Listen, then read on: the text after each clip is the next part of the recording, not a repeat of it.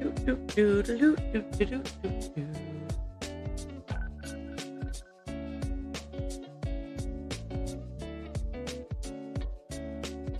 YouTube. We are going to resume playing the Séance of Blake Manor. Just a brief little prologue, I guess. I am 100% recovered from yesterday's tears of frustration. So yeah, we're starting with a clean slate in terms of level of resilience heading into things. And I am pretty excited about everything. Okay. And I can sorry. So I was going to press a button, right? Yep. So let's head on over to the game scene. The content warning is up. So as a reminder, the Séance of Blake Manor is a gothic folk horror. As such, touches on a lot of human tragedies experienced throughout history. Every effort has been taken to find a balance between authenticity and sensitivity with the language used. The player's discretion is advised. I keep accidentally skipping this. I feel like anybody watching like a third or fourth or fifth stream of this is aware of these content warnings by now. But, I mean, I think it's probably a good idea to review it every once in a while. Okay. And it seems like game audio is coming through loud and clear. Yes? So, let's do that little housekeeping of putting away this earbud and putting on this earbud. And then we'll leap head first into things. Where we left off is that we were outside of Mr. Scarrett's room, and we were going to listen on the door to see if he was in there before we did anything. It's this one, right? Yes. Because we don't know if he's in there or not. Like, according to his schedule, he's at the bar, but really, we should double check. You know, for the sake of being better safe than sorry. Sounds like there's someone on the other side. Well, I guess I better not just run in there. Guns blazing, as it were. Okay, so who else's room could we be poking around in? Oop, okay. Or we could go talk to Mantovani now that we've been in her room.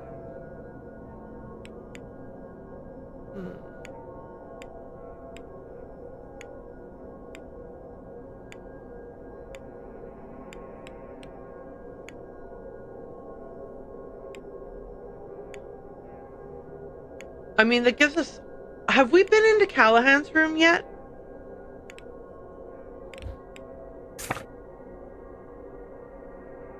You know, I think we haven't.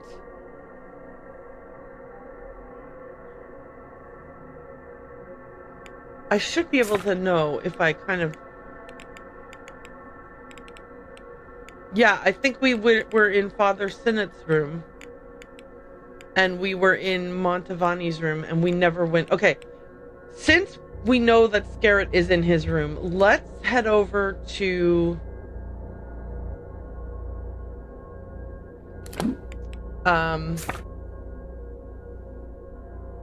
Callahan's room. We will listen at the door before making any hasty decisions. Okay, so I want to run across the hall, and then...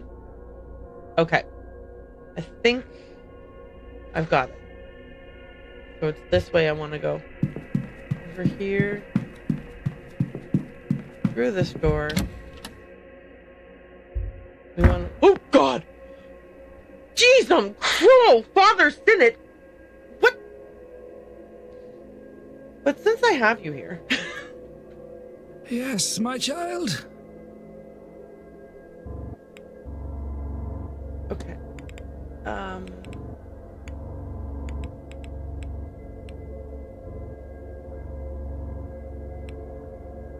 Oh my gosh. I guess I introduced myself to him, got his timetable, and then skedaddled and never spoke to him about anything else.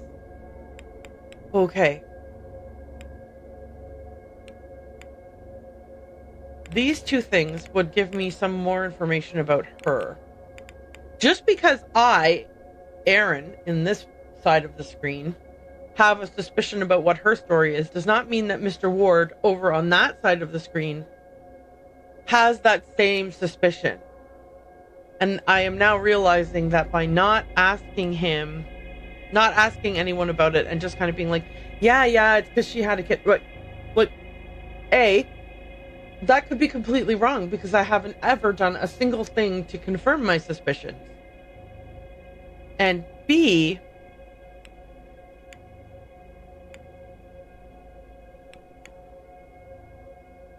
am I too busy focusing on specific storylines without remembering that I have to unravel 18 people's different kind of, is it 18? Is it more than 18? There's a lot of people that I have to unravel the threads. Okay.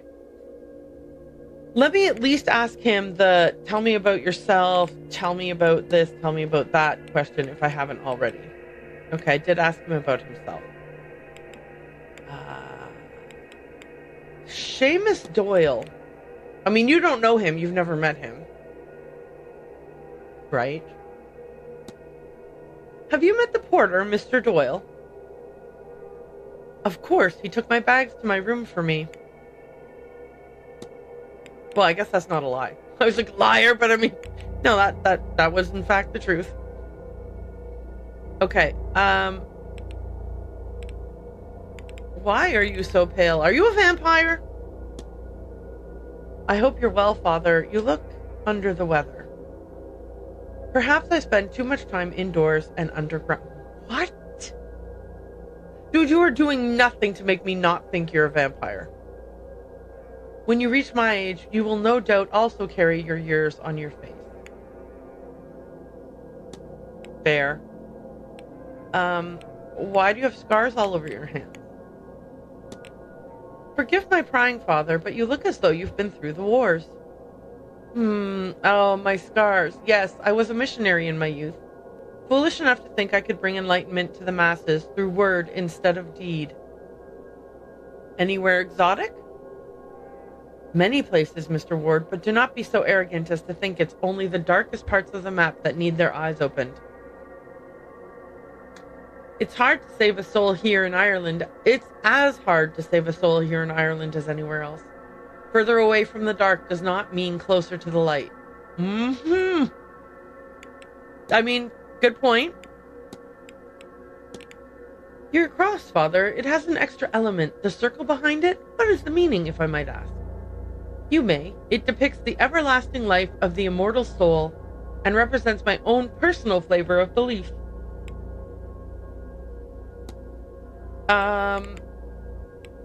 That leads me to ask you about your Bible.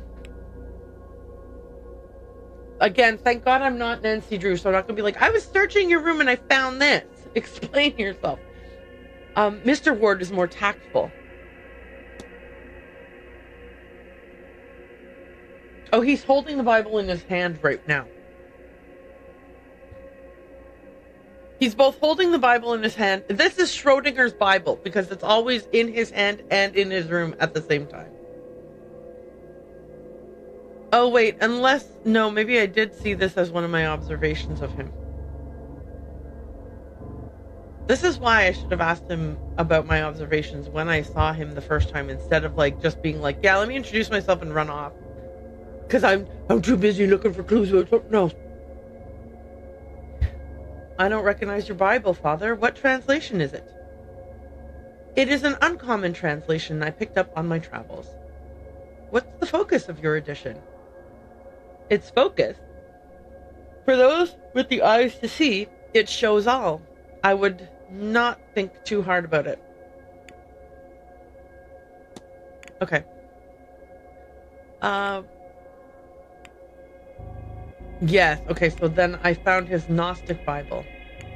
Okay, this is the Bible I found in his room. Are we going to get the same outcome if we ask about it? Oh, no, because there's circled passages about Black Iron Prison. Let's just ask him. I've discovered a Gnostic Bible, Father. Would you know what that means? Did you know? Gnosticism is an old branch of Christianity. It bears many similarities, but its faithful believe they know, the true nature of reality, and hope that the knowing of that truth will allow them to find a way to enter the kingdom of heaven. The true kingdom of heaven.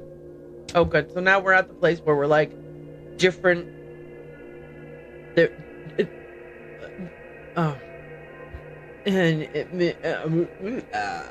You know how it is.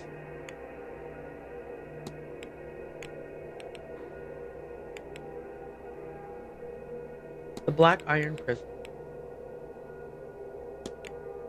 Tell me about the Black Iron Prison. Oh my god, Loose Goose! Thank you! Welcome in, Raiders! Hi, Cellar Door! We're just playing the Séance of Blake Manor, which, I'm not sure if Loose had played this, because I don't know, but if so, you may be familiar. If not, hi, Ginger Honey Love Beat. Oh, wow, that's a cute name. Hey, Carmen. Hi. Welcome on in. I'm intrigued by this game, but I haven't played it yet. Oh, cool. It is, it's a really cool puzzly game. I love the mechanics of it. You talk to different people, and then, like, when you talk to them, it unlocks, like, little chips. I mean, they're not actual little chips, but, like, on the board where you kind of do your, like, oh, I'm thinking about all of this or making deductions, there's, like, little chips representing pieces of information that you got. And you can also snoop around in their rooms and other things, like, of that nature to gather information. Then you have, like, there's a different board that you can look at where the different chips get, like, connected together by like lines that represent connections that allow you to deduce things about various mysteries. Like, you can deduce something about a person or about an item. It's pretty cool. Oh, did I hit a follower goal? No kidding. Wow. Thanks, guys. Yeah, it is. It's super fun. We're fairly far into it. I would say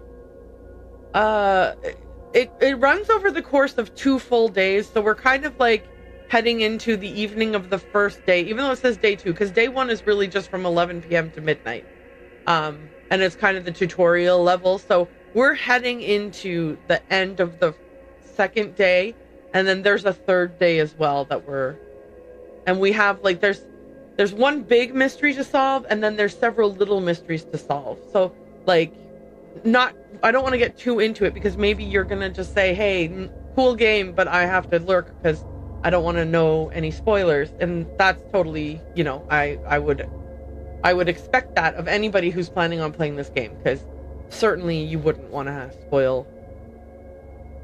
I mean, it's that kind of game, right? Yeah, exactly. Lurk so that you avoid spoilers. All right. So we were just asking this guy, Father Sinnott, to tell us about the Black Iron Prison, which is a concept in Gnostic Christianity. So it looks like he's evading the question. All of this life is the prison. This realm, filled with material trinkets and lurid flesh, built to distract us from the truth, from enlightenment. Hell is real, Mr. Ward, and we are in it. Okay, so I didn't know that about Gnostic Christianity, but it does sound like they're trying to say the goal of this is to live through this life in such a way that you eventually get to leave here and go to heaven. And I mean, I guess it's a pretty bleak view of life, really. But hey, I mean, to each their own. As long as he's not hurting anyone, right? Like there's a time and a place where, again, I've made some goals not to get too deep into like any kind of religious discussion, although this game does certainly open doors to religious discussion pretty frequently, actually. But you know, as long as his POV is that he's aiming to do this stuff for himself and other people who believe this without, like, you know, trying to force it onto others, you know, hey, that's cool. You do you, man. Okay. Evidence. So I have no idea how I can ask him about his notes here without also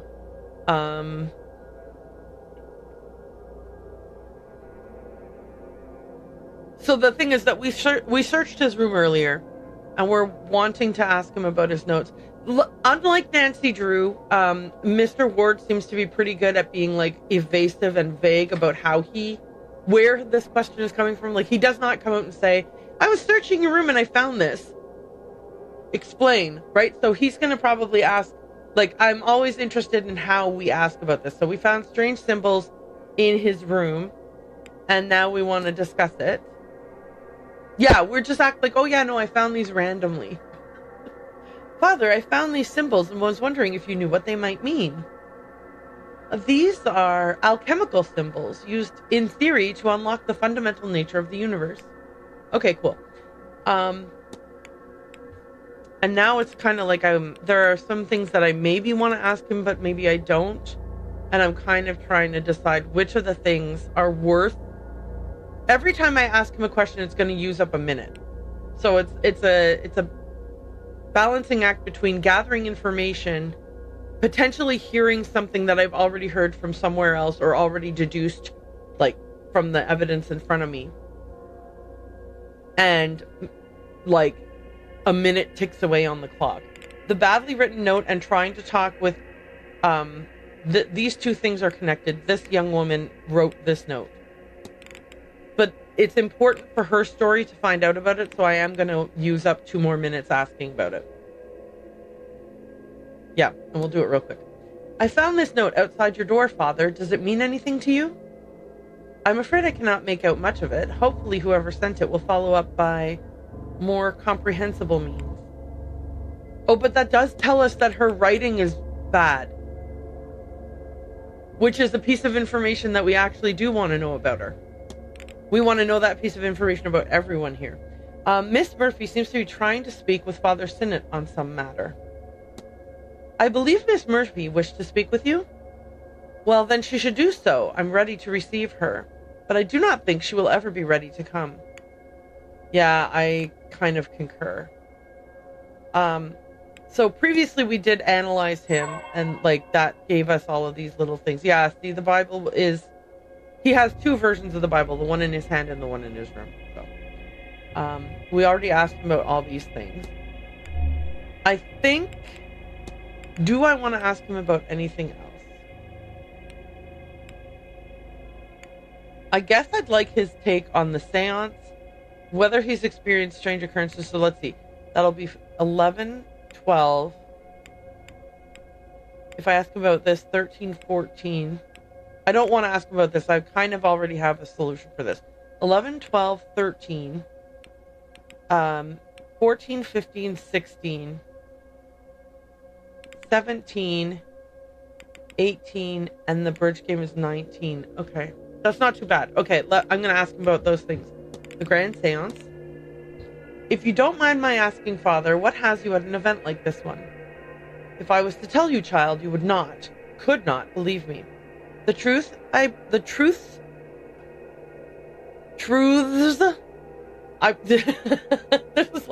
is like my cousin Vinny. 2 Utes. The truths I bring are too vast for the minds of most. There's more to be done here than speaking with a memory from history.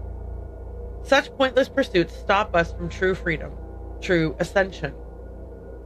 And now I see I've already lost you.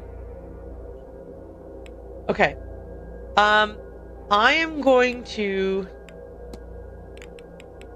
talk about the things that I think are the least likely to reveal anything super important for the next few. So basically, like the strange occurrences, the hauntings, because I think he's just going to say generic things about those. So no one will miss anything important. Have you experienced anything strange since coming here? This place is not without its unusual quirks, but there is not much here that I haven't encountered before elsewhere. Yet. I am hopeful that something truly unique can be found here. It is interesting, but I don't know what you're looking for. So I said I would ask him about hauntings, I think. I gather this manor is haunted. Have you seen anything to that effect? It does seem to be harder for spirits to leave here. I suspect something of greater spiritual magnitude keeps them from leaving. Okay. Next up is angels. What can you tell me about angels, Father? Emanations of the one true God. Aeons are perhaps the only true conduit between this realm and the next. Sorry, angels are. Oh, now I want to ask him about aeons. I mean, hello, I have to, right? What can you tell me about aeons? Aeons. The closest thing you likely know is an angel. On many levels, they are similar. Beings of creation sent by Manor, God, to build the universe. Okay. I'm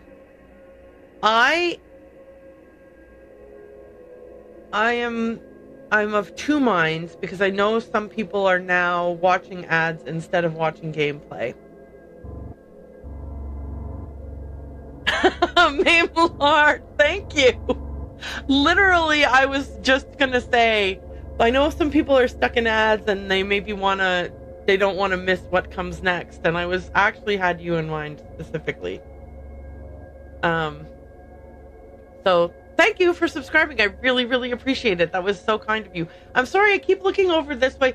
This is where chat is, and so I think that sometimes I'm like glancing over here while talking directly to you without actually looking at you. I apologize for that. Force of habit. But yeah, thank you. So we just read about aeons, that they're the closest thing to an angel, and I think what I will do is I'm gonna ask him about exorcism. No worries, I get it. Yeah, I'll ask him about exorcism. Do you know much about exorcism? Because I feel like this isn't really pushing the story too far forward right now. I'm a man of God. Of course I know how to expel the devil and all his agents. But before you ask me to do one, not that one would suffice for this forsaken place, they require permission and great effort. Yeah, you can't just do an exorcism. You have to ask the church for permission. I've never put much stock in the former, but I have no time for the latter. Okay, so he's saying whether or not you need permission, I don't care. But the fact is that the great effort part is what's, prohibitive in this instance. So assuming you are on some form of mission from God, you would need to find another accomplice. I suggest you find somebody well outside the reach of the Irish Catholic Church. I think we already have kind of decided that we're going to do the fetters thing to solve that particular problem. That the problem I'm referring to is that Mrs. Darcy assisted her husband's early departure from the mortal plane, and now she is plagued with his presence. And she's trying to find a way to, maybe get him to leave her alone. Okay. Up next is this, asking him about eons and stuff, unlocked Gnostic research, which now I want to ask about. But I would like to ask him about Enochian magic, the shadowy figure. Maybe I won't bother asking him about the bridge game, because I feel like he probably has nothing to do with it. Do you know anything about Enochian magic? The supposed language of the angels. I've not heard it, never saw the need. Sorry, I've not learned it, never saw the need. I suspect the angels of creation can speak English just fine. Yeah, I was gonna say, they're probably multilingual. Shadowy figure. I've seen a large shadowy figure stalking the grounds. What do you make of this, Father? Aha! I knew it! There is an Aeon here! How it got here I do not know, but I shall find it. Well. You'll have to forgive me, child. I lost the run of myself for a moment. This place has us all on edge, no? So he got excited, but then he was like... Tamp that down. Okay, last question. Gnostic research. I finally think I understand Gnosticisms, Father. Perhaps the topmost layer, child, but I am happy for you. Next comes believing it, then the clarity and freedom that it brings. In time, you might find a way out. Okay, well, that wasn't very super helpful. Okay, so... Go with God, my child. I will. Okay. Refresher. We're running down here to the end of the hall, and then it's the second door. Okay, off we go. I love that we can run in this game, because, like, look how cool this is. Whee! Now, the last time we entered a room without listening at the door, it backfired. So we're going to listen at the door. Okay. Then we go in there, and he's, like, sleeping. Quietly sleeping. He has, like, a CPAP machine mask on, so that he doesn't snore. Obviously, we're looking at the camera first. A camera with a strange attachment on the front, with an engraving that says Spirit Lens. There's nothing, like, there. You don't get new observations from looking at it from the back. Can I look under this bed? No. Nightstand. A letter from Fia to Ruri. By the way, I was pronouncing it Rory, but it's actually Ruri. When I talked to him, he told me that. A letter from Fia to Ruri Callahan, ordering him home for this grand seance. Oh, where was he?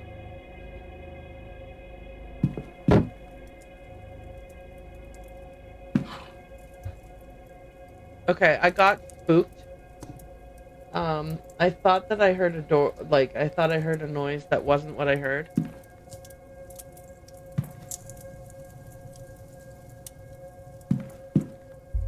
Alright, his research notes. Notes on the event. It seems the doctor is preparing a research paper on the events of this weekend. Hey, look, his glass is kind of like my glass. Look. Wait, can you see my glass? This is like one of those, like, standard IKEA glasses. This is the larger one.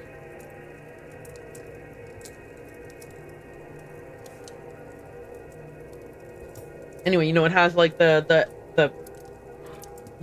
you guys all know what class. It looks like this. Jeez. Folder. These look like medical records, maybe, but they're masked by a sigil. Well, that's never stopped me before. Okay. Let's start up here. No, let's start here. Here to here to here. Okay, so that... Now I can just keep focus on the bottom. I've already wrecked myself.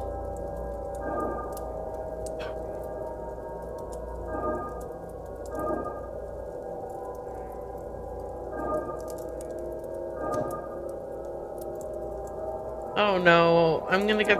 There's no way. There's no way. Oh wait, oh my gosh. I was totally convinced that I messed it all up. Yay! We accidentally got it right.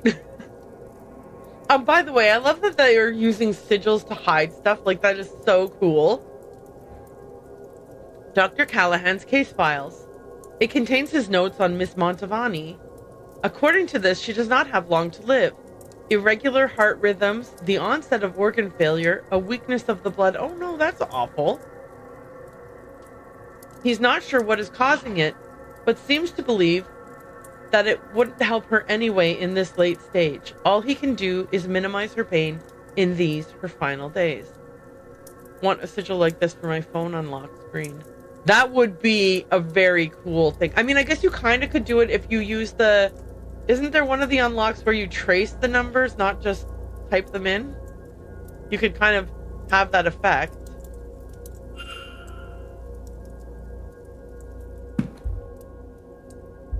Okay, let's look at this board. Okay, it's individual photos. So we've got a photo of... Ooh! His spirit camera works! I mean, this could, like, IRL, this could have been a double exposure type situation, but let's just pretend that the spirit camera works. This is so cool. So here's a photo of Mary, as in Mary Blake, the Marquess's dead wife. No, wait, why did I click? Okay. Occasionally we have a problem where I'm clicking before I'm on the thing I want to click on. So that happened. That's a picture of Ivy. Ms. McLeod. I can see she's not shadowed by anything here. She looks a little lost without Miss Lau by her side. Okay. Let's look at this one. No comments? Okay, this must be the church at the back of the grounds. Alright, cool. Is this a picture of Darcy or Miss Dean? Oh, that looks like it might be Miss Dean. Another photo of Miss Evelyn Dean. She looks more haunted than in any other picture I have. I wonder why. But this confirms for me that the doctor took the photograph I now have. Did he send it to me then? Or was it taken from his room?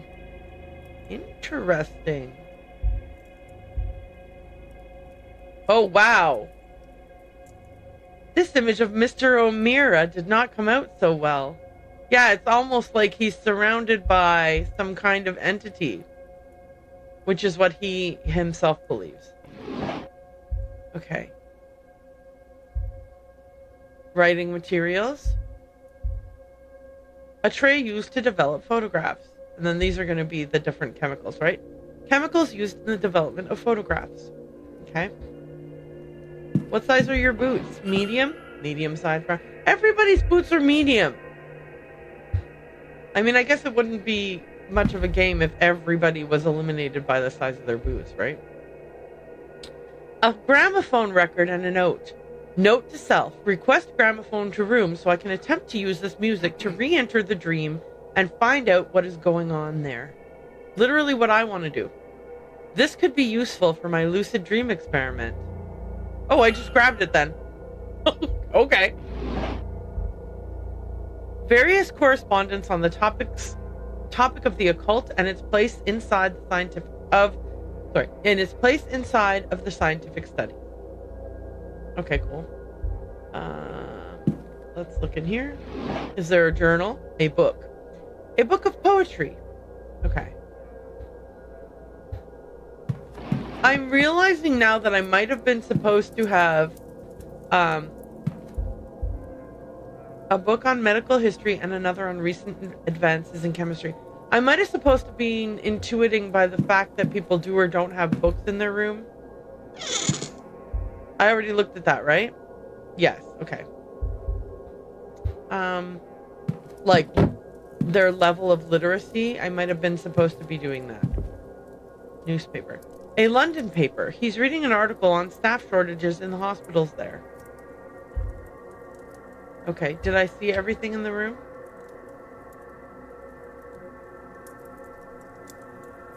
Yes, I did. Okay.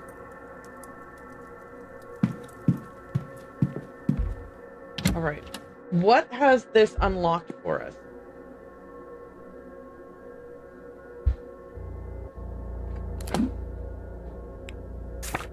All right. One thing we can say is that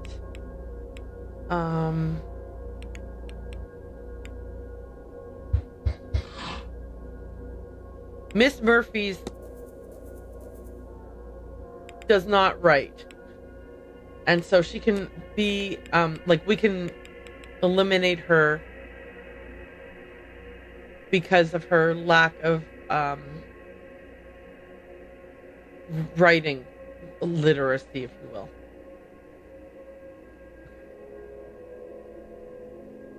Oh, Mr. Blake and his son. Okay, that's why it would be a good idea to go to the ball. Because we would be likely to encounter them there. More likely to encounter them there than just randomly running into them in the hallways of the hotel side of it. What's this about? Does this mean I could form a hypothesis? I've got 8 out of 13 pieces of evidence about her. Maybe I can already formulate a hypothesis about her?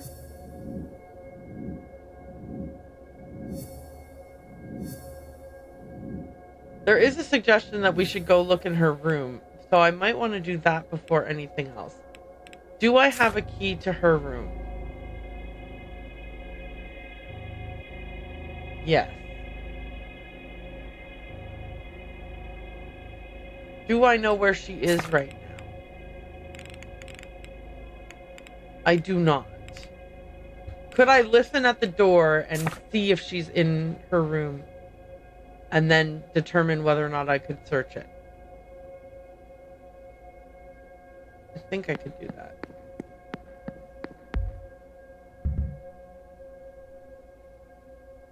All right, let's take the risk. Okay. Yeah, now that I've decided to be less hyper-focused on a specific story and more focused on gathering as much information as I can, I think I will feel less frustrated, because now it's not about gathering information about a specific thing, and then if I'm not able to gather that information, I'm like, oh, that makes me so annoyed. Instead, it's like, no, I want general information, which is how things started. I think it's that the most recent, like yesterday, I was too focused on trying to find information about a single story that the game lost its joy, and like the joy of discovery was, I took it away from myself by being a little bit too kind of obsessed on this one story. So yeah, we'll broaden our horizons, which means every piece of information we gather is exciting new information. And yeah, maybe that'll help resolve that. Plus, in this way, we can stumble upon things that you know what I mean? Okay, anyway, you know what I mean. Several scrap letters that, judging by the handwriting, are written by Miss Hisham. But whatever she's writing, it seems to be in Arabic, and I can't read it. Okay, yesterday's newspaper. Everyone here is having like little small lapses in memory, which is interesting to me. Oh, the boots. Her shoe size appears to be medium. Still not eliminating anyone based on their shoe size. Miss Hisham's schedule for this weekend. I've noted her movements in my timetable. I think I already knew that though, having talked to her. Nothing in this little drawer unit. How about this one? Little of interest to me here. Okay, is this box something? Yes. Oh, nope. Just some stuff. Okay. Her wardrobe. Here are her dresses. Some spare dresses. The style is unfamiliar to me, but that's no surprise.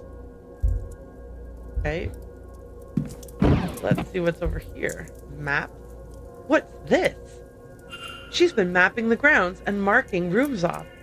The reason for which I cannot tell. Would I be able to look at these though? Now?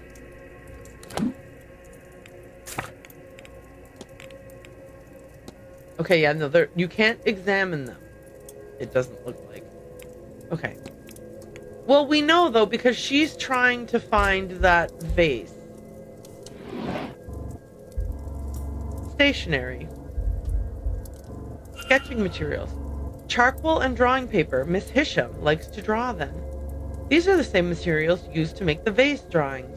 Yeah, I know, but we already asked her about that, so we knew that she drew them. She told us. Ooh, what's this? Oh, it's just a... So it looked like a blueprint.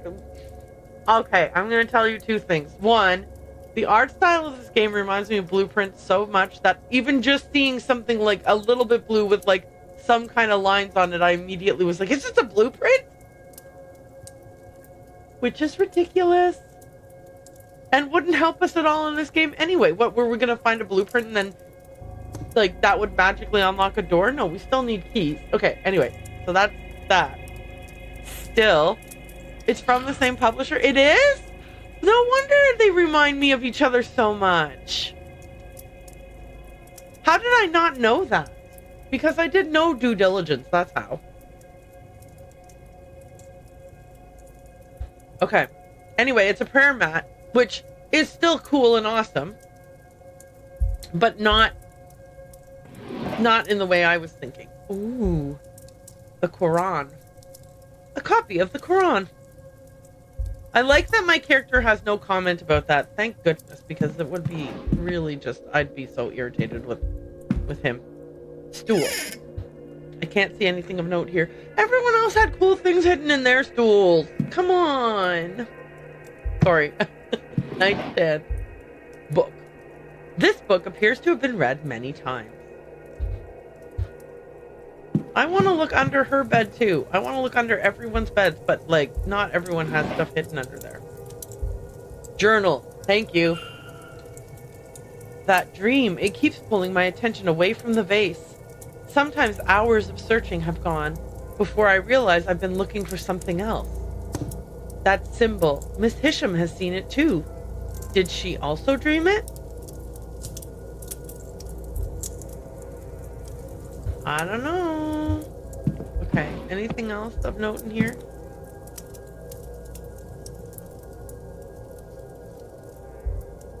Okay, I feel like I've looked at everything. Let's go out here. That way I won't be in the room caught off guard. Okay.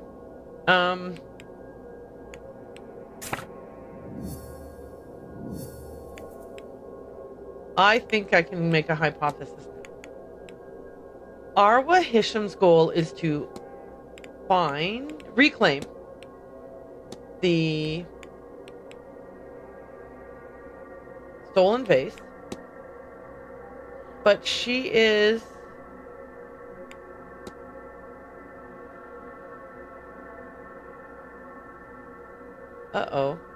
I'm missing a red word because I don't think tired is the word.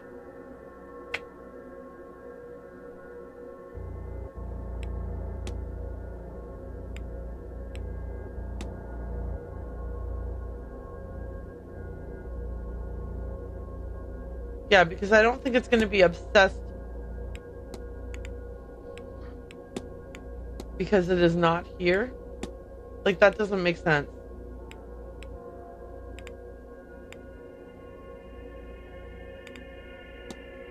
What if? No, that's not going to make sense. This doesn't seem right. Yeah, I agree.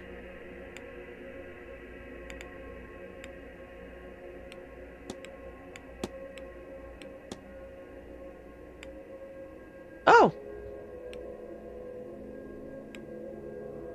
Miss Hisham is searching for a vase stolen by Wilhelmina Blake, but she doesn't know it's cursed. I should find and confront her. Hisham. My apologies for mispronouncing that name this whole time. That's bad. Sorry about that. Okay. I really was gonna... I thought that the issue was that she was...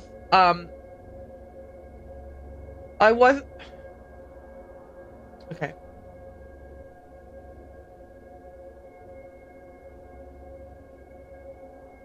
So the vase...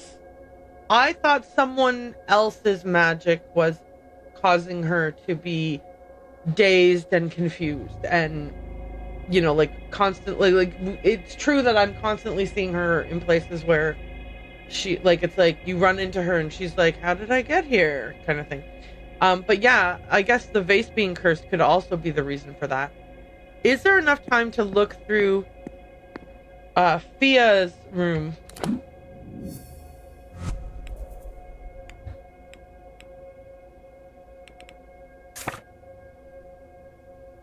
Mr. Dupree and Fia. Oh man, do I have enough time for both of those?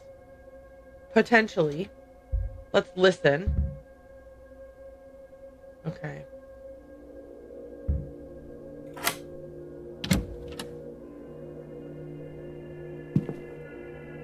All right, what we got? 1, 2. It's just that, like, The thing about the thing is that you don't know until after you've opened a particular cabinet whether it's just closed or whether it's also, something worth looking for. These drawings, they look like Evelyn Dean. She also looks exactly like that ghost I saw at the hedge maze fire pit. Well, she could be a descendant of someone local. A local newspaper. One of the articles is a gutting piece on Jonathan Blake. This gathering and the outsiders it will surely attract to the region. See, because sometimes you click the newspaper and it's nothing, and sometimes you click it and it's like that. Documents. Mr. Dupree's travel papers from the United States. Well, we already knew that, though, so, what's fascinating with that? Okay, are these books worth looking at, or are they not worth looking at? You know what I'm saying? I'll look anyway. Books about Mama Brigitte, the Loa, a god in the voodoo religion, and of life and death. The chapters which discuss her connections to the Irish Saint Brigid are dog-eared and annotated.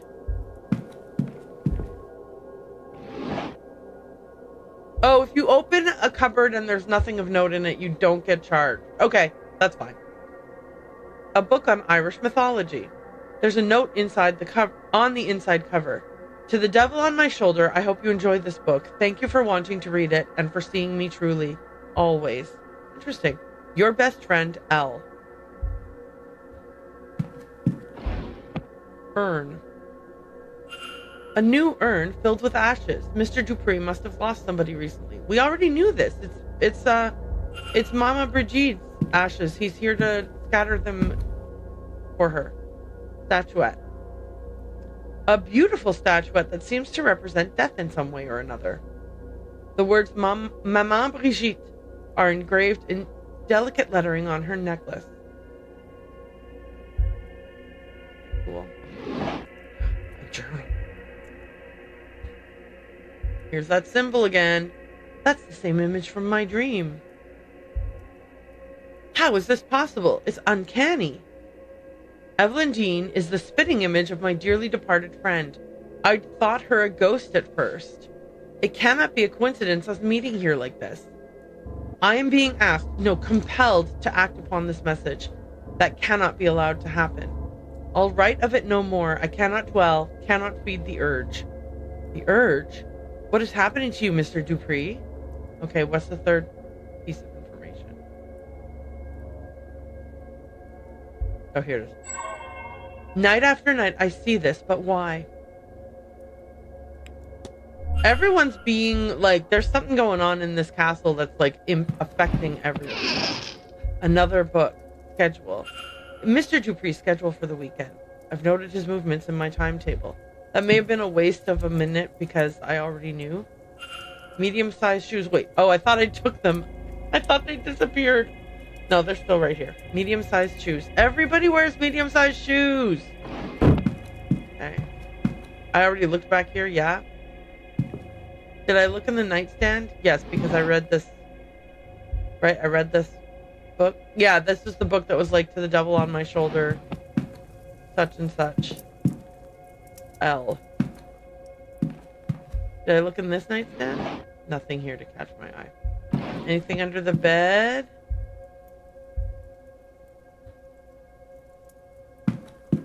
Oh, did I see this? An exchange between Miss Montavani and Mr. Dupree, arranging a meeting for this weekend to discuss funeral rites. The meeting is scheduled for 6 p.m. in the drawing room after Miss Montavani's talk, which is at 5 p.m. I've already missed it. Yeah, see, this is what I mean about replayability, folks. There is a strong urge on my part to,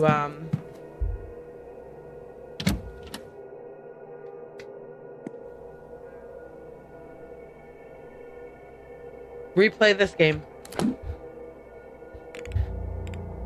Okay, let's go back to our culprits and see if we can draw any conclusions about Mr. Dupree now that we have 9 of 11 facts.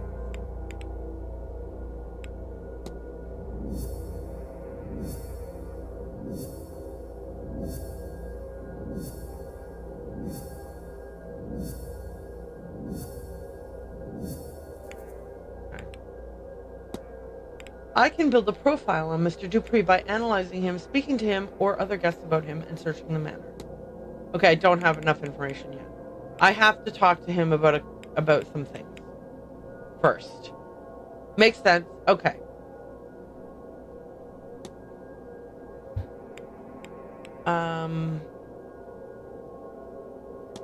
Okay.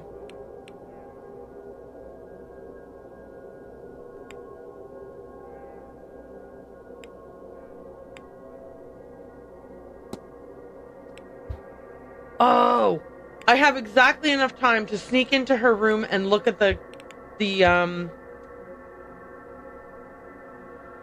cufflinks.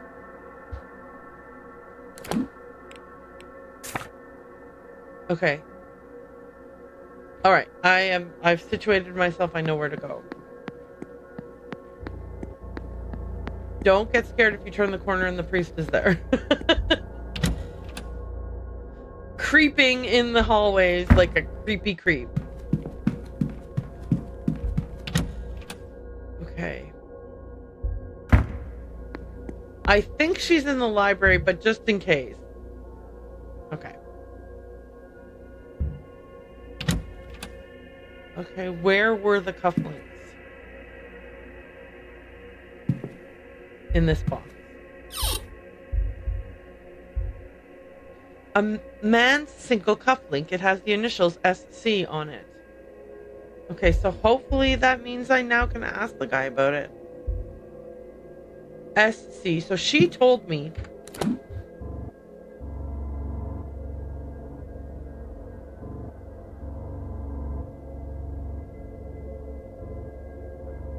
She told me that it was Mr. Coventry. Somebody else said they saw Miss Dean sneaking to Mr. Coventry's room every other night.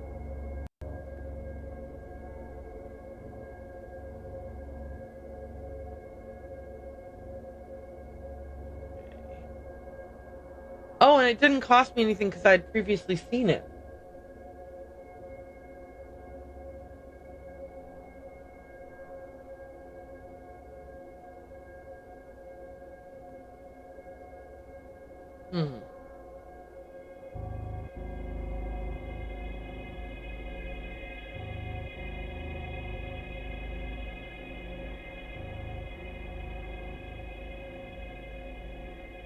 I thought there was less water in there than there was.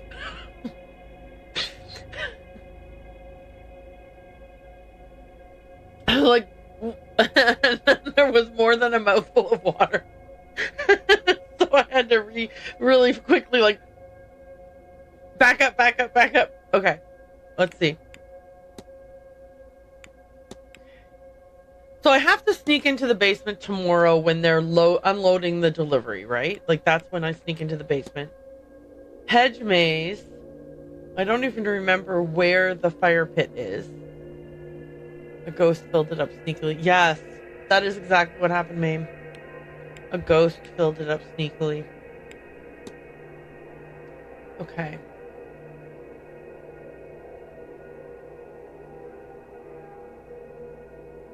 So this is where autumn is. It says go east 1, then north 3, 1, 2, 3, then west 2, 1, 2, then south 1, and then it's supposed to, whatever the thing is the cornerstone of the right, but you're not anywhere near any stairs here. Is it meant to have been in the maze that you do this? And where is there Autumn? Is there a statue for Autumn in the maze? You know, because then it could be... I don't know, though. Is this... Well, I mean, then... Because if it was like, go east and then north, but you couldn't.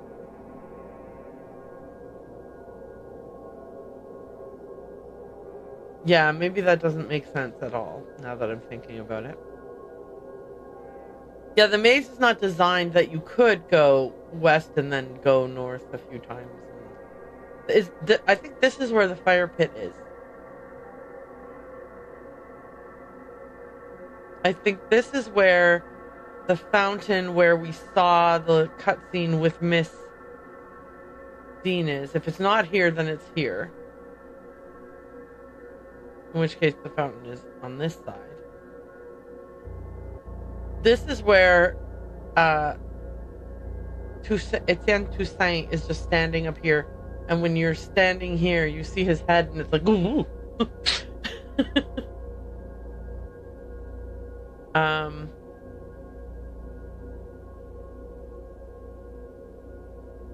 Took me a few hours until I realized the maze is mapped out too. Yeah, So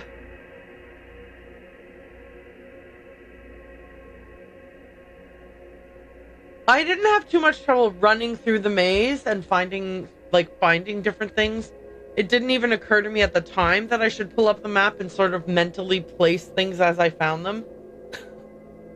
Yes, exactly. I'm good at navigating, so I didn't need it that much. Yeah, I didn't need the map while I was in the maze running around, but it does occur to me after the fact that being able to say, this is where the forge is, this is where the stone is. Like, if I could say that with certainty, that would be super helpful now for determining, like, are these things, is their placement relative to each other important in any way? But since I didn't bother doing that, I actually can't really say.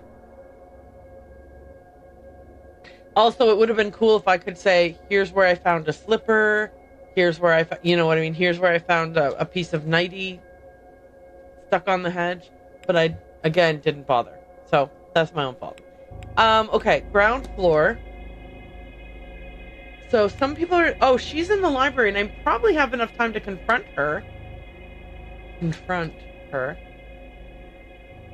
Which at least would close that loop. And then we can go to the... Is it the ball? Yeah, the ballroom. And I have it on good authority that I won't regret going to the ball, so let's do that. I don't know if if seeing these cufflinks made any difference at all whatsoever. Maybe it did, maybe it didn't. I don't know. Wrong direction. Okay. We're gonna go down to the library.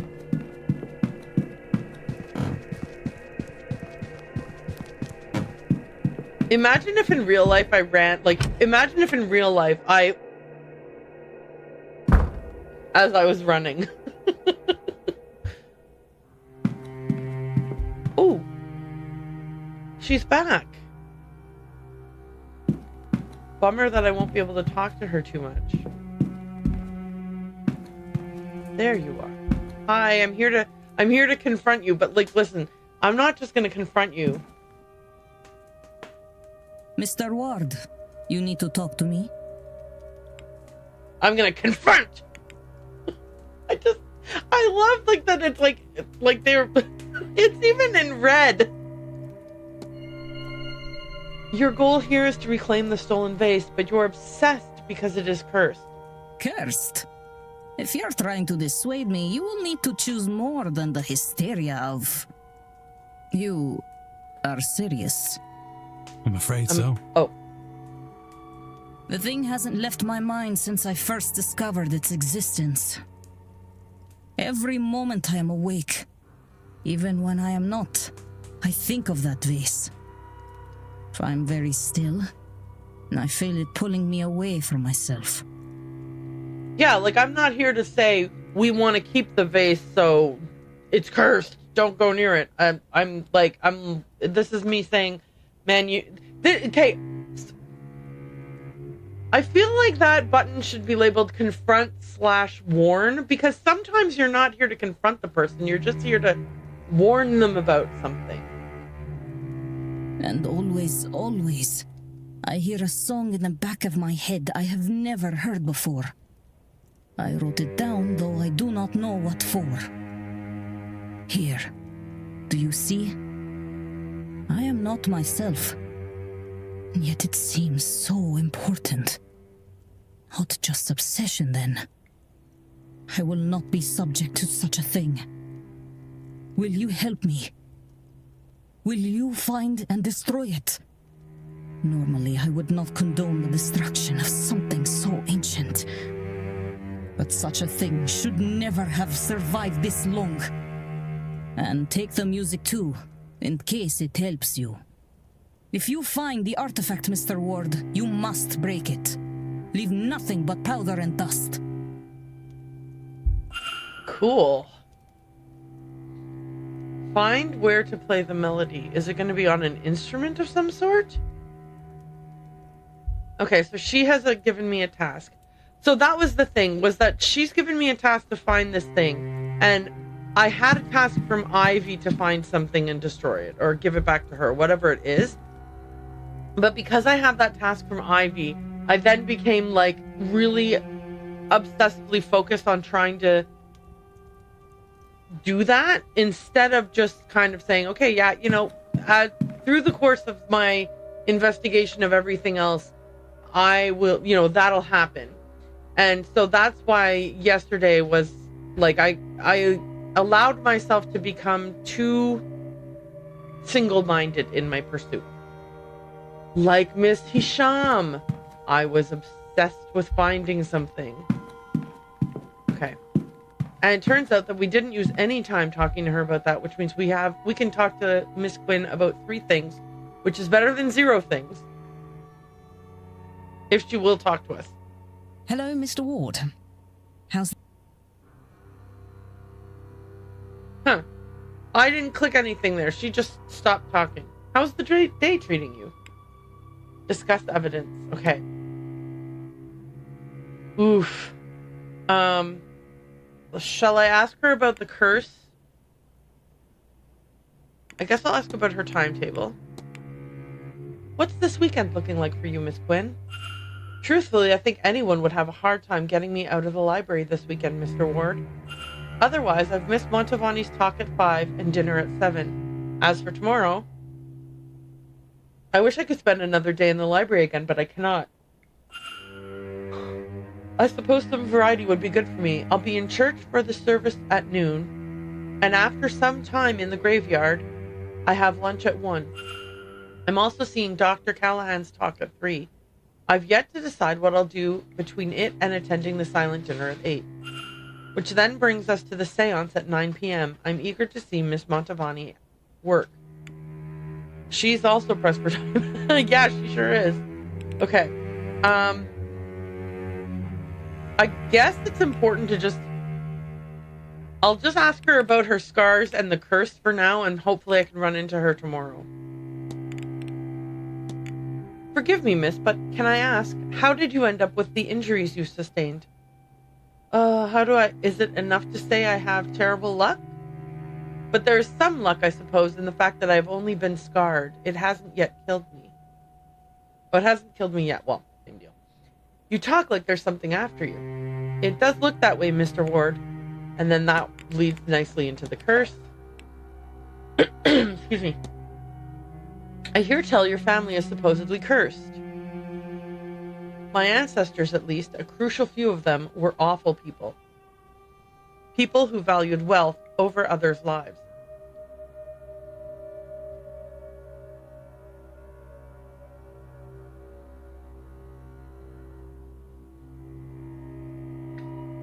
Sorry about that, just a little coughing attack. They were Catholic, you see, and knew many other Catholics, including some wanted by the crown. And, well, they turned many of those over to the crown for coin. But it's not like it went unnoticed.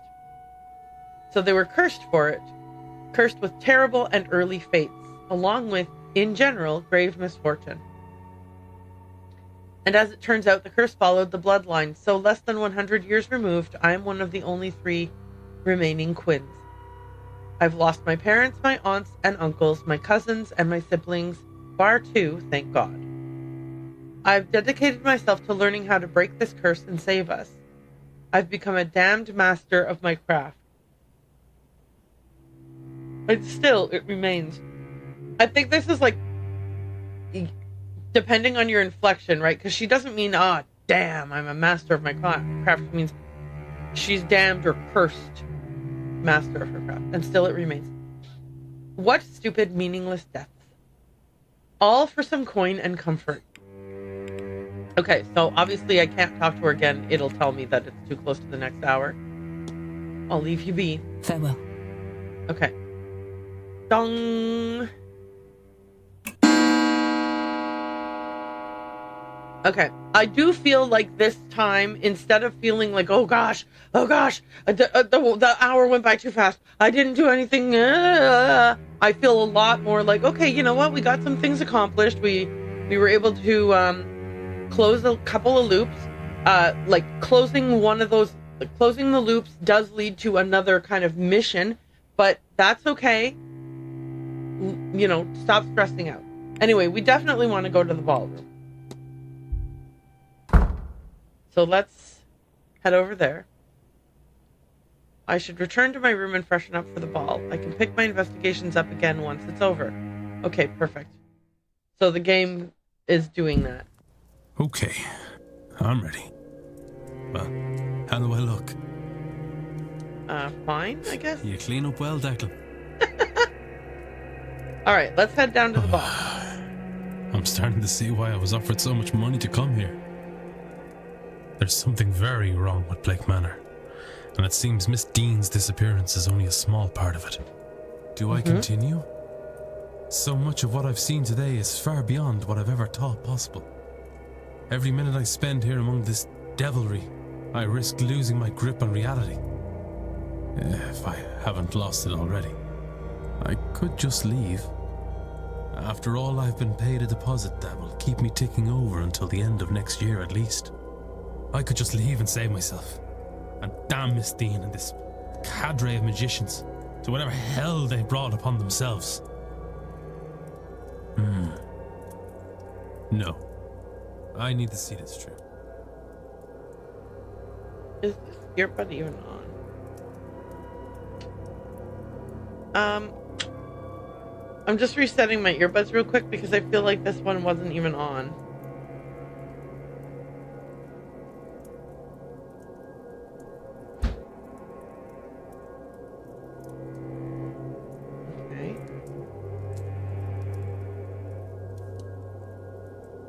Okay. How did I not notice that I was... Oh, that's so weird. If not for Miss Dean, if not for the guests here, then at the very least for the staff forced to work here. And anyone outside these grounds who could be harmed by whatever demonic work is in motion here. My soul is tarnished enough as it is. Helping these pagans will hardly change what's waiting for me in the next life. Whatever's coming next, I pray I have the strength to face it. Well, I'd better get going. At this rate, I fear I may be the last person to the ball. Okay, cool. So now we head to the ball. We have a oh, okay, we do have a gramophone in our room, so we will be able to do that whole thing, the lucid dreaming thing. Cool. Oh, wait, was I supposed to do the lucid dreaming thing during the day? It never even occurred to me.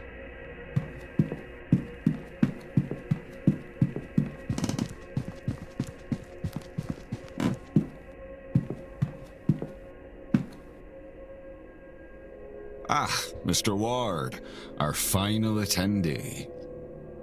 My apologies. I was delayed in getting ready.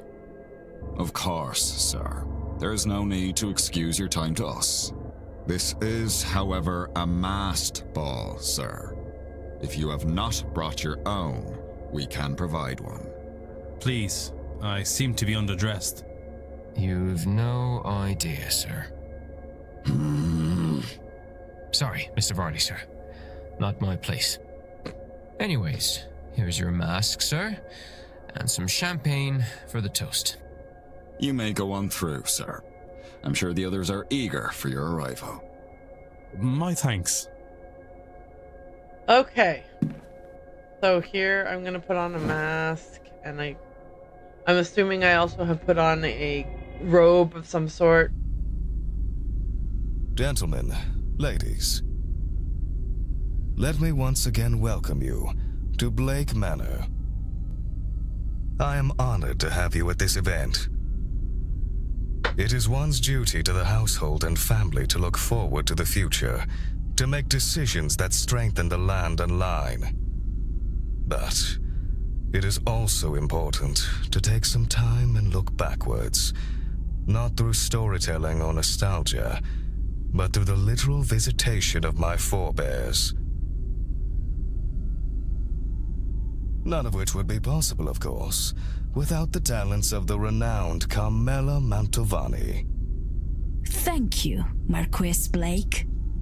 You are too generous, for I am but a humble guide. It is all of you shall do the work.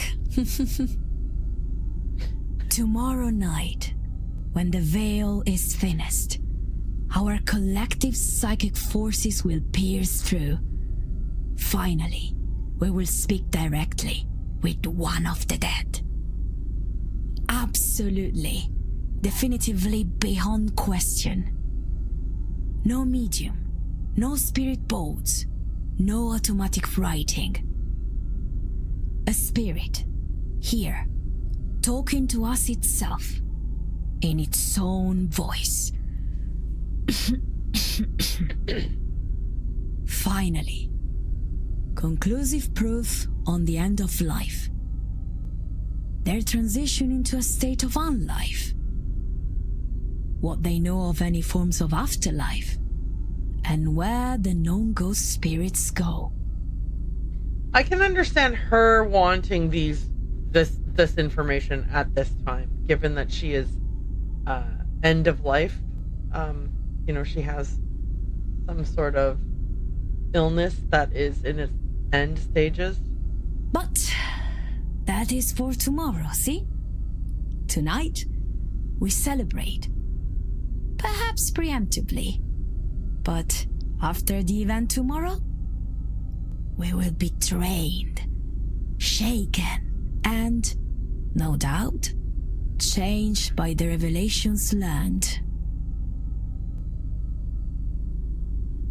Let us toast the end of our own ignorance, the birth of a new us, and the start of a new world of deeper spiritual understanding.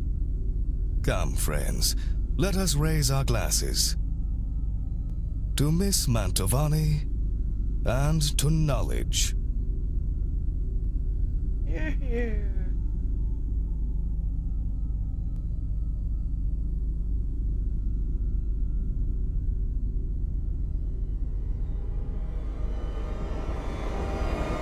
Oh no, you're kidding me. I could never have guessed.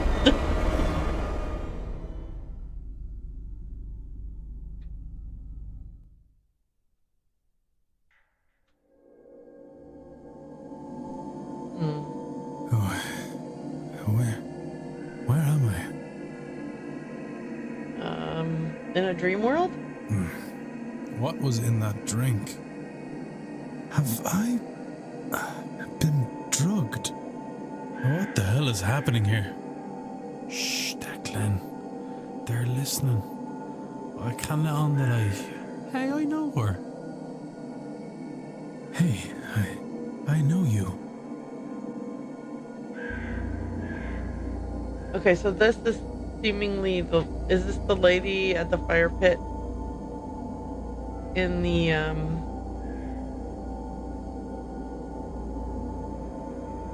maze? Oh, she wasn't a lady. Why do you keep doing that? Wait, she shouldn't do that. That's not normal. What have they given me? No, but let's go through this maze. Hang on.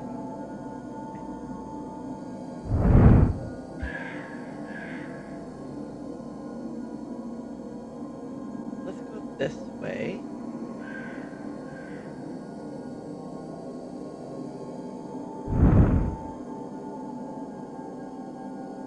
This is a new experience. It's not common, no? It, might be. It is very common. Are you okay? It's not my first time, but not what I expected here. Yes. Yes. Not what I expected. Okay, so I know that we have Ines and the priest, but I don't know who the third person was.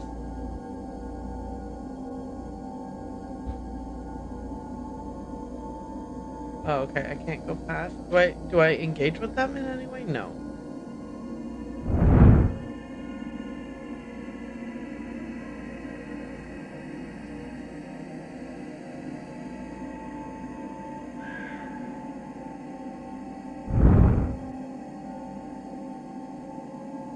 Where is the exit? I want to leave. It's over. No, It'll be okay. Just take a moment and breathe. Remember, this is all transitory. It feels like forever. Aye. But at the same time, it's over so fast. Yeah, I don't recognize all the voice acting, so it's hard to know who's who.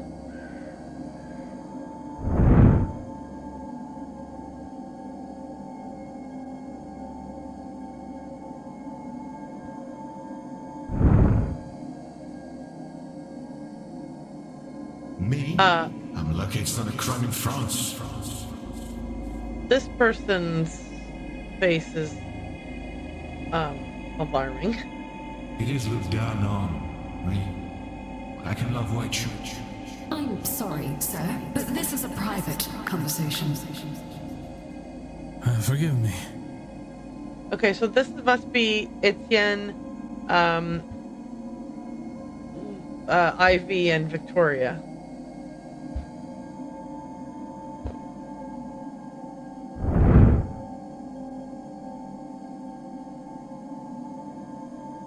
Okay.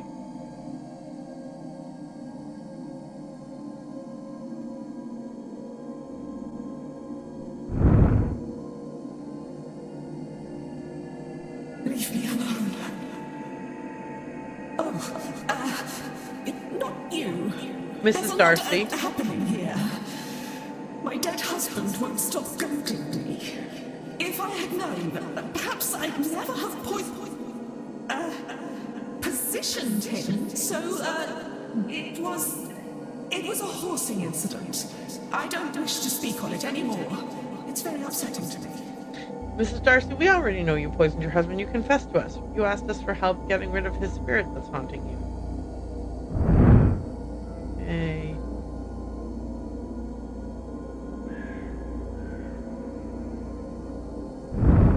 Okay. Going to plan, Marquess? I believe so. But really, I'm only providing the space. You would need to check with Miss Mantovani or the staff to be sure. Of course, of course. Interesting. Oops, sorry. Sorry, I didn't mean to bump into you. Okay.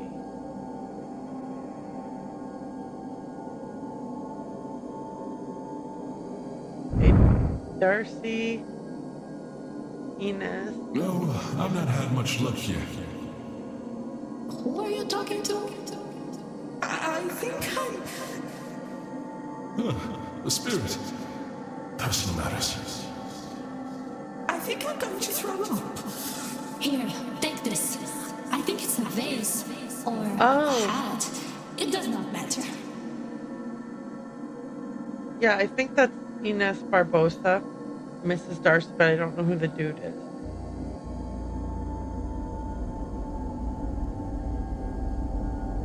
What?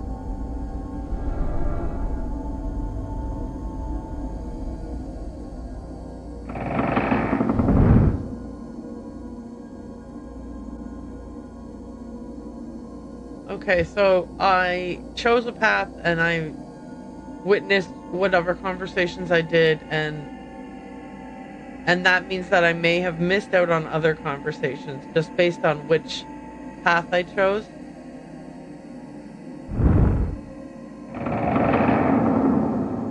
Okay, here we are.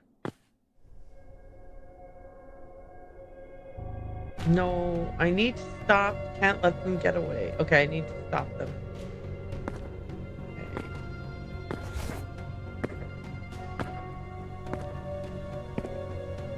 Whomever this is, I am following them down some creepy stairs.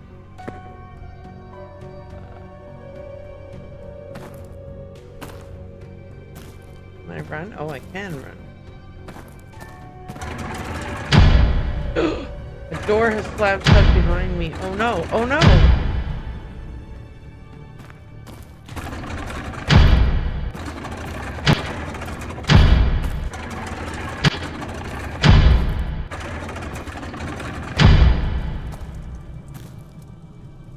Where are they? Okay. What? Why did you let it happen? This has to be my brother, right? I tried.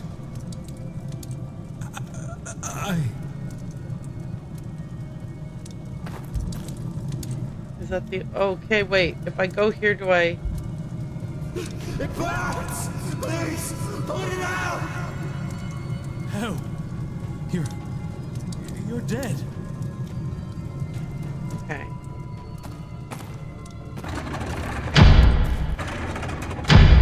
Okay. Uh-oh, was I supposed to have run through there, but I stopped myself? I'm trapped. Help! Help! Help! Uh-oh, uh-oh.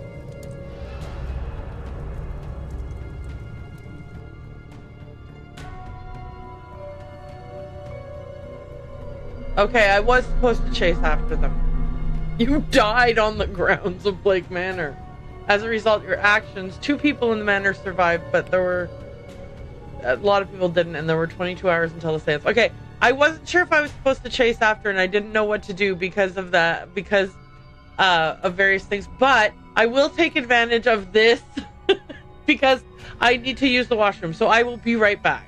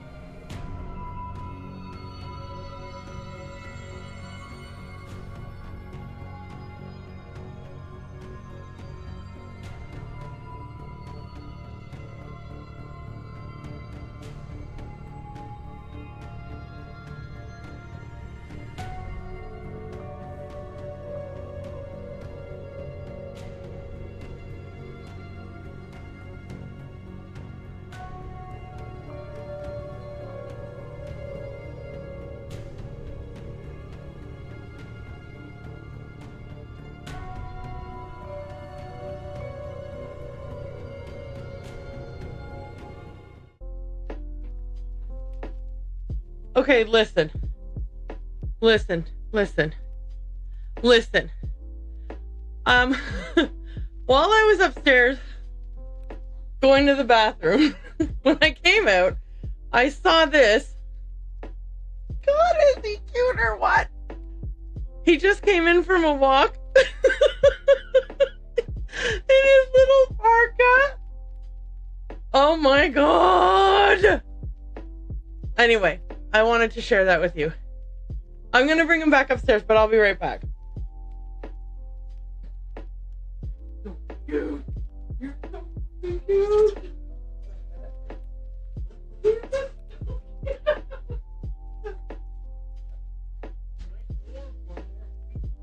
Yeah, it is.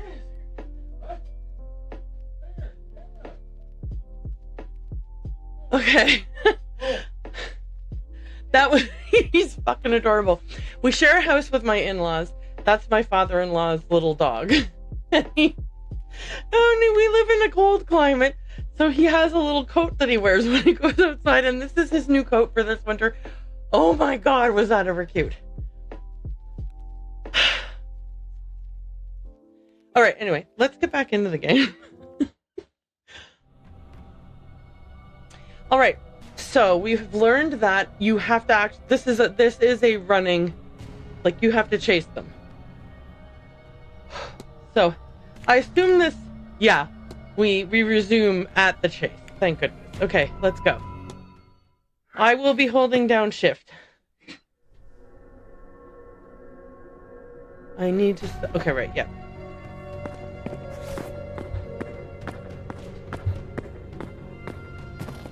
Thanks.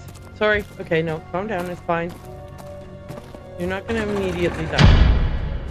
And there's some scripted moments that have to happen. Okay, yeah. We gotta do the interacting with my brother thing, too. Declan, why did you... How? Okay, run after them. Don't stop. Just run. Oh, hang on. A mask. It must have fallen off the kidnap victim. There's something stuck inside. A long red hair. Good to know. Run.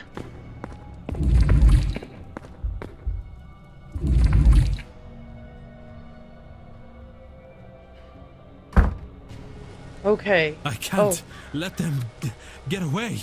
We're in the maze now?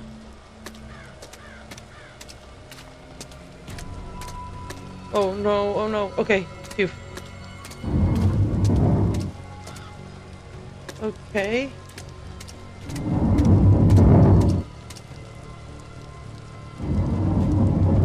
Okay. I'm hearing noises happening behind me. Is that statues turning or something? I don't want to know. I'm not checking. I'm... The hedge maze. Oh, now we're in the hedge maze. Oh. There. Okay. This is not going to be easy, is it? Okay. The slipper. Okay. Oh, shoot. Did we resume in the hedge maze at least? Alright, no big deal. Yeah. Let's go. Okay, we are resuming in the hedge maze, thank goodness. Okay.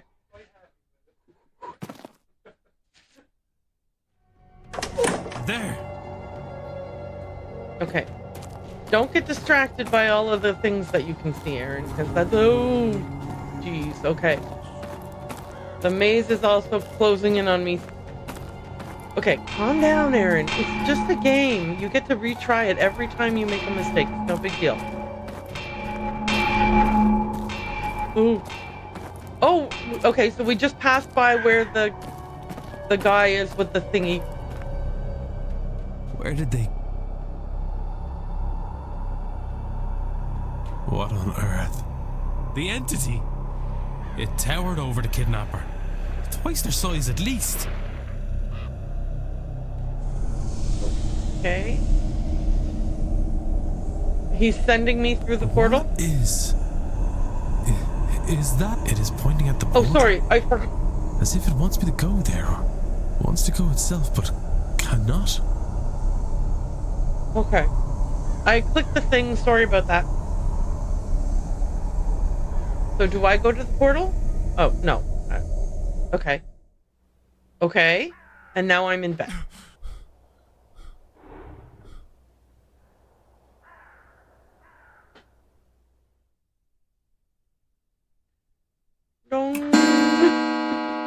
Okay, so it's 2 hours later. Oh, it's the morning. It's 11 a.m. So I missed my chance for lucid dreams. I guess I could do lucid dreams now. Oh, my head. What did they give me? Drugs.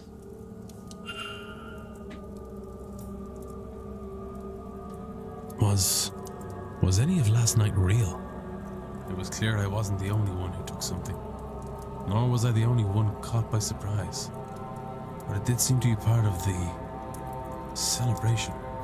What is wrong with these people? I should go back over the chase in my mind. See if I can learn anything that could guide me onwards. That giant figure, the one that led Miss Dean through the grounds. It wanted to go through that portal but couldn't. Why?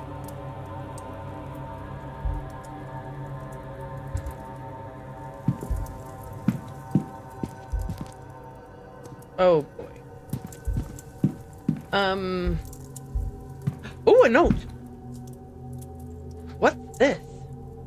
An invite to lunch today with Marquis Blake at 1 p.m. in the dining hall. Interesting. I mean, I have to go. Did I learn anything new about anybody?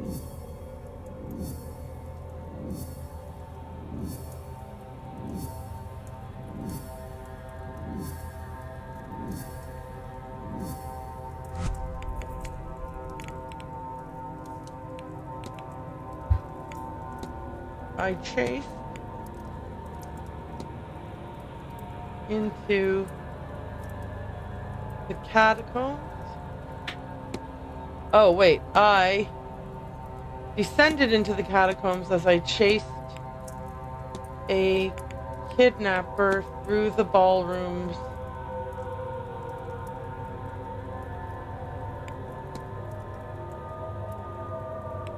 Secret doorway.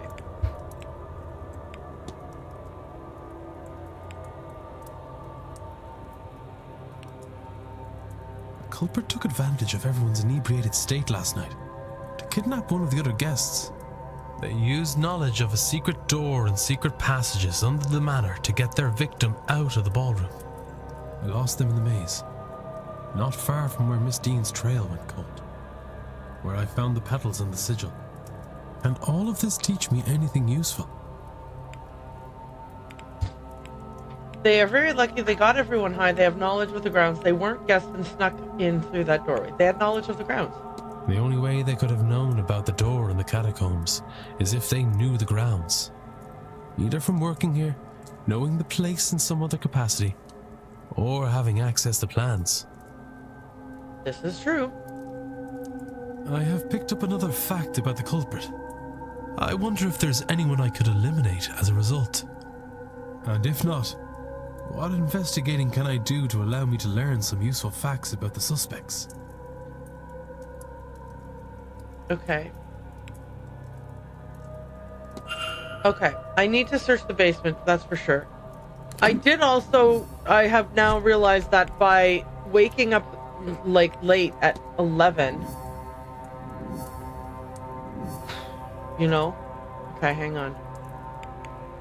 The fight has to do with, there was a fight. Yeah, see, the porter overheard her arguing. That's what fight I was looking for was. Miss Dean's attendance. Can I investigate that? Do I have information about that yet? No,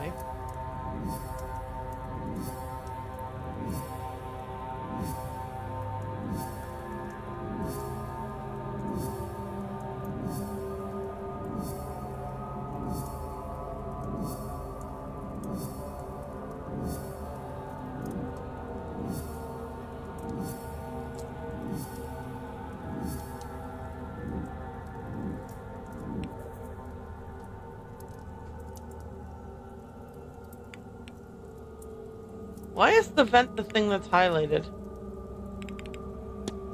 What brought Dean to Blake Manor in the first place? Okay.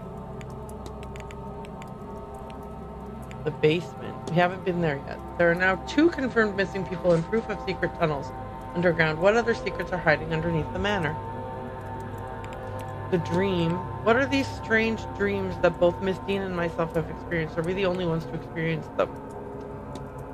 Should I do the dream thing? How long does it take? And should I have been going to the church thing? I don't know.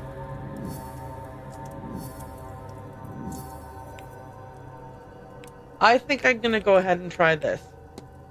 What's the worst that could happen? Completely missing out on something super important? Of course, that is the worst that could happen.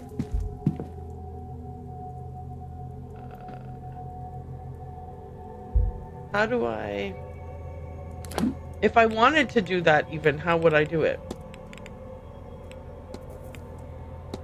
I should try to enter that dream in a lucid state so I can decipher its message. Okay, how?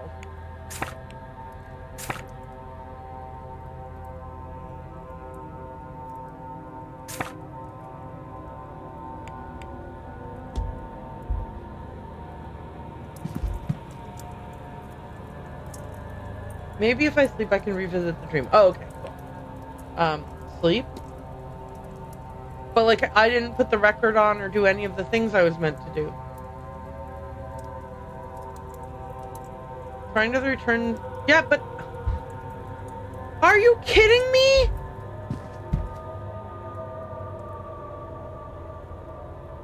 Game. You wasted 10 of my minutes?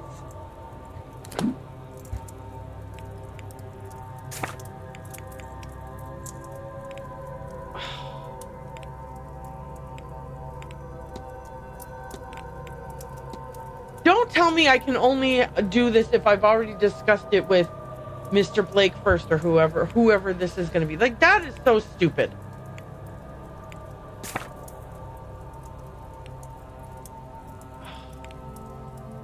So dumb.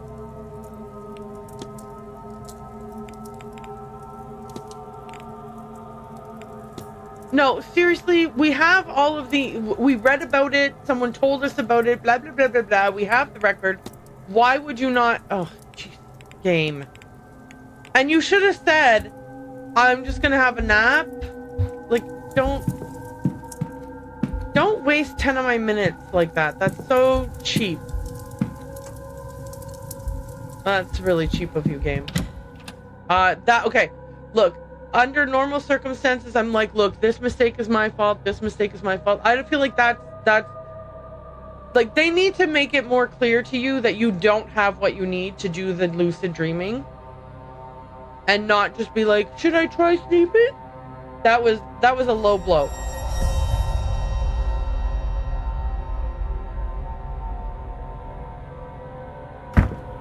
Okay.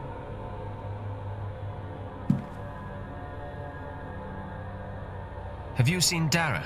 He's meant to have been helping me move some supplies into the basement all morning. Once the delivery arrived, he's buggered off somewhere. I don't... Maybe the service in the church? Oh, he's holy all of a sudden, is he? Maybe? This event is bringing out all sorts of strange behavior in people. Look, whatever she got you into, just... be careful. Thanks for the concern, Seamus. Whatever. I better get back to the stables. Can't leave the basement door just sitting open like that. Yeah, you can. I hope you walk slower than I run. Yeah, I don't want to talk to you. Yeah. Oh, right.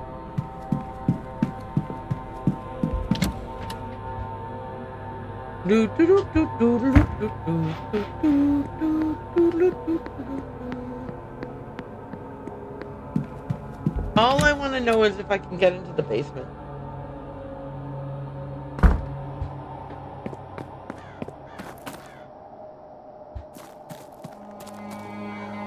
Do you need help?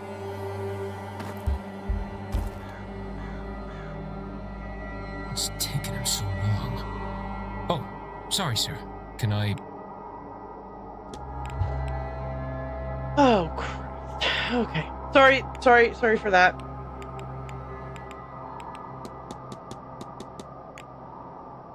Everything. No, I don't want to ask about everything. I've asked him about this. I don't know. I will ask him about the catacombs. What do you know of the catacombs under the manor? I've heard they exist, but I've never been able to find them. Wait, how do you know about those?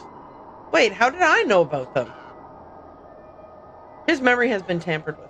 Huh. For a moment there, a real want to know crept up in me, but it's gone again. Odd. Yes, because something about this house is suppressing your real, actual self. And that is that you are a member of the Gnostic Church who has been sent here to investigate.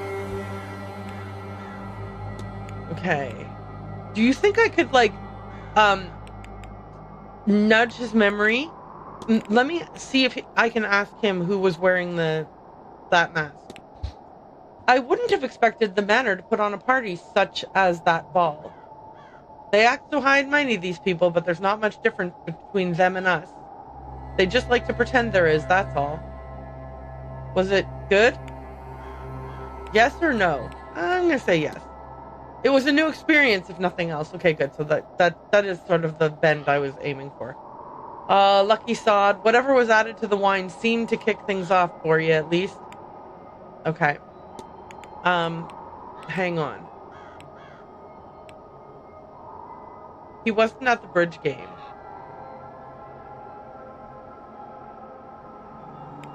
Okay.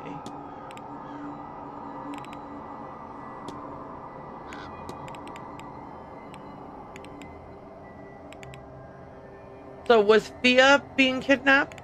Was Ruri being kidnapped? I don't think it would have been Donald Finn, although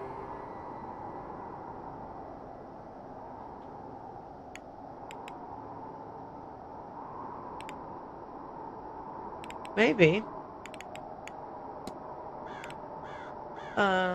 Miss Hisham's melody. Father, okay, no. But yeah, but might I be able to jog his memory by asking him about those things?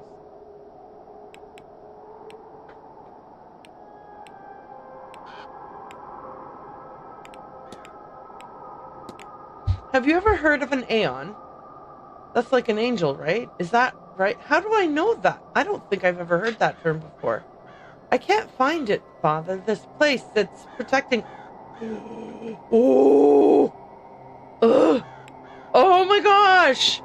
So he's in there somewhere, fighting to get out. Somebody dropped this note. Do you recognize the symbol so I can return it? No, what do they... Actually, I do recognize the... Please put that away. It's messing with my stomach. Ooh. It's quite the portrait they have up of Lady Wilhelmina Blake, if I'm not mistaken. You haven't heard that story, sir. She just ran off one day, soon after getting back from Egypt, never to be seen again. Can't much blame her. I'd say once you get a taste of the outside world, it's hard to come back to this. Okay. He might know of an instrument or something. Miss Hisham told me about this melody she's heard. You looking for somewhere to practice? There's usually a piano in the drawing room, but we moved it downstairs so you'd have somewhere to host your talks. Didn't work anyway. I found a nice one in storage this week, though. But that's not much use to you, is it? Oh, can I offer to help you with moving stuff?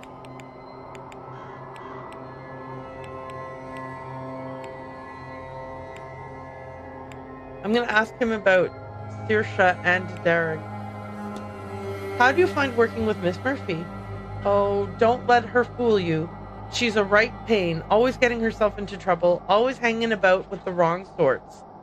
I'd like to say I've rubbed off on her, but nah, she's a terror all on her own. Wouldn't have guessed it either. Couldn't even work up the nerve to speak with me for a while, you know? But we couldn't do without her. Not that you heard that from me. Hey, he's not actually a drunk and an alcoholic and a drug addict and everything else, is he? The house is making him.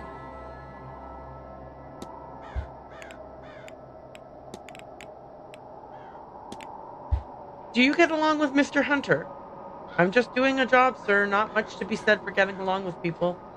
Not much interest in it. He's fine. Could do with dropping his big daddy routine and let me alone to spend my free time as I may. Doesn't like to be told to stay out of things, though. Can get angry then. Maybe that anger is why he spends so much time outside by himself. Okay. I'll leave you be. Yeah, all right. Can I get in there? No, because he's here. Oops. A service door to the basement, presumably for deliveries and the like. Okay, well, I would like to get in there. Supplies. Various supplies for the event. Oh yeah, we already saw those. Okay, so then I have no way of getting into the basement still. This must be Lottie. Hi, Lottie. I will waste a minute petting Lottie. Good girl. And I'll look at her too. The horses seem well used to people. If Miss Dean came this way, I doubt they would have been spooked. Yeah, unless she was with someone. Lottie, sorry, your face is weird when I'm too close to you. Let me pet you There again. you are, love. Good girl. Does that mean I can pet her for free whenever I want to now? Okay, well, obviously, Ruri wasn't kidnapped.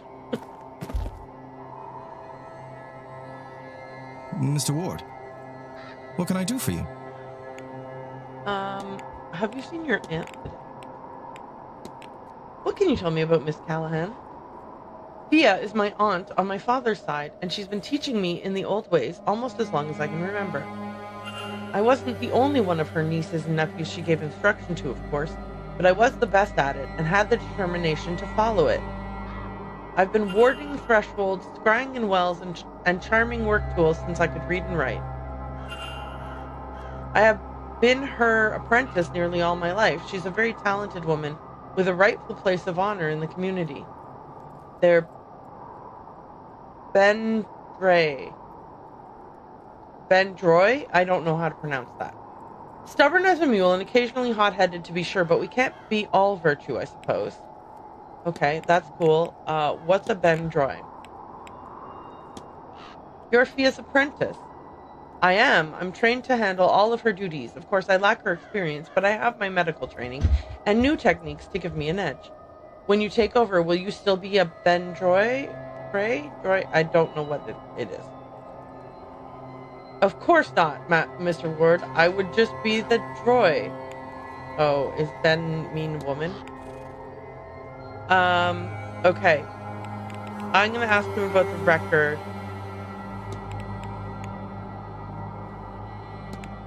Do you know much about using music to aid with dreams? A bit. I'm actually trying something along those lines myself. My dreams here, they're different to normal, so I'm going to try and enter them more consciously. It's a technique called lucid dreaming. That didn't unlock anything for me, so I still need more information. Can you tell me about lucid dreaming, Doctor?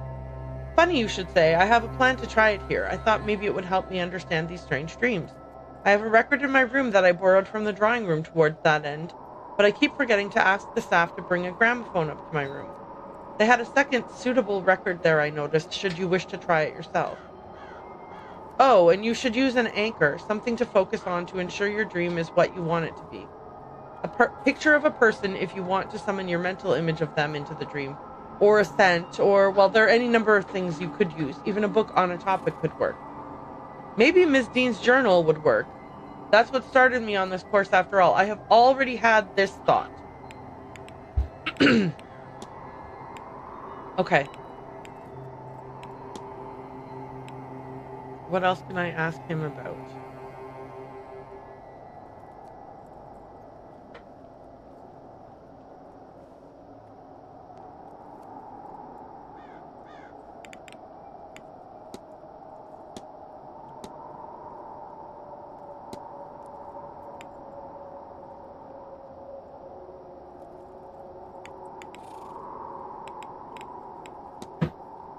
I should ask him these things. Wasting all of my time. I've heard talk about this manor being haunted. Have you encountered anything of the sort? I have, yes. It's the crying in the hallways that bother me the most. That and the damp patches in the wallpaper that I would attribute just to this being an old building, except that the patches seem to move.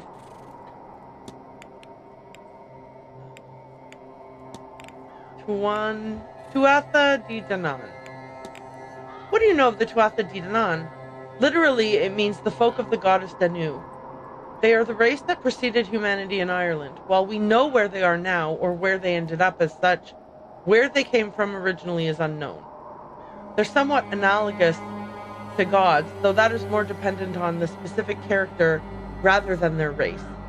Or maybe a better way to put it is, they were all godlike, but what godlike means is subjective.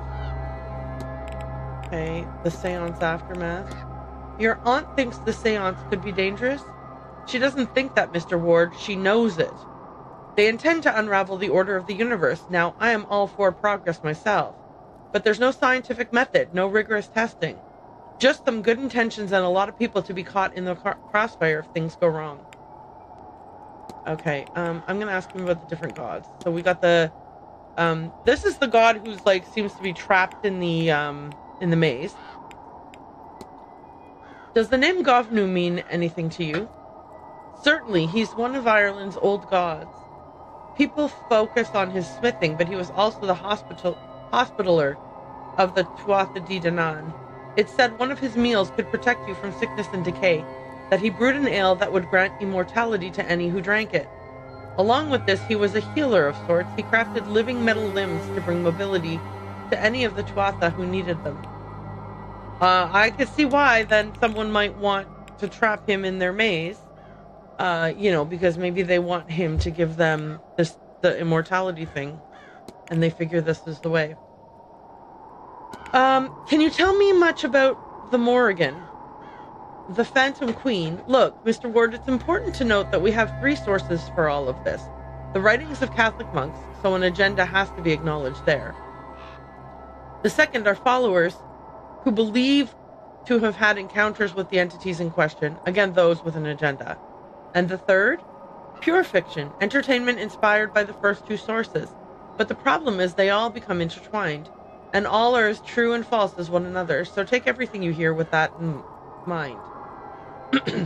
So the Morrigan, a powerful goddess and war witch who can strike fear into the hearts of her foes and bolster the courage of those on her side. Many a war was won or lost based on her favor, and that's how she's often painted. A war goddess, but she is more than that. She's a triple goddess, so when all aspects are viewed together, a softer image comes up.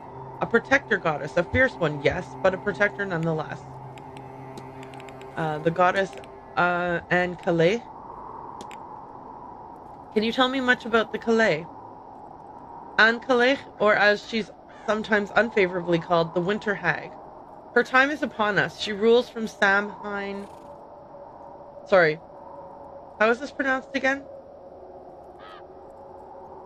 To Beltane. Sawain. That's it. Sawain to Beltane. Sawain being commonly known as Halloween. Beltane is May 1st and is ruled over by Breed. She ushers in the cold, the dark, the wet. She guides the old and sick to the other world in that time. Then, come May, she is gone again to rest. Okay. Finally, the goddess Breed. What do you know about the goddess Breed? The goddess, let's see, a member of the Tuatha De Danann, the goddess of wisdom, healing, poetry, livestock, any number of things. She's sometimes thought to have 2 sisters of the same name with other domains, and sometimes they're all attributed to the one breed. You'll find her linked to the Saint Bridget, too. I can tell you that for free. Off to lurk. Enjoy your day. Yes, you too, Mim. Thank you. Have a wonderful day, and thank you for your lurk. Okay. Oh, I clicked analyze by mistake, but I did not mean to. Is there anything else I would like to ask him about that I don't feel like would be... I will ask him about the hedonistic ball for sure, because he was there, right?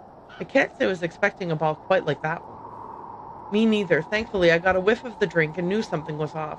Since they alter one's mind state, knowing you've taken a hallucinogen can lead to a very different experience than not knowing. You didn't take it then? That is not what I said.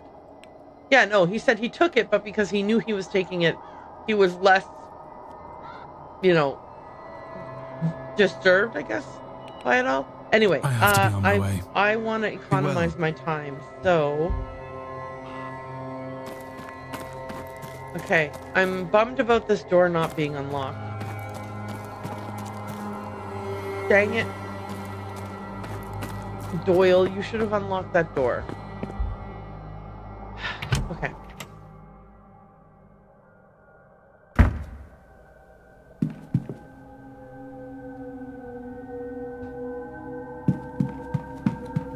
I don't suppose... Ooh! Another of Miss Hisham's vase drawings. She seems to misplace them near basement entrances. It's locked and hasn't been opened in a while. I suspect there's nothing I need from here. Oh, I suspect that you definitely need to get into the basement through any means possible.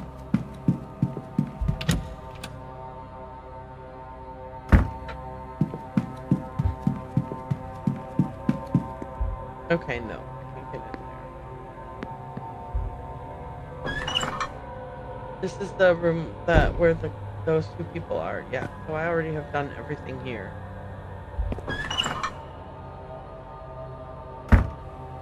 Okay. Alright. Honestly, I feel like by the end of this, I will have accidentally killed like 300 or 400 people. No, but I'm joking. I've only saved 2 people from the seance. I don't think I'm going to save everybody from the seance. Like, I don't think I'm going to be able to prevent the seance from happening simply because I didn't really play the game with that as my ultimate goal. And so there's a lot of things that I didn't do. I feel like, or people I didn't talk to in an order that would have prevented the seance, Okay. Hi, do you want to talk about anything? Hello again, Monsieur Wilder. Can I help you? Maybe. Tell me about lucid dreaming if you have any information about it. Can you tell me more about this lucid dreaming? Les rêves lucides. I have only passing familiarity with the work of Marquis d'Hervé de Saint-Denis. I had to research what I could in the library here to try it myself, and so far I've had very little luck with it. Perhaps the record I am using isn't suitable, or my technique is otherwise flawed. We shall see. I'm told Madame Lau is a psychologist. Perhaps she would know more. Or the doctor. This seems up his alley, no? I already talked to those two. Hedonistic ball. I can't say I was expecting a party of that sort. Did it take you off guard? I cannot say I am shocked. You would be surprised just how uncivilized high society events can get. At least you'll know now to brace yourself should you attend another.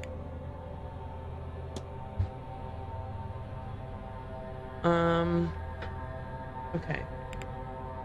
Yeah, he is saved, and so is, Hazel Erickson. Did I never ask him about Mrs. Dean? Weird. Do you know Miss Dean? We've met once or twice, but never exchanged anything more than small talk. She came off as pleasant, though I suspect there was more to her than she let on. Certainly I was right, as it is clear to me now that many guests have complex relations with the woman. What an interesting life she must lead. Man.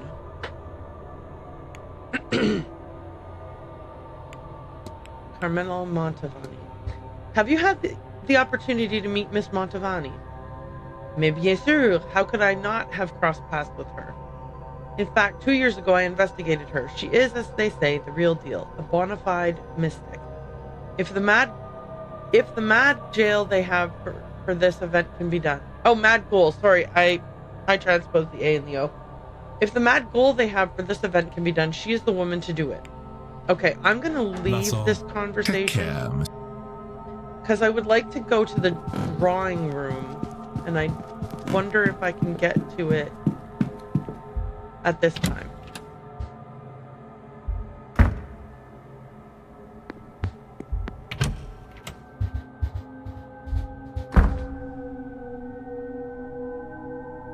Okay, where's the mass happening right now? Is it the one in the church? Maybe I shouldn't be in the drawing room then. Okay, let me grab this record. A collection of recordings of classical music. I did see a gramophone in my room. I suppose these must have been put out for the guests. Did I grab one or no? Perhaps I shall test out my recording.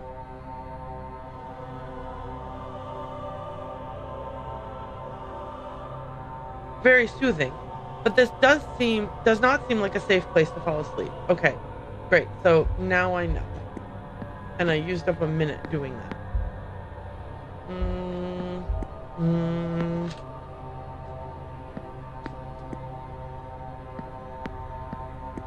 Okay, am I able to get into the church even if I've missed the beginning of the thing? We'll find out.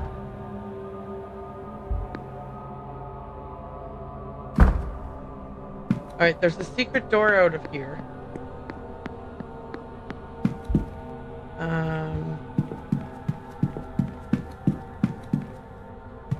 Well, shucks. Do I want to do the secret door or do I want to check out the church? Let's see if I can check out the church, and if I can't, then I'll come back and do the secret door.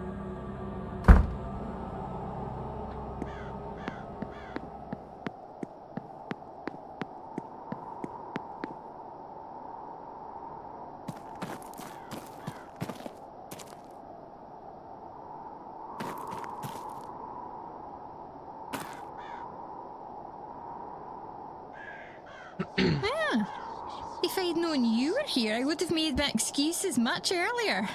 You could have told me. What excuse would you have to come to a place like this, lass? A fervent desire for more rain. That might have done it. But I thought maybe it would be best to let you get along with things, and you've done well at it, it seems. Not that I haven't missed you. It's good to see you. How are things back home, as it goes? Oh, well, Johnny got married last spring, and Mother's got plans for Cecil. Though he's doing what he does best, and avoiding that at all costs. He'll come round to it. But he's usually in Edinburgh, not home. So these days, when I am home, it's only me and Mother and Father. We have a new stable master, of course, but I don't like him half as much as you. Neither do the boys, I don't think. That would be hard if you did, love. But, how are you these days, with the Onda Shallock? I do alright, I think. But they still don't know what to do with me. That's why I spend all that time in London these days. They don't know of the tradition like people back home. But at least there are all these people that like to hear about it. That's quite the collection, if the people attending this thing are anything to go by. Speaking of the like, how are you, lass? With your sight? I wish I could say. It's not back. And if it is, it's too blurry to see. Hard to think I would miss it, but it doesn't feel right not to have it either. All being as it should be. It'll be better soon. Okay, that's a cool conversation to overhear. Anyone else? The gate is open now, so I can access the graveyard and church. Okay, so why didn't I just do that? I think there's a service on in the church at the moment. So can I go to that? Ooh, Mr. Dupree, how are you? How did you get over there?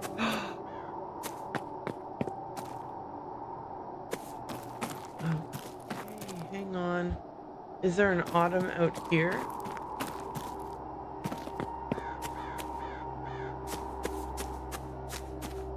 No, I don't think that this is gonna happen. Oh, hang on a second here.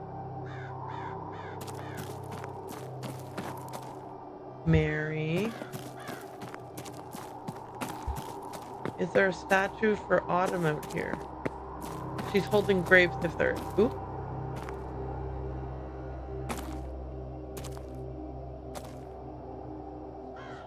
The distinction is, to be particular, that archaeologists study physical objects, but much of it is found buried, yes. It is now occurring to me that if I were to do a playthrough again, at the beginning of every hour, I should literally just run around the entire grounds looking for any conversations to eavesdrop on, because that does not seem to use any minutes. And that is where you found those jars for me? In short, yes. But I was on the hunt for something else. A vase. Oh? Over 100 years ago, a vase was unearthed from an unidentified tomb in what used to be Nubia. It was found with the canopic jars. It took the place among the set of the jar that would have held the entombed's heart. And yet, it was empty. Rotted away? No. There are mummified hearts that have lasted thousands of years. And the jar was still sealed. The jar, a vase, really, contained only wood ash. And whose tomb was it? It was unmarked. Unknown. Likely, whoever was buried there wished to be unknown. Or forgotten. Interesting. I think it was the real final resting place of Nectanebo II. Nectanebo II. His royal sarcophagus was never used. He fled after defeat by the Persians and ended up in... Nubia? Yes, exactly this. Notably, he was considered to be a powerful magician. So you suspect the missing heart is related to that? Remember on the very first day, the very first room that the very first mystery we ever solved was that Mrs. Erickson wanted to eat someone powerful's heart to absorb their magical power. I do not think the heart was missing. I think perhaps it was destroyed in some ritual of his. Truly, I do not know. What if... And the vase was taken. What if it's not... hard to study. What if it's not just that you get their power? What if you become them? Like, what if that's a way for someone's essence to move from one vessel to another vessel? Any idea who pilfered it? I know who pilfered it. The Blake. Thanks to our Miss Dean. I now know the last documented person to have had the vase. Bernard Blake. A great-granduncle of the Marquess, though he never held a title himself. And do you think your vase, it is here? This is where my trail ends, so I'm hopeful. But I have searched this place as much as I can. There is only the basement and the residence. Well, good luck to you. If I can help, I will. I am indebted for the jars. No. That favor was paid for many times over by Evelyn in getting me this close. May her kindness to us both be repaid by her imminent return. I hope so. Okay. See, then I could go to the library and learn about canopic jars.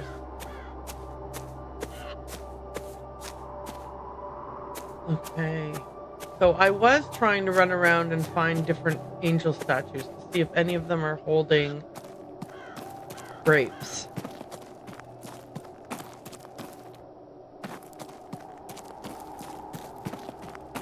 In case this is where I was supposed to do the... But it did say in the garden.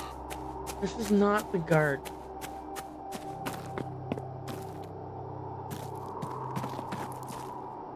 Still, maybe they...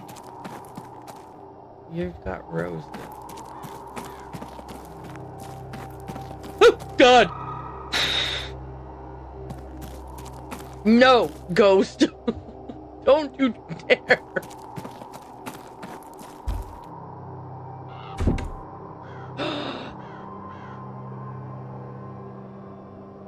Okay. Sorry. I was like, am I meant to draw a sigil on there and it'll open? And then I thought I don't want to. Because I just don't want to. Like, I don't want to open the mausoleum door.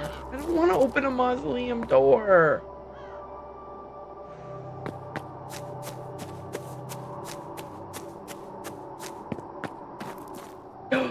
No, you don't have grapes. You have a skull. Grapes and the skull are two different things. I was like, is that grapes?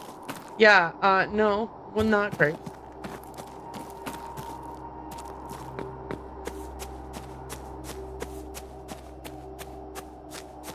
Okay, this is how I came in here. Did I talk to Mr. Dupree yet, or did I just ignore him?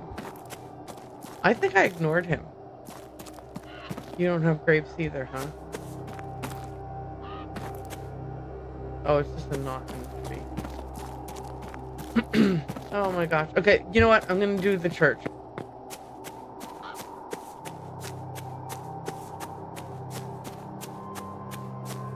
I want to see what this is all about.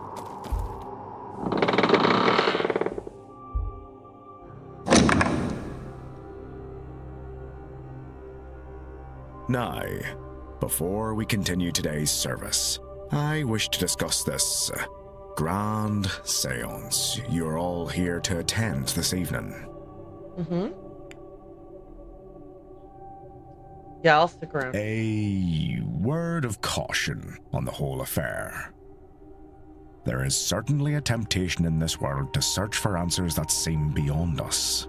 I understand that the loss of a loved one, for example, can compel a person to seek truths in unusual ways. But the Lord does not set upon our shoulders more than we can bear. And if there are truths to be found, He will lead us to them. If there are questions we need answered, He will provide those answers. And if the questions remain unanswered, He means it to be so. We must have trust in the Lord. We must trust that He will lead us to where we need to be. I implore you to keep this in mind as Halloween passes and we bring in the dawn of All Saints' Day. And I will pray for you all, that your better nature and your faith prevails where it might otherwise waver. Marquess, please, be reasonable. I should follow him. Oh, I'm so glad I came in here. Oh my gosh. I should have been going to the top. Maybe they only would have used 15 minutes of each hour. Definitely replaying this game. Where did the Marquess go? Is he gone? He must be going to Mary's grave, because I'm thinking that the reason he's doing this at all is so that he can talk to Mary again.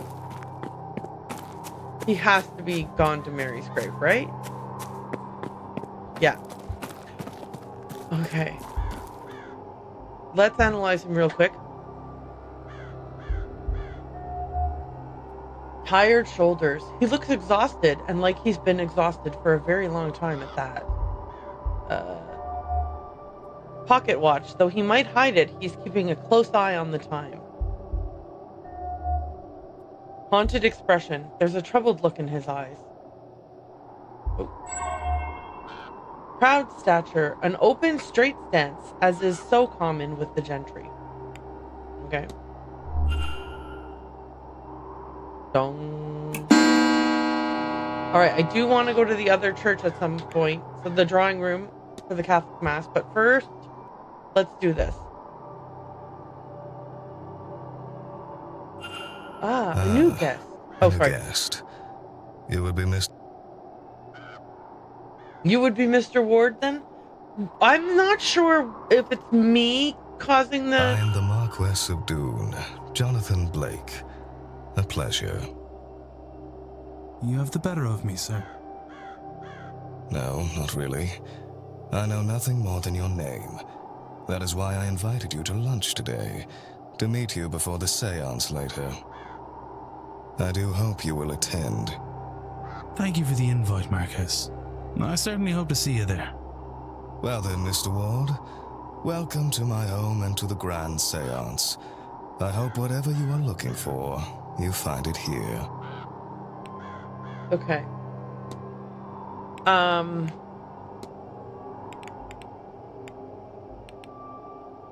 Miss Dean's invitation.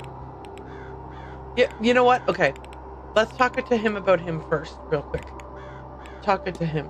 Let's talk to him about him first. Please, Marquez, tell me about yourself. I'm the 9th Marquess of Dune, for a start, but the first to open the building to outsiders. What is there to say? I'm a dedicated father, devoted husband, a man of God, and the host of this séance. Okay. Do you know Miss Dean? Have you spoken much with Miss Dean? She left before we'd had a chance to be introduced. A shame. I gather she's quite the woman and a capable practitioner of her art. Discuss evidence. Did you invite her? Did you personally invite Miss Dean to the manor, Marquess? The only guest that was invited was Miss Montavani. Her name was enough to bring the rest. So someone forged that invitation. Someone wanted Miss Dean here at this place at this time. Miss Dean's late departure is frustrating enough without her having been invited, frankly. Okay. Pocket watch. Keeping an eye on the time, Marquess. This séance has been in planning for some time now. As we near the séance itself, it feels as if time is slowing. I wish that was the case. I'm most eager to get to it.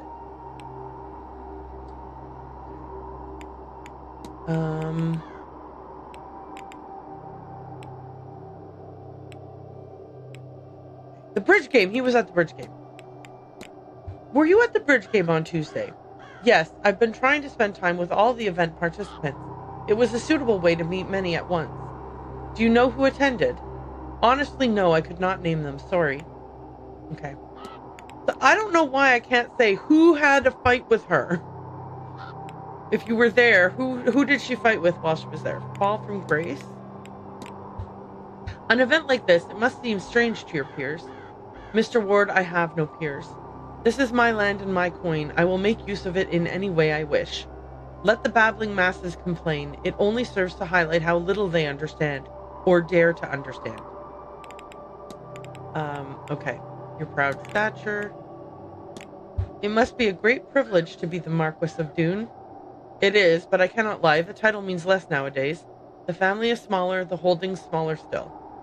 It's my hope that turning the manor into a hotel and hosting this event will play their parts in reinvigorating the role before I pass it on to Walter. I mean, that's haunted. Tired shoulders. You look to be carrying the world on your shoulders, Marquis. These last few years have not been easy, but that will all be in the past soon. A new day, a new chapter is only hours away. This is reminding me of one of the Nancy Drews where somebody has like bought one of those old Victorian houses in like San Francisco, I think, and they're turning it into a bed and breakfast, and it's like two ladies who are part business in the game. They're business partners, but anyway, one of them wants to theme it to be a haunted bed and breakfast, so she's like set up all of these like special effects things, like a ghost in a mirror, crying noises through the halls at night and stuff like that. Anyway, it sounds like he's like, after this seance, it's like that's really gonna build my business up. Like he's almost like he's wanting to do like the Cecil Hotel kind of a scenario, or that hotel, that the one that was in the movie of The Shining that is in real life, a hotel that is like, it still kind of uses that reputation for getting bookings. Anyway, It's not a bad idea from a marketing perspective, I'm just saying. Haunted expression. You seem worried. Is everything all right? Do I now? I suppose it's fair to say that I have a lot riding on this event. Once it's done, it'll be nice to return to the way things were and relax for a spell. So, I know that there are going to be some ads playing soon, and I was going to take advantage of that little break to make myself a beverage and, just do a couple of things like that. Get a drink. I'm going to get a glass of water and a beverage. I don't know why I'm making so secretive. I'm going to get some beverages and maybe a snack. I don't know. But the point is, maybe you guys also would like to take advantage of that opportunity to go take care of anything. Any of you lurkers who are also thirsty, you can go grab a drink of water when the ads are. But I'll ask about the hedonistic ball before I do. If you will forgive my forwardness, but I was not expecting a gala quite like the one of last night. I assure you, Mr. Ward, neither was I, but these things, rituals, I mean, rituals. You mean to say that was part of the séance? Part of the preparation for it, yes. Tonight we perform the séance, but we have been hurtling towards it for some time now.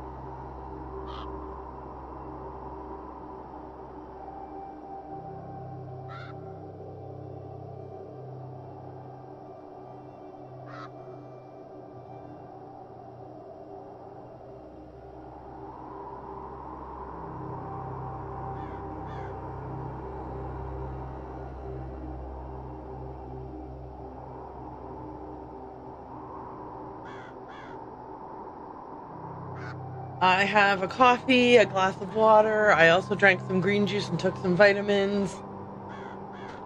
All right. So let us resume. Part of the preparation for it, yes. Tonight we perform the seance, but we have been hurtling towards it for some time now. With the ball, we crossed one of the final thresholds, the point of no return. Oh no, was I supposed to have turned people away before the... Okay, it's fine.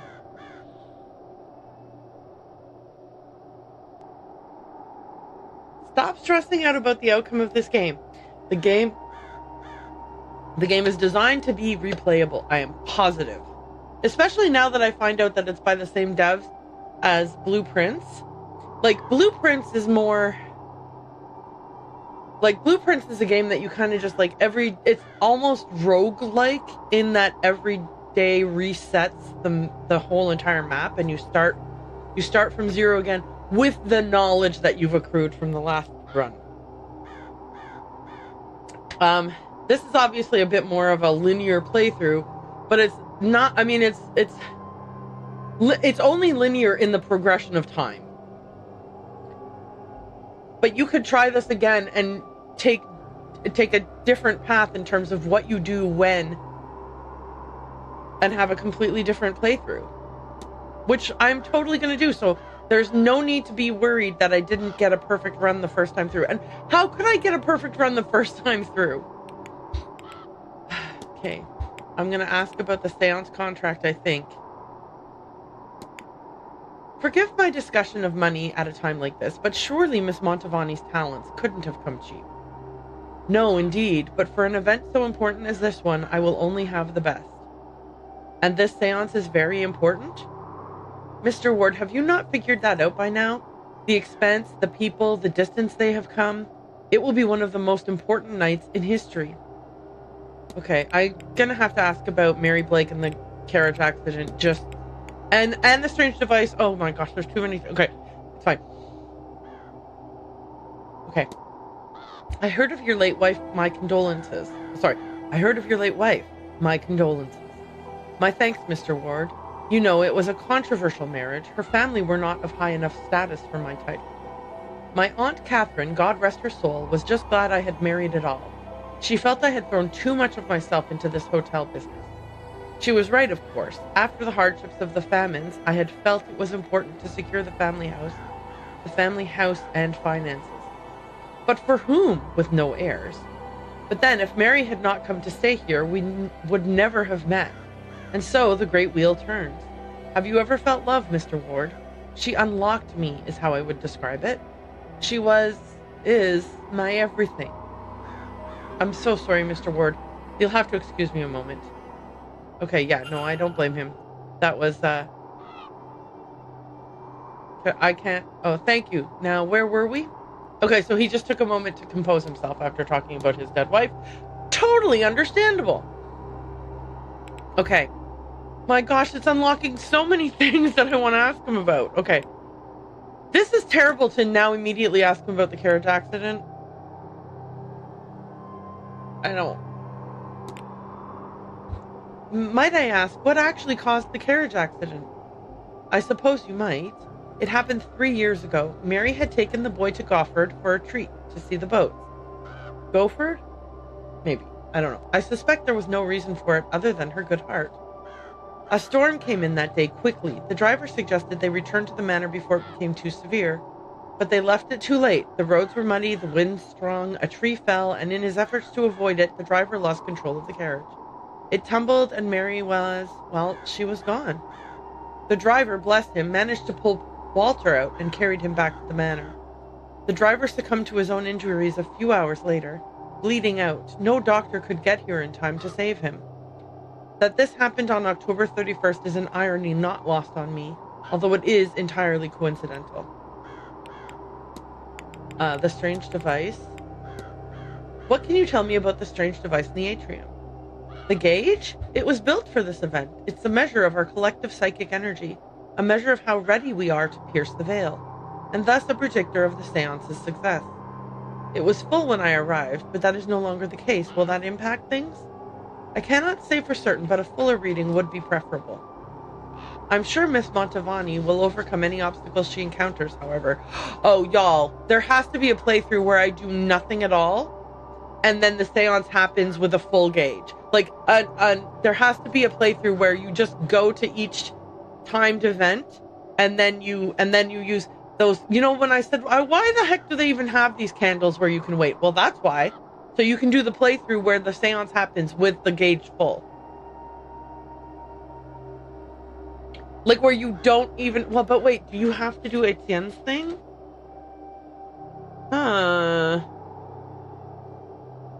Like, because if you don't do it, then Etienne reveals to everyone who you are. Does that mean the seance... Well, though, I guess the seance would still happen. There has to be... Like, there has to be... One of the endings has to be that the seance happens with a full gauge. That everybody there does go to the seance. That nobody is dissuaded from it. Okay, sorry, I'm just, you know, then you would use the wait function in that playthrough because you wouldn't be searching rooms or talking to people or anything. You'd just literally go to the talk in the drawing room and then wait until the next thing and then go to the talk in the drawing room and then wait until the next thing and then go to lunch. And yeah, okay, that is definitely one that I will do. Okay, where were we? I cannot say for certain, but a fuller reading would be preferable. I'm sure Miss Montavani will overcome any obstacles she encounters, however. Okay. The Grand Séance. A séance is a strange event to host. How did that come to be? I lost my wife a few years ago, a carriage accident. It was a difficult time for me. It was the abruptness with which she was taken, so much left unsaid. I found some comfort, though, I found some comfort through visiting a medium. I would not say it healed me, but it helped me get on this path. Naturally, I became interested in the practice and wanted to do my part in forwarding the field. Right. We have to remember that this is of an era, like there's a whole chunk of time where people were like obsessed with the idea of like mediums and paranormal stuff and being able to talk to the dead and like not just like, yes, of course there's still people who believe in those things today and practice these things today. And I'm not here to say whether or not those people's beliefs are or are not valid, because that's not the point. But there was a time when it was like, it wasn't like a fringe thing. It was mainstream. This was like anyway. But I forget that while I'm like, you know, because I live in the world I live in, and then I forget that it's a completely different kind of mentality in this time. I think I'm going to ask Jason if he will massage my shoulder later, because this is like, ow. Anyway, sorry. Neither here nor there. But yeah. I think I have... I bet part of my problem is that my chair is like way far away from my desk. I'm reaching... okay, now I'm being facetious and sarcastic about it, but like I think that I have not pulled my chair close enough to my desk, so I'm reaching too far forward for my mouse, and I have hurt my shoulder as a result. Anyway, where were we? I have no abilities there, so to speak, but I have this manner, so that is what I offer up. Okay. Anything else I want to talk to him about before I go?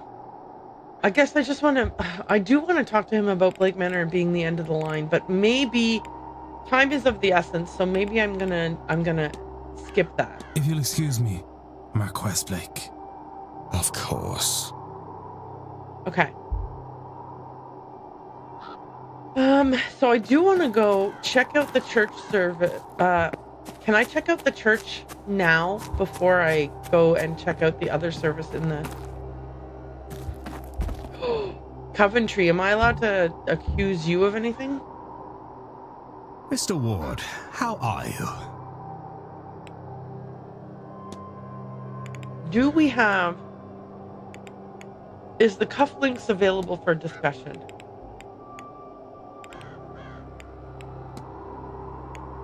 It really isn't, eh? Okay. I mean, what are you gonna do, right? Okay, I'm gonna ask him 3 things. Hauntings? I've heard talk that this manor is haunted. Have you seen anything of the type? Well, I wouldn't like to call it haunting until I'm absolutely certain, but sometimes I hear people talking before I walk into my room. There's no one there, of course, and it seems to be the same conversation each time. I can't make any of it out, really. Probably just old type. I forgot to go look in the bathroom to see what Quinn was going to try to do in the water.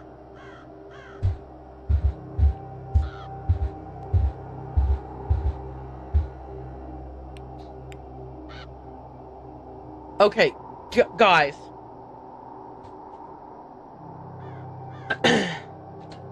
The blueprints. 1, 2, 3, 4, 5, 6, 7, 8, 9, 10, 11, 12, 13, 14, 15, 16, 17, 18, 19,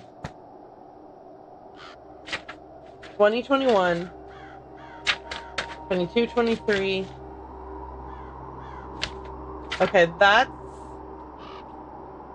Oh, wait, hang on. Oh, yeah, no. That's my... Those are the notes I took. And I never finished it. I barely scratched the surface in my playthrough of the blueprint. I think that if I play this, when I play this game again, I am absolutely going to be taking notes on a 8.5 by 11, not in my little rinky-dinky notepad, but in my actual like big book. And that way I won't forget things that I want to ask people about. Maybe I'll try to do kind of like a marathon where I'm like if I do a replay on stream, if I don't do the replay like in my downtime, if I do the replay on stream, maybe it will be like a marathon, like a full day, like full days, so that we can get more done with less of a break in between.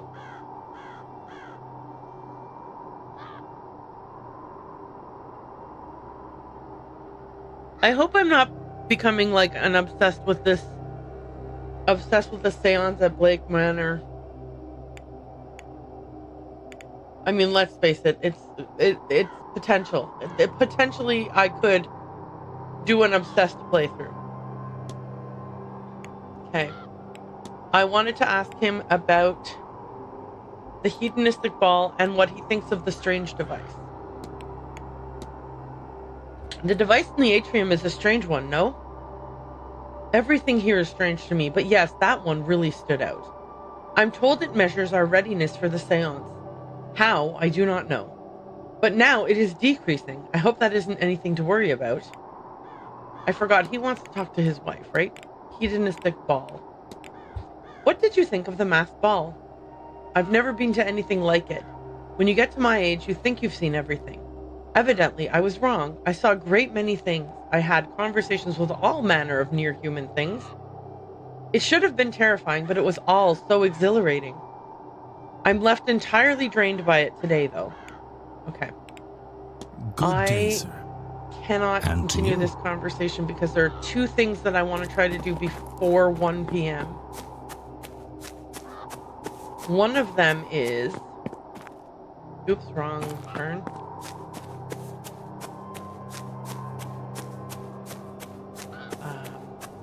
One of them is that I want to go to the church service. And the other is... Did you notice that the Blake family manor, or the Blake family crest seems also to be a sigil?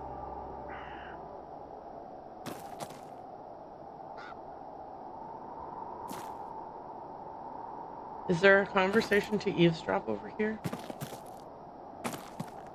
What? Some of Miss Dean's night dress caught here on her journey to the hedge maze. Weird that I missed that the first time.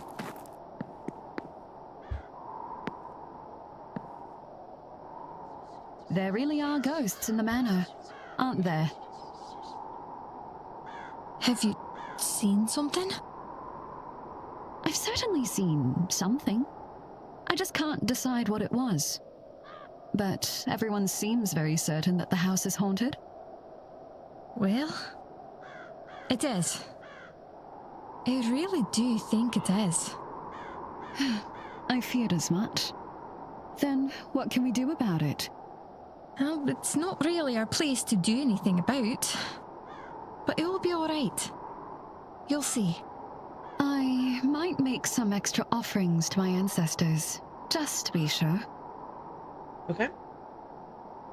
Better safe than sorry, right? Okay.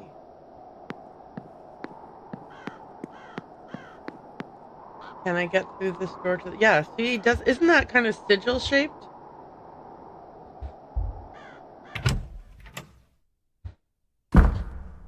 Alright. I don't even know if this door is openable. We'll have to see, but first I do want to at least go to this because I am now realizing that I should have been attending the events. In the drawing room, I should have been attending the events. The body of Christ. Amen. Does something trouble you, my child? I thought...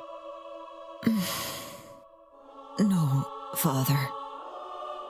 Then, be on your way now. God bless you. Thank you, Father.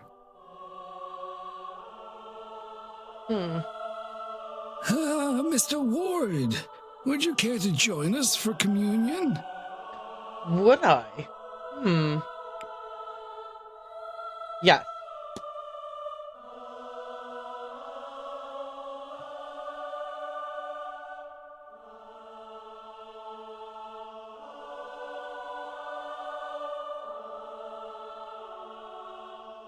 Is there something I want to contemplate while I am here?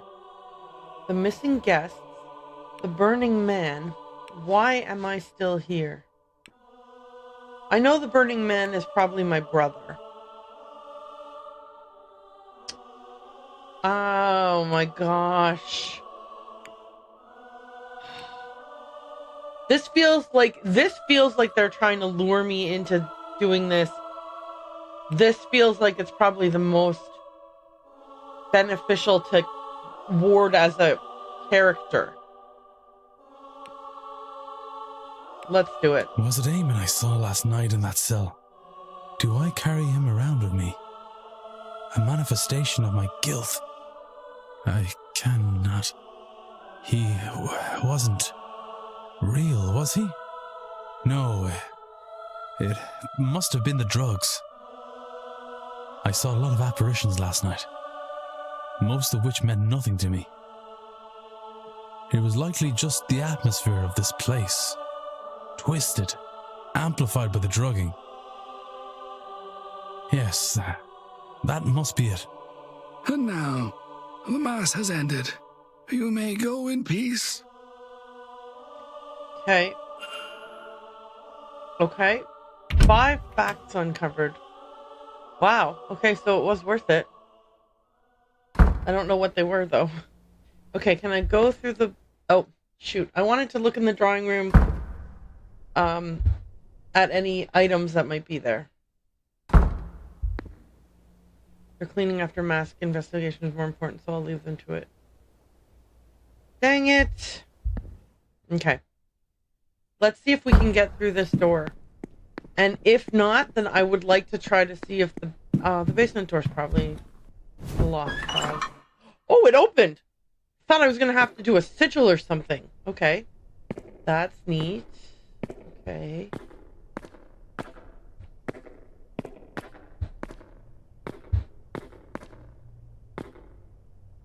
Oh my.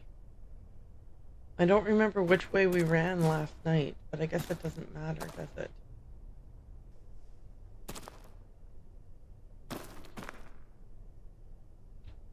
Oh, that's a bucket.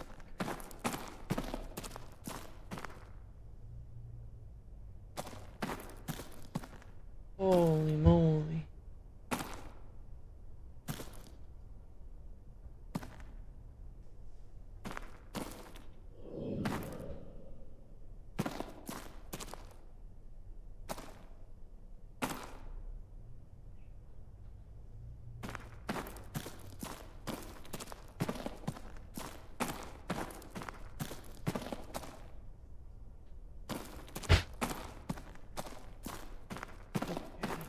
But like,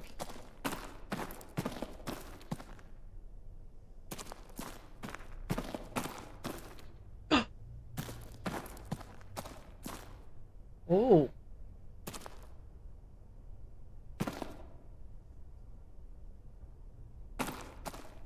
does that mean anything?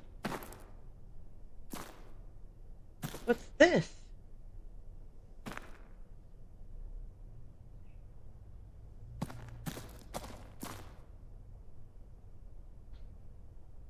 Okay, those happen.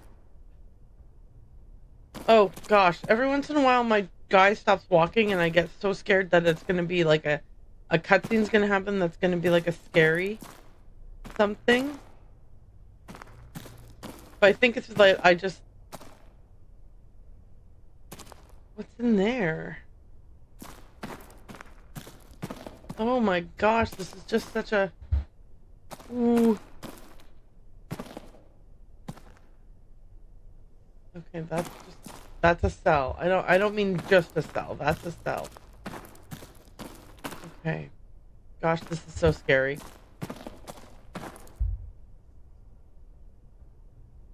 It's locked, but it looks like it was recently used. I wonder who might have a key. Okay, find the key.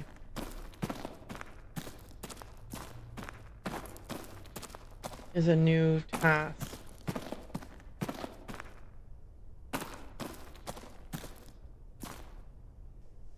What's going on in here?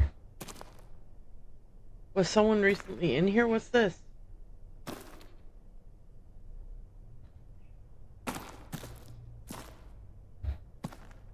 Okay.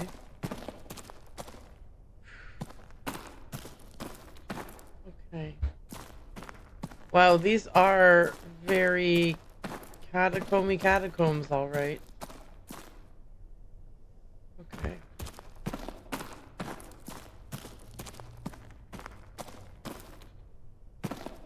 Okay, that's okay. All right. Okay. I am feeling a little less.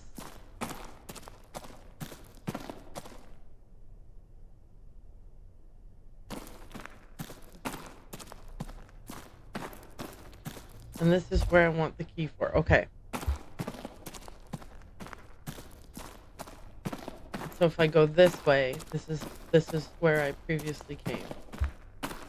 Okay, well I'm glad that I took the time to go back and actually explore.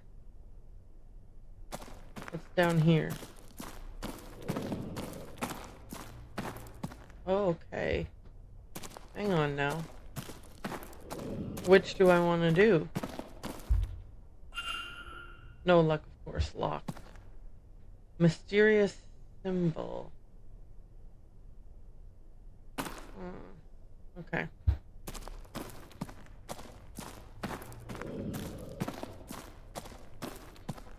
And then we go up these stairs. Is this the same stairs I came down or a different set? Oh, a different set.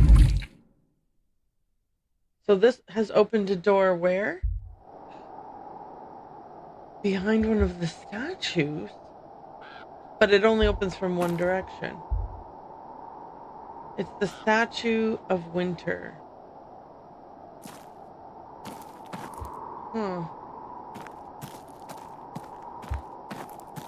Oops. Oh, but that would help me if I needed to.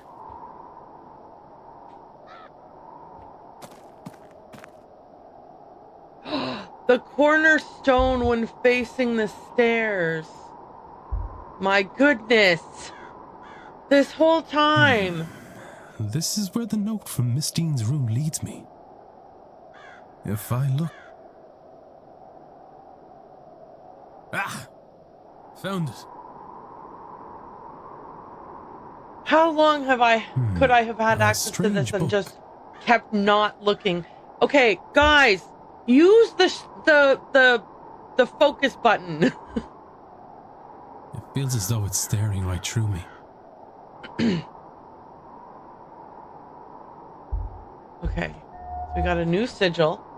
Oscale. This sigil fills me with dread, but then it's overpowered by a sense of ambition. Are these emotions my own, or do they belong to someone else? Dune. This sigil fills me with a deep sense of sadness and the fear of being trapped. Are these emotions my own, or do they belong to someone else? Somebody has translated the sigils. Ms. Dean, perhaps? The first one means to open, and the second means to close. Okay, so this must be for opening and or closing. Opening and closing the portal, perhaps? Despite the modern-looking cover, the pages are old and rough. While they are dry, they smell of peat and moss. I'm not sure what this was written with, but I have a fear it was not ink. I can make out some Irish letters, but others are unfamiliar to me. Where would I need to open or close something?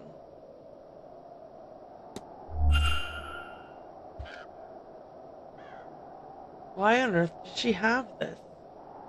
Those symbols certainly seem like the ones I've been using, but what is their purpose? Am I able to add more to the whole why she was here thing? This one. Investigate.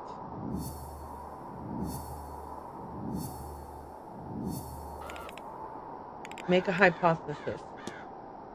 Miss Dean attended because an invite promised information about her powerful Milesian ancestors or her ancient power, one or the two. What if I know what happened here? Someone invited Miss Dean to the manor. Someone who knew about her Milesian lineage. They also seem to believe that she is a wellspring of magical potential. I've known people who are happy to exploit the skills of others. Did Miss Dean's mysterious correspondent really help her from the goodness of their heart? Or rather, what were they getting out of it for themselves? Can I learn anything about the culprit from this? They know Miss Dean. They do not know Miss Dean. They are Milesian themselves. It is an organizer. I think they know Miss Dean. That seems unlikely. Their entire message is built on intrigue and trust. Okay. Then I think it is an organizer or... Dang it, now I'm just guessing. Oh... I thought, well, if they know about her Milesian lineage, they must know her, but I guess the way that these circles are, they could know of her without knowing her, and I think that in my head, I interpreted they know to be they know of. This, I think they meant to be like, they're friends. They know each other. I think it's an organizer who was trying to use her powers to help make the seance more successful. Shit. I don't know. That may be on purpose, but it also may suggest the inviter was just another guest, using the event to cover their true intentions. Well, crap on a cracker. I mean, I guess, I don't know, so it's just a crapshoot. One or two or three, who cares? It doesn't matter. Once I do one of them, the other one it either is right or the other one's right, so it doesn't matter. This is likely true. They admit they are a stranger, and that is certainly true. Their entire message is built on intrigue and trust. If she met them, and it was somebody she knew, it could be enough to chase her away. Given that, I am looking for somebody with no prior history with Miss Dean. Okay, I hate I that have picked up another fact about the culprit. I wonder if there's anyone I could eliminate as a result. And if not, what investigating can I do to allow me to learn some useful facts about the suspects? I hate that I didn't get that myself as a criticism of me. Like, I think I should have taken more time to reread all of the notes that I had previously taken about Miss Dean's attendance. Like, that the game took on my behalf, I mean. But I didn't. I was like, no, I can figure this out all by myself, and that was a mistake. Okay. The game said to me, can you eliminate any culprits? And I think we should be able to, right? At this point, they didn't have a previous relationship with her. So, Hisham was her friend.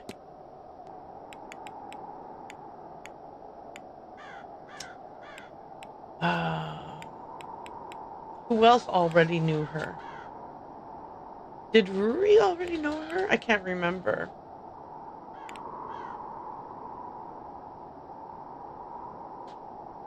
I think we can only eliminate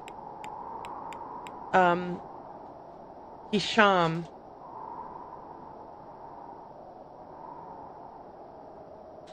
able to write, use magic in the kidnapping, wear medium-sized shoes, know the grounds or have maps, have no pre-Manor history with Miss Dean.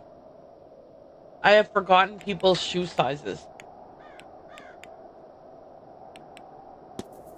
Okay, we can check people's shoe sizes here.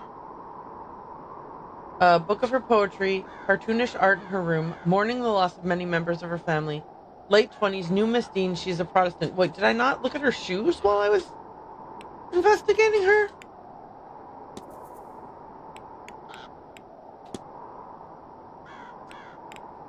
Shoot. No. Okay, wait, do I have people's shoe sizes for everybody? Medium. Never met Miss Dean before she arrived. Wait, why did I eliminate her? Maybe, I don't remember why I eliminated her. Able to write, magic, medium shoes, know the grounds, have no pre-Manor history. I'm uneliminating her. I found a book written by her in the hotel. She's in her late 30s. The boots in her room are medium. She's going to die this weekend.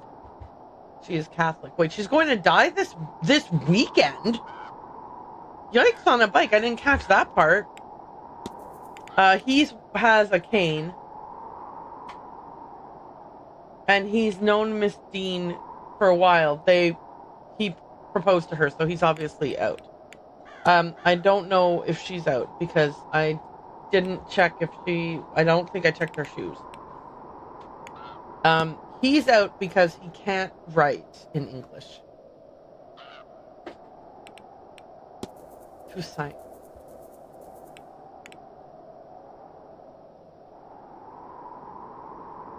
Alright, he's in his mid-30s. Found a publication of his in Miss Erickson's room. His name was marked off on Mrs. Erickson's list of magical people. Does not trust or use magic. He has no history with Dean. Her name was on Mrs. Erickson's list of magical people, early 50s. Found a letter from Dr. Callahan. From her in Dr. Callahan's room. Erickson, we know she's not the one, and I can't remember how.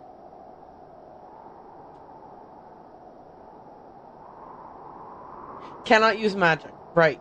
Oh, that might be why I eliminated her. But I don't have proof she can't use magic. Early 30s, written telegrams to the state. Never met Dean before she arrived. Catholic. Knew Dean before she arrived at the manor.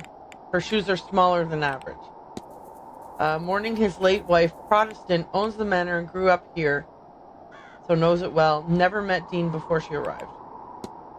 Found a letter written by him in the lobby. Late 40s. Never been to this side of the world before. Voodooist. Never met Miss Dean. Various lifelike drawings in his room. Mourning the recent loss of a friend. Medium shoe. Okay, so he's not off the hook. Catholic, never met Dean. Attempts at drawing are poor. Incomplete maps of the grounds. Shoes are medium. Gnostic priest. I placed him in his early 70s. He knew Dean before she arrived at the manor. Whoops, no. Exit out, exit out, exit out, exit out. Back. He knew Dean before she arrived at the manor. He's a Protestant. Darcy. Late 20s, medium shoes, Protestant. Miss Dean was having an affair with her husband. Various writings in her room. Has a half-used vial of poison in her room. Never met Miss Dean before she arrived. Never been in this area before. Under fake credentials. Cannot use magic. Callahan. His name was on Mrs. He knew Dean before she arrived. Okay. So.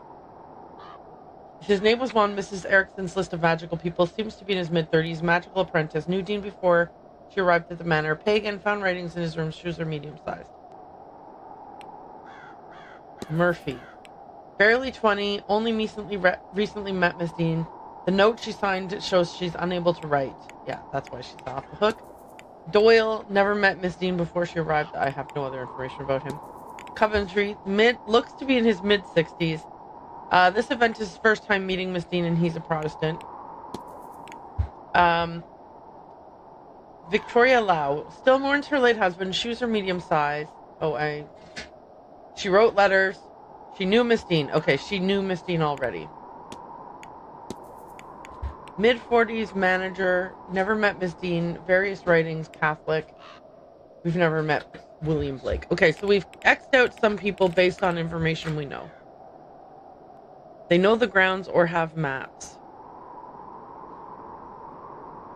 Able to write. Okay. Alright, let's get out of here. Let's get the hell out of here. I can't believe how much time I spent not looking in that corner. I think I misinterpreted Cornerstone, really, is the problem.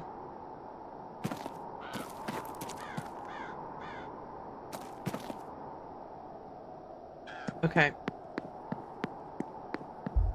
Shall I go see if the basement door is unlocked?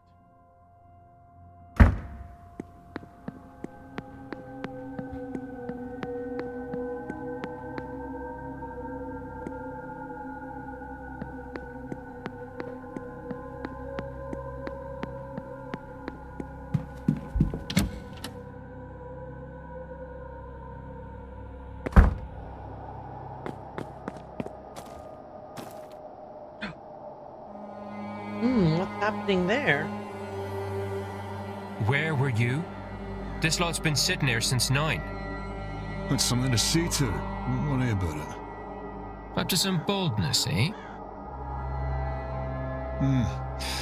Want me to leave you this? All right. I was only making fun. Keep your shirt on.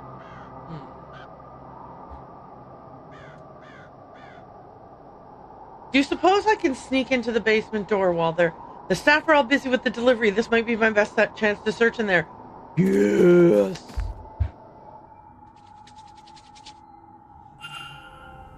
Now, the basement. First off, there's a key down here that we need to find. Okay. Looks like I need a different, probably more specific key. Makes sense.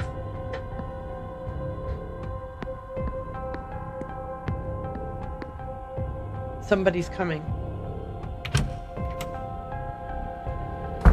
Did I hide?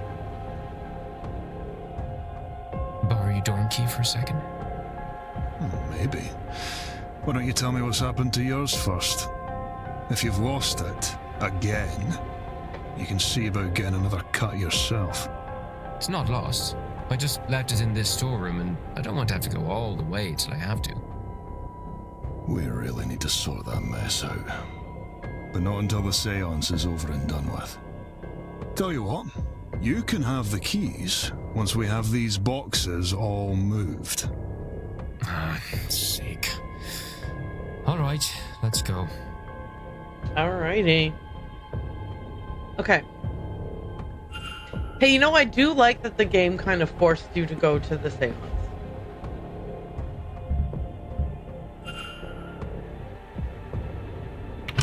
I mean, the ball. Sorry, I got distracted. Is there anything cool in here? Let me see.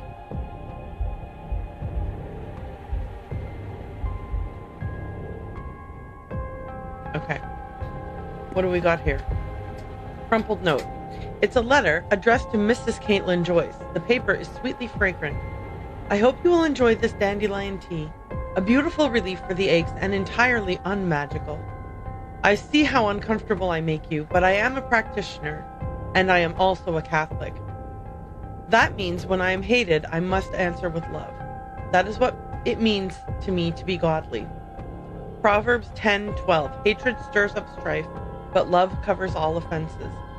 It is signed Miss Carmela Montavani. The paper looks like it was crumpled, then shakily smoothed out. If there were tea leaves, they are gone. Okay. Food orders for several of the guests. Cool. I mean, that's to tell me that Mrs. Joyce can read. Sinks for washing the clothes. The laundry must be no small feat for all these guests. Yeah, look at this all.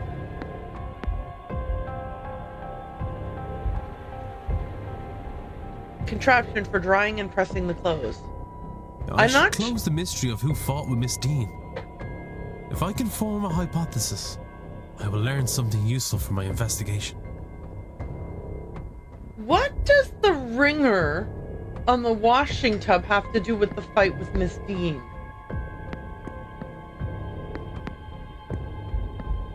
I keep seeing St. Bridget's Cross everywhere.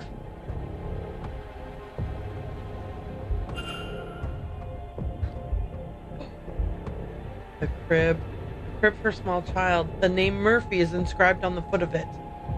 I knew it.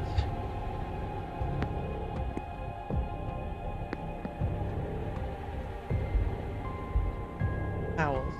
A stack of towels. Wasted a minute on that. Of course. Rack of chemicals. A rack of various liquids, mostly different cleaning agents. But that does mean that it's there. Stove. The stove. It'd be drying the towels, only someone's forgotten to light it. There's a stink of damp in the air. Okay. Is there anything else to be looked at in here? I didn't look at that apron. Are all of these just gonna be towels? But it's costing me an assortment of clothing. A stack of towels. Yeah, what a waste. Stop looking at things that aren't anything. Apron. An apron that's needed mending a few times. Oh gosh. Entertainment schedule. A listing of all guest activities planned for this event. I've already looked at this whole thing, so. The ironing board. An ironing board on its last blades. The iron is warm to the touch. Okay. How about here? It sounds like there's someone on the other side. Great, so don't go that way. I can't hear anything. It doesn't seem like there's someone there. Okay, let's go.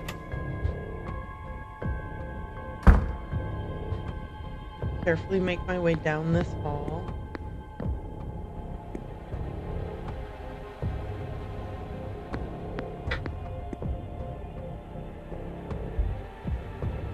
A list of jobs to be done around the state. Nothing noteworthy. Okay, we don't know whose shoes those are, but this is the men's dormitory. Coat. Whoever owns this, there's nothing in the pockets. Oh, great. I wasted another minute on that.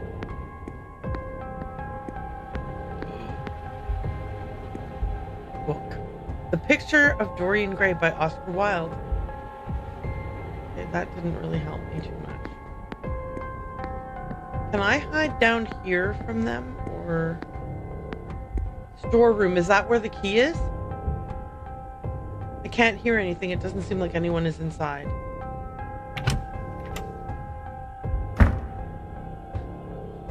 Okay.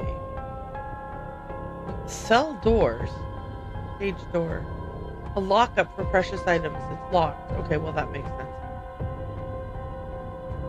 There's a ring of keys inside. Okay. The other gate is open, but is blocked by all sorts of boxes and trolleys.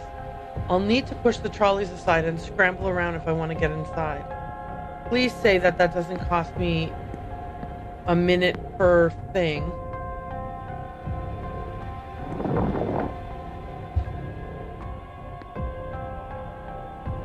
Oh my gosh. Guys, we're Sherry in the orphanage. We're Sherry in the orphanage, guys.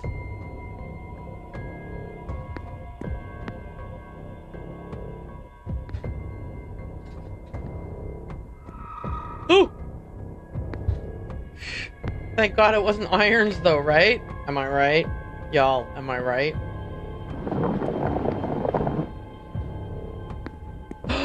The piano. A fine piano. It looks to be still in working order. I wonder, I could try the melody Miss Hisham gave me. Yes, we can. Let's go. Okay. Every good boy. B, E, F, G, D. B, C, A, E, E.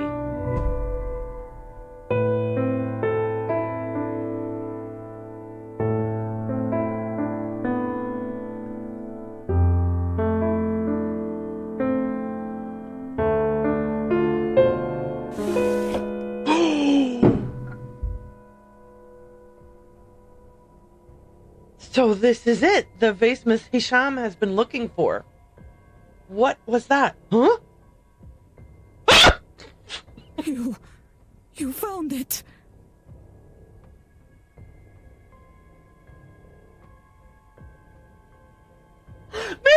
Miss Hisham, what the fuck?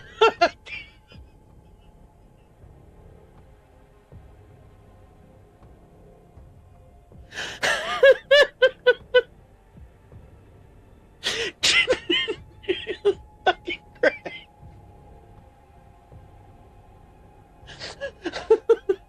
Okay.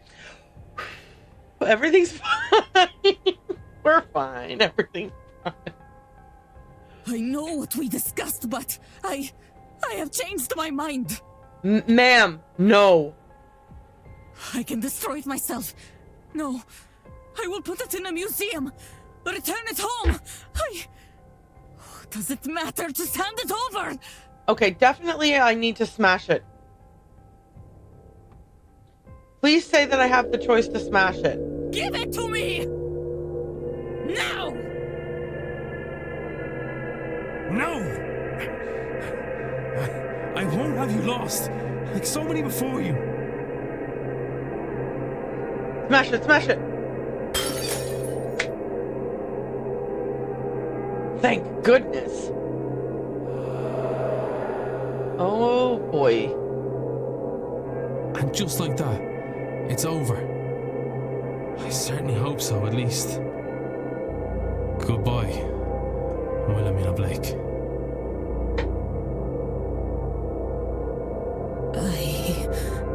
What did I... No, I remember. I'm sorry, Mr. Ward. I don't know what possessed me. Or rather, I do. But now, I feel as if I can think. For the first time in a long time, my mind is entirely mine.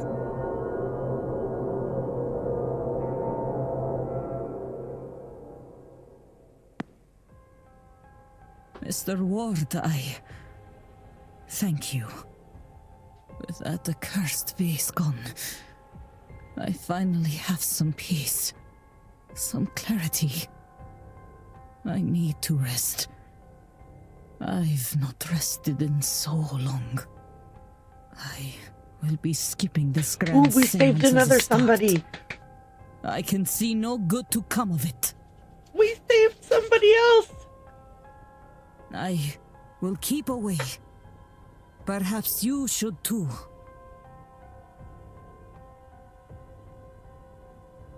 Missy Sham will no longer be attending the seance. Missy Sham has been freed from the curse of her vase. Yes. Okay. It doesn't... I wonder if I've gathered enough facts to eliminate any suspect. I should check my notes. Not at this... Not yet. Okay. The broken remains of the vase of Nectanebo. Hard to imagine the power that it held. Hard to imagine the power that it held so much power before this. That might be a typo.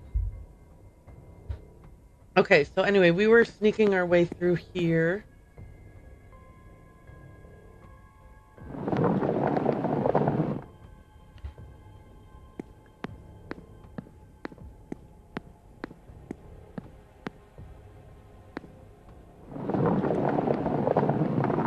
Oh, thank goodness that whole thing happened already.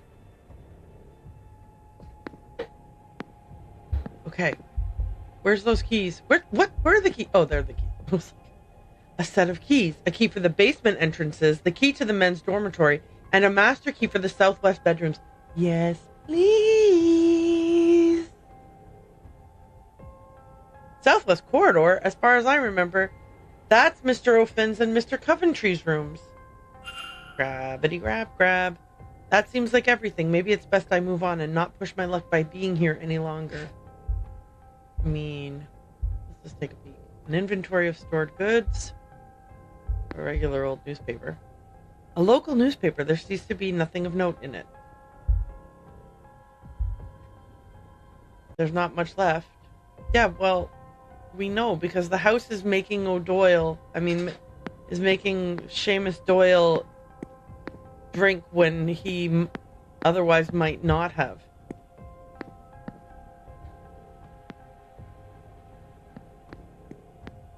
I'm just gonna crawl around because it's easier than standing.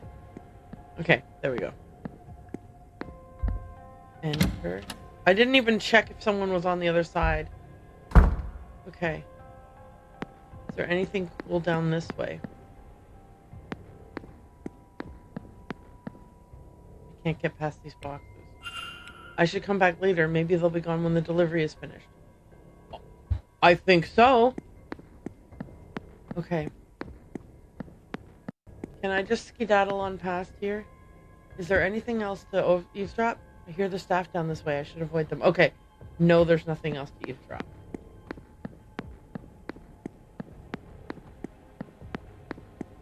Okay. So we get out of here. Yay! Oh, I'm so excited. I mean, that was scary.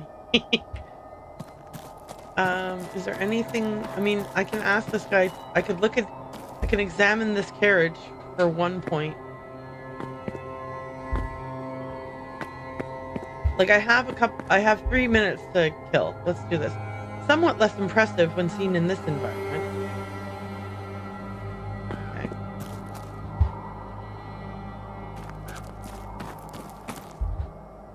Well, obviously. There you are, love. Good girl. Can I notice this one?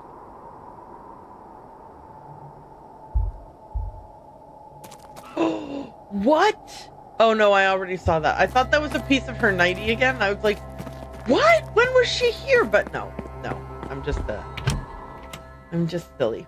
Okay, but now I have keys to a bunch of new places, which is very exciting. Okay, so we can go snoop around in the men's dormitory later. Okay, but now it's going to be lunchtime. Is there anything else that I could do before that? That takes 2 minutes. Okay, I can see now why you might want to use the wait function, even in a regular playthrough. Okay. Oh wait, the ladies' room. On the first floor ladies' room. I won't be able to do much, but I'll at least be able to ascertain if that's where I'm supposed to go snoop around. Hang on. ladies. Right. Okay. So. All right. I'm not doing anything important. I'm just peeking in.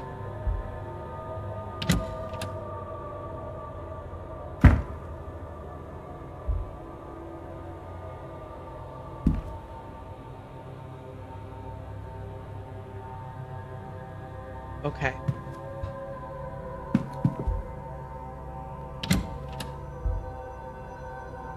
Oh shit, what did I do? Oh, didn't click anything, you idiot! Okay, sorry. Some dum-dum. Why would I have looked at the towels and wasted a minute on looking at some towels? Oh my god. Okay, hang on. Hang on, wait.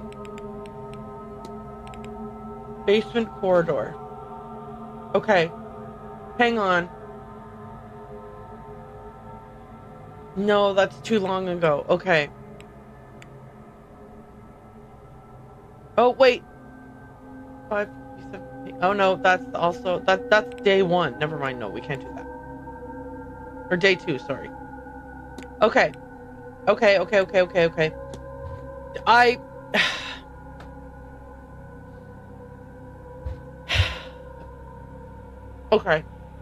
I was like, oh, I just will look at these inconsequential toiletries in this, and I didn't even pay attention to that there was a little clock to it.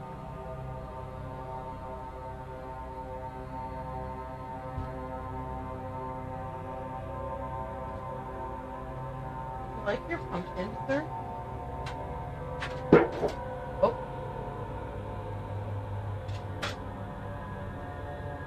I just found this little pumpkin cat toy under my chair. I mean, a jack-o'-lantern cat toy. Wait, is it? I think it's focused in. Anyway, this is Franklin, so I'm just handing it over to him. He's happy that I gave it to him. Okay, I'm gonna sip my coffee for just a moment while I'm still inside mentally punishing myself for clicking on the towel.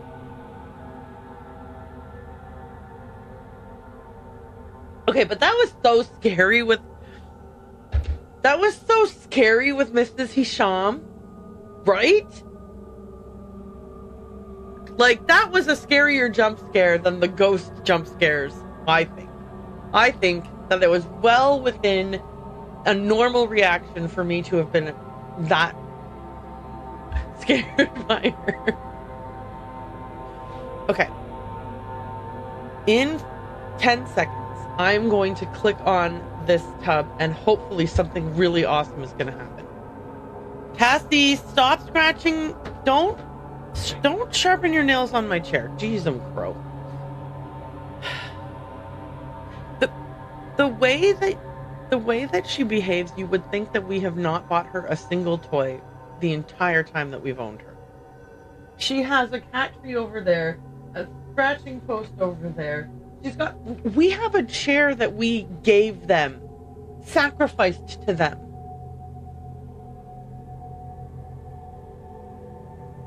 They have all kinds of toys. They get a meow box every month with brand new toys in it for them. There's no reason for this nonsense. Anyway, let's click on this tub.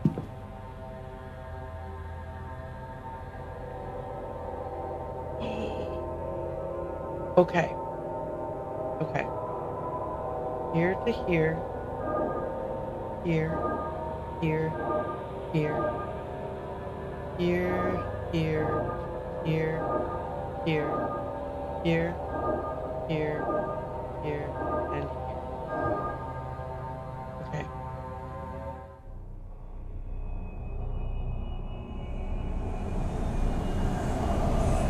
Oh my lord. Oh my lord.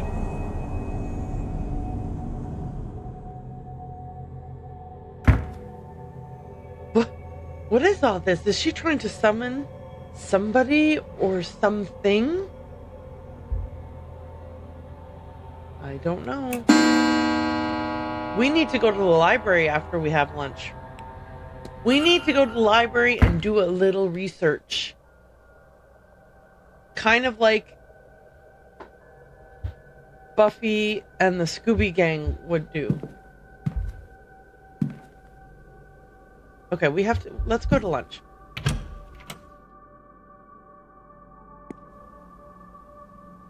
The dust motes are really good, eh? I don't know why I said it that way. The dust motes are nice, though. They add a level of, like, so that even when it's still imagery, it's not fully still.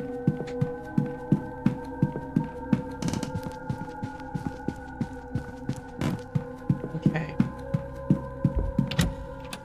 We're going to join Marquess Blake for lunch. Hi, Mr. Varley. Mr. Ward, will you be taking your lunch now? Yes. I am. In fact, the Marquess has invited me to join him for a meal. Very good. Let me take you to your seat. Cool. Thank you.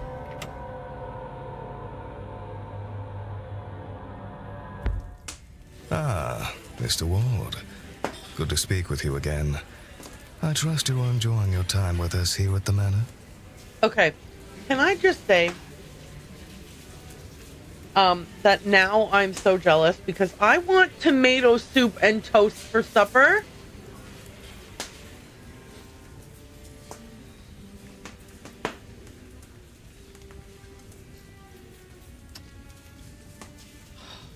No fair. Okay.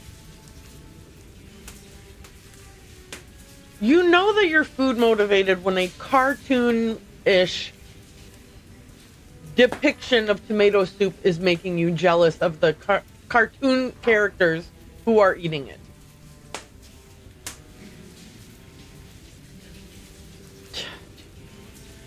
Okay, anyway. The other thing that whenever someone says it, or I see it, or I even think, well, I don't think about it because I rarely think about it. But if I see someone or read someone talking about or hear someone say donuts, I all of a sudden want donuts. It's terrible. Like, we'll be watching TV and the character will like maybe like it's in the thing, you know, they're at like a, I don't know, something happens, right? Or like people are in a car and they're like drinking a coffee, like a to-go coffee and eating a donut. And then I say today, oh, you know what I really want? And hey, wait, why is my camera all fuzzy?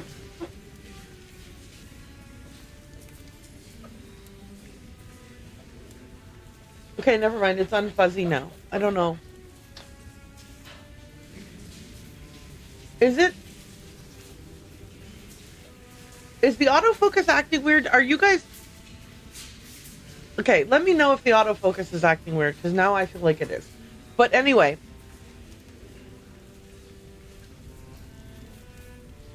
What the hell was he saying? Oh, yeah. Then I'm like, Jay, and he's like, let me guess, you want donuts? Just a little bit. Anyway, and yes, tomato soup is excellent in this weather. You are right. This is the perfect time of year for tomato soup, assuming you are in the northern hemisphere. If you're in the southern hemisphere, I don't know whether this is the perfect weather for tomato soup for you guys. Gazpacho, maybe. Okay. You will join me for lunch then? Obviously I'm joining him. Yes. Because thank you for the there's definitely going to be some payoff for spending 21 minutes with him. I will admit, it is not often that I get to dine with nobility. That's a good point that I really haven't been paying attention to. I'm hobnobbing with a lot of people who are, like, in that era of echelons higher than me. What brought you here, Mr. Ward? A letter. A letter. I beg your pardon. Are you a student of the occult? You are a working man, so I do not think you are here to climb social ladders. This is true. Perhaps you lost somebody.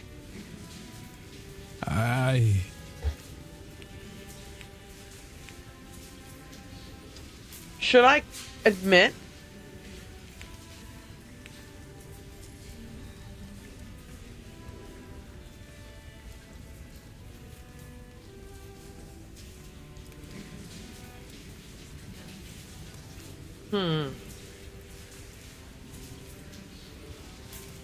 What does stay silent mean?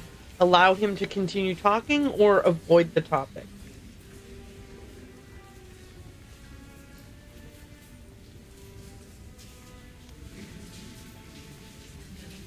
I assume Evelyn Dean means I would say someone hired me to find Evelyn Dean.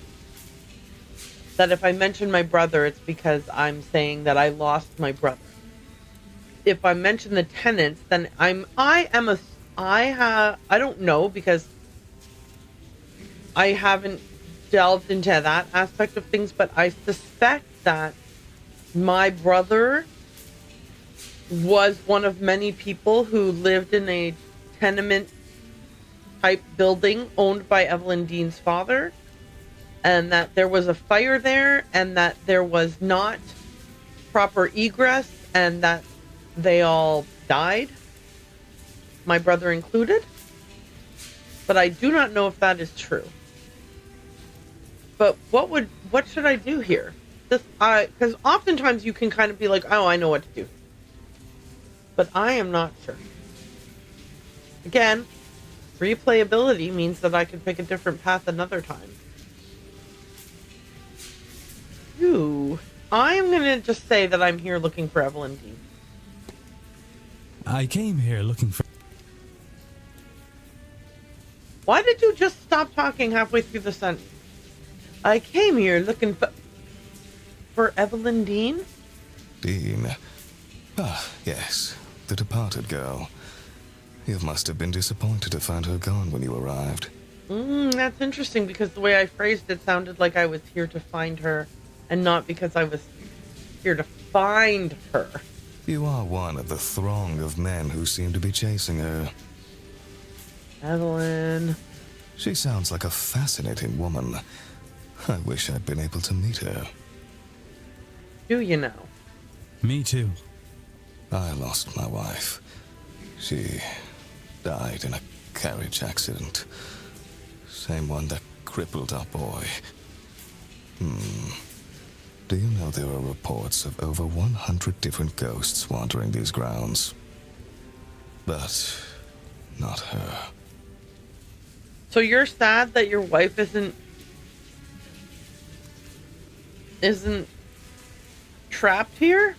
After it happened, I would wheel Walter around night after night, hoping to see her. Eventually, he asked to stop coming. Not long after that, I gave up too. Maybe gave up is being unfair on myself, given this event. I have somehow convinced myself that if all this is true, this business with the Séance, maybe I can see her again, speak with her again. Okay. I need to parse this out. They're having a séance. The promise is that Miss Montavani will summon forth one ghost. Right? One ghost. And several of these people seem to be of the impression that that it will be summoning a specific ghost that is the ghost they want to talk to. How the heck would you even... Like, isn't this gonna just be random which ghost is summoned? Like, you can't... Can you control which ghost arrives? Also, why does no one seem to give a shit that someone got kidnapped last night? Like surely by now they would have noticed someone being missing, right? I'm not crazy. Well, I hope that whatever solace you seek here, you find it. Now, if you will excuse me, there is a lot to prepare for later on.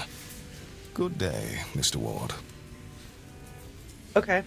Good day. I said good day. Alright, then they kicked me out of the dining room. You're not allowed back in here. Jesus crow, dude. Though I did knew that he was standing there.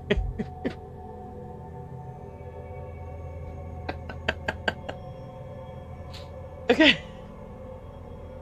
The dining room is now closed until the next meal. Oh, I can't talk to him. Okay. All right. Yeah, why does no one care about Mrs. Callahan if in fact Mrs. Callahan is who is missing?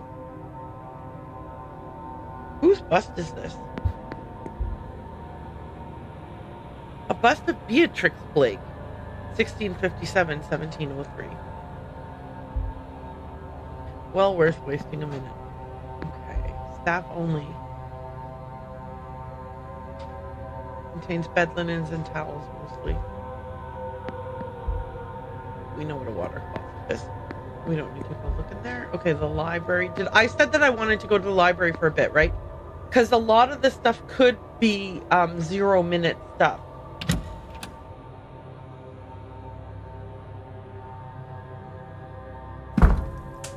We shall see. So what did I... Now, wouldn't it be great? Is there somewhere where there's a list of all the things I need to look up in the library?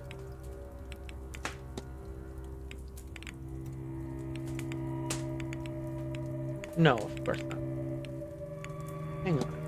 I still need to investigate the fight a bit more. The basement, still need to investigate that more. Missing person. Obviously, I did nothing to investigate this, so yeah, of course. Even with 20 of 24 evidence, I can't make an... Oh, hang on.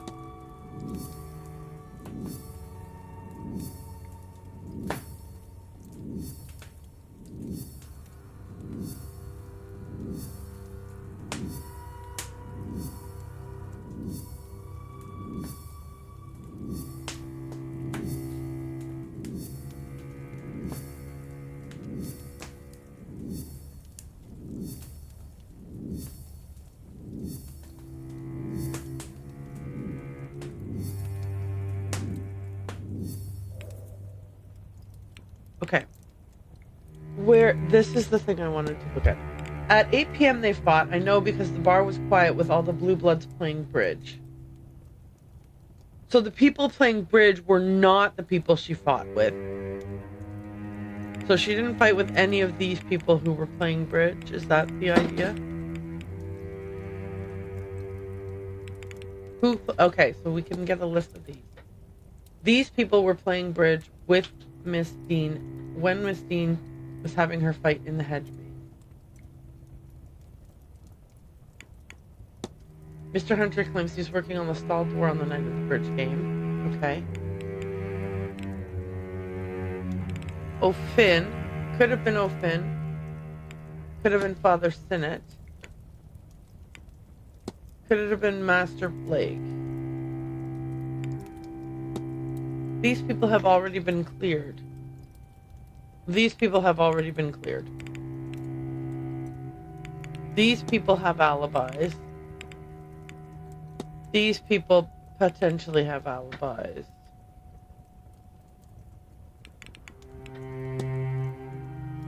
Okay, so I still need more information about who was where when on Tuesday night.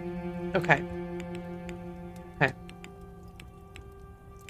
The dream, I haven't done anything about that. The haunting, something more than mere ghosts is bound to Blake Manor. What is it and what does it want? Okay. Okay. We can exit out of here, I think. Wait, yeah, right. We're in the library. We're going to look up whatever we look up. Archaeology. These texts are the same every time you look at the same page, right? So, canopic jars, that's right. We wanted to look that up because we overheard that conversation in the graveyard. Canopic jars were used in ancient Egyptian burials to hold the significant major organs of the mummified person, typically decorated with images of gods. The brief was that a person would need the soul of their viscera. Okay, sorry. The belief was that a person would need the soul of their viscera in the afterlife, and the canopic jars were intended to store them until such a time. There would be 4 canopic jars per mummified person, 1 to contain the stomach, 1 to contain the liver, 1 to contain the lungs, and 1 to contain the intestines. This is stuff I didn't know.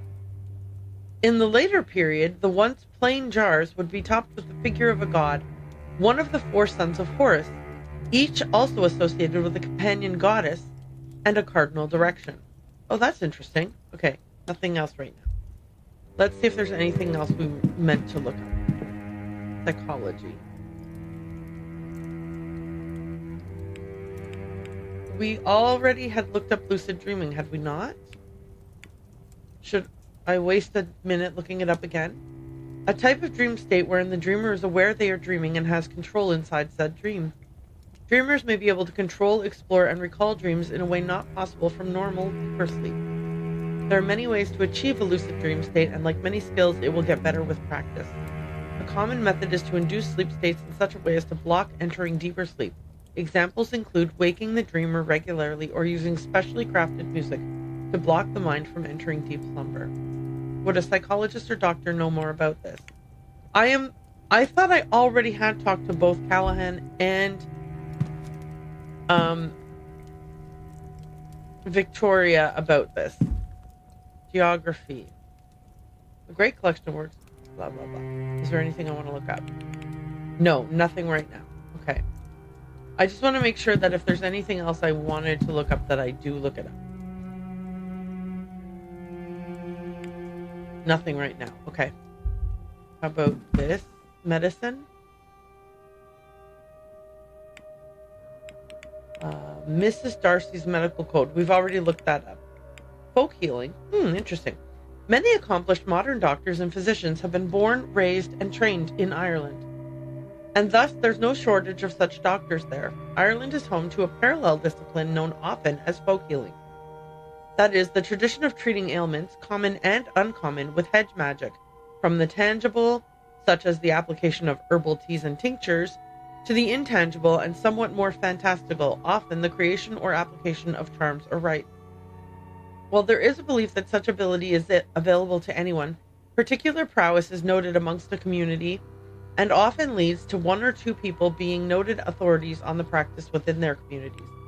Okay, so that's just kind of telling us about Miss Dr. Callahan's aunt. Laudanum. Laudanum is quite the miraculous tincture and can treat any number of ills. Used to treat all manner of ailments, from teething trouble to post-operative pain, coughs, infections of the chest, conditions of the heart, stomach trouble, female disorders, and insomnia, to name but a few. It seems to have no end of uses. Formulated from 1 part powdered opium to 9 parts alcohol and available in pre-mixed tinctures, it is an invaluable addition to one's home arsenal. Yes, you absolutely should have a blend of opium and alcohol in your cupboards to give to your babies when they are teething.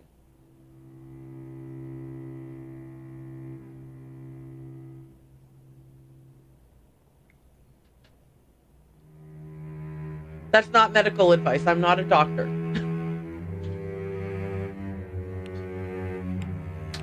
Nothing right now. Is there new Irish mythology for us to look up? No, we've read all of those. Is there new flora and fauna for us to look up? The white heather. Oh, that's right. So, Ivy is wearing white heather in her hair, and Darrick used to braid it into her hair when she was a child. Heather is found in abundance across Scotland, especially in the drier heathlands. There are several types. The most common, and therefore most iconic, is common heather, also known as ling. Ling is typically a pink-purple color, but a much rarer variety of ling with white flowers is also to be observed growing in the region. White heather is associated with battles and conflict, but it is thought to bring good luck to anyone who carries it. One common usage of white ling, with this superstition in mind, is its inclusion in bridal bouquets. Oh, interesting. Okay. Irish folklore. Is there anything we need to look up here? No, we've looked up all of those already. World history. Brazilian Revolt, Oliver Cromwell, Carnival. Oh shoot, I really should have read this yesterday. Carnival is a lively celebration that emphasizes the joy of life before the Christian season of Lent. Unlike Mardi Gras, Carnival is not limited to just one day, spanning from January to March, with festivities culminating on the Tuesday before Ash Wednesday. The celebrations are marked by vibrant floats, elaborate costumes, and massive parades, with the rhythm, participation, and style of costumes differing from region to region. Okay, let's read about the Brazilian Revolt. The Brazilian naval revolts were led by Admirals Custidio José de Melo and Saldanha de Gama against President Floriano Peixoto's rule. I think I'm pronouncing that right, but I might not be.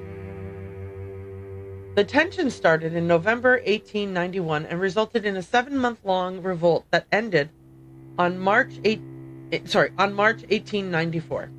With many naval ships in the hands of rebels, the government resorted to forming an improved fleet called the Paper Fleet to respond. This turmoil resulted in bloody conflicts across Brazil. Oh, wow. Okay, Oliver Cromwell. Instrumental in the execution of King Charles I and the brief period in which England became a commonwealth in the 1600s. Even in his homeland, Cromwell was a controversial figure, infamous for his ban on the celebration of Christmas among many such joyful activities, as they were thought to distract from the worship of God. While widely disliked in England, his legacy in Ireland is significantly darker and more bloody. In what became known as the Cromwellian conquest, Cromwell led what amounted to a massacre across Ireland in the form of a conquest. He spared no quarter, going so far as to order the deaths of even those who had sheltered in churches, such as in the siege of Drog. I don't know how to pronounce it. Drogheda.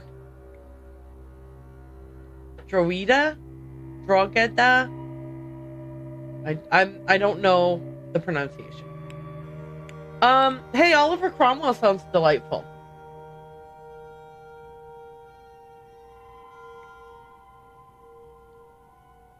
So here's the thing.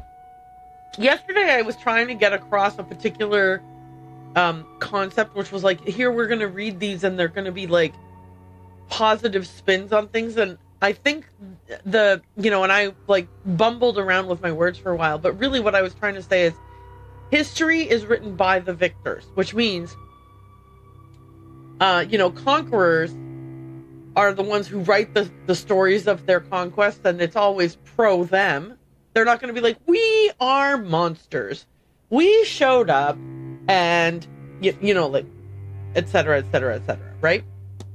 So, anyway, like, we were burning down houses with people still inside them, and we barred the doors of churches and set those on fire too. Like, they're not going to be saying they don't tell their story that way, right?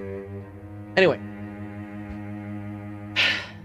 A mix of guides on spiritual matters, blah, blah, blah, blah, blah, blah. Is there anything I want to look up? I have looked this up. I've looked this up. I've looked this up. Have I looked these up? Yes. Yes, I think I've looked all of these up. So I don't think I have anything to look up right now. And then the other one was this one here. Irish history. Was there anything here to be looked up?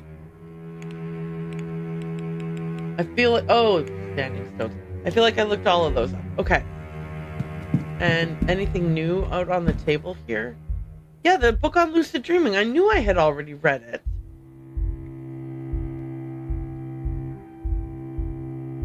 Who could she have been having a fight with?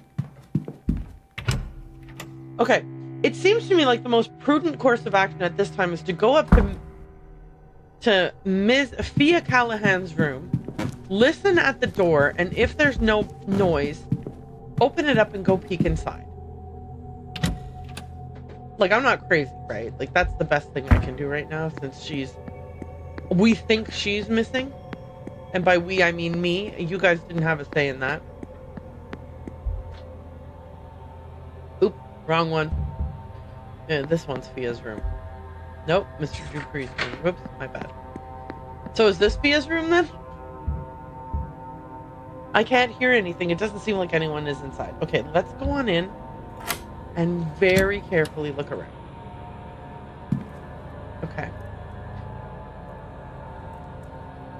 Okay, so step one, let's look at her boots. Small shoes.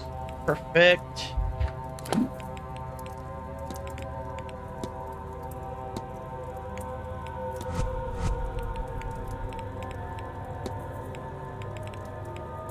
Okay, done. Oh, I like Fia's clothes. Some dress clothes, nothing important. I think you want to add to my investigation. A recent paper from the region. It's folded to show an article calling out a number of strange occurrences in the area. Milk curdling, a calf born with an extra limb, an entire crop rotting the night before harvest. Okay. I bet that wee Jakeen has reached out to Rory too. I won't let her take him. I won't, whatever the price. Jakeen, whoever she means, is from Dublin, and she does feel kindly towards them.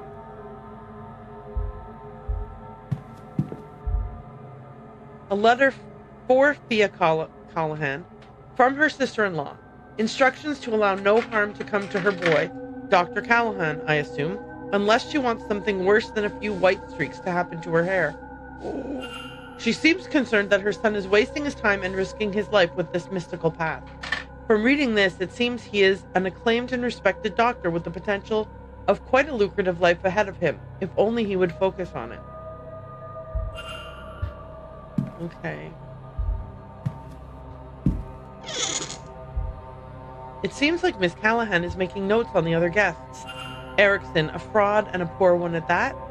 Barbosa, the poor lamb, is lost here. There's no actual magic off her. There's no trace of actual magic off her. I figured none of the staff would have any... Oof. Draw? I'm going to assume this means magic. But Hunter has training. Okay. I'm not... Okay. It looks to be a hasty schedule of sorts. It's titled Weekends Well Scrying. Sunday at 11, Carmela. Sunday at 14, Lloyd. Sunday 11, Carmela. Sunday 1400, Lloyd. Sunday 1800, Quarantine. There's also a note. Make sure everyone has directions for the hedge maze. The old well. Oh. Nothing here for my eye. There's a note in here. There's something torn up inside. Do I have to move it around? Oh, yay, I love that. Looks like the scraps are from a torn up letter. I like when that happens. Okay, put that here. Okay, then. Hang on. Here we go.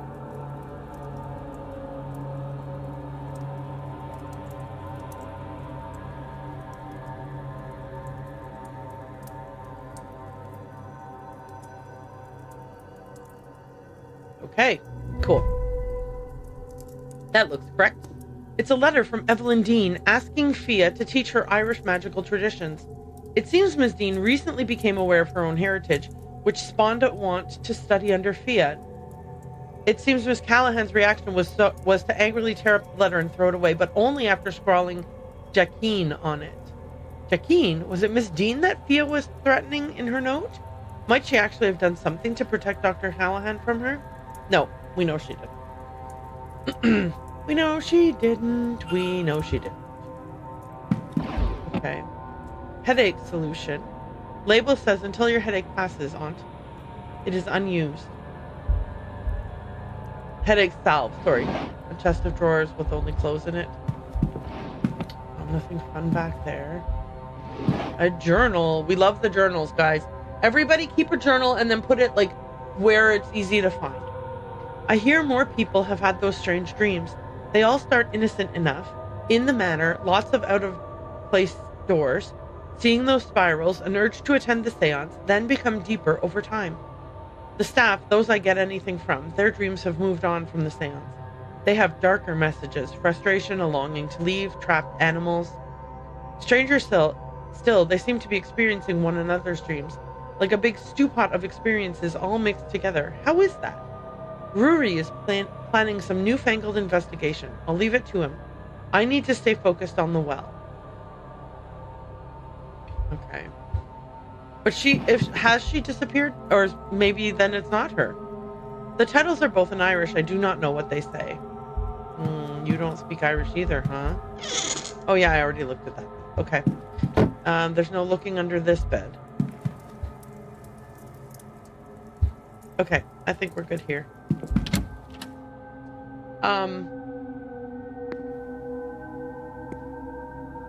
So...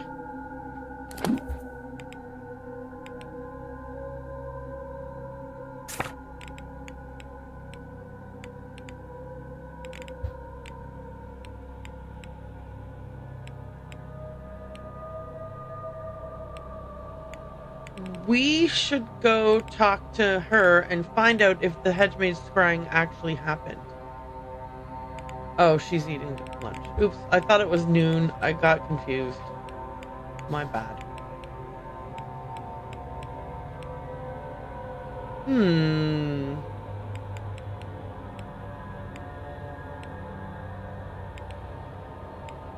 Maybe we should be accosting Sinet in the catacombs?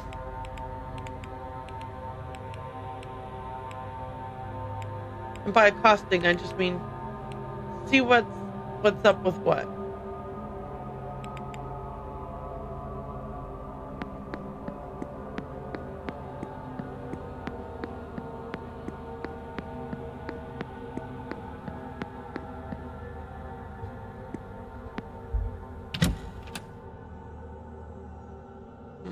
I should have ran to the end of another hall, I think. It's okay though. We'll go down here.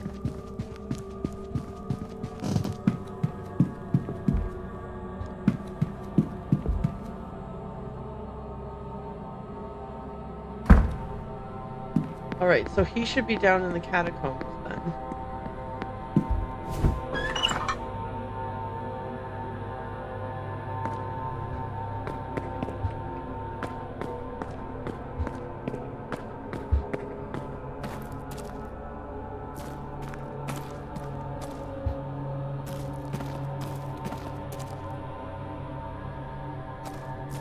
Is it just me or is it darker down here than even the last time we were here? It's locked, but it looks like it was recently used. I wonder who might have a key. I do too wonder who might have. Father Stinnett, are you down here?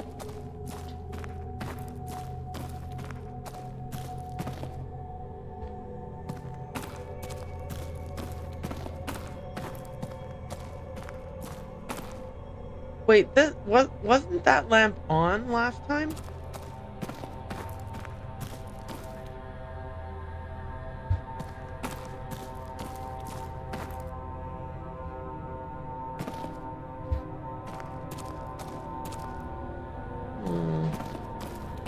Oh, maybe this was the only lamp that was on. There you are.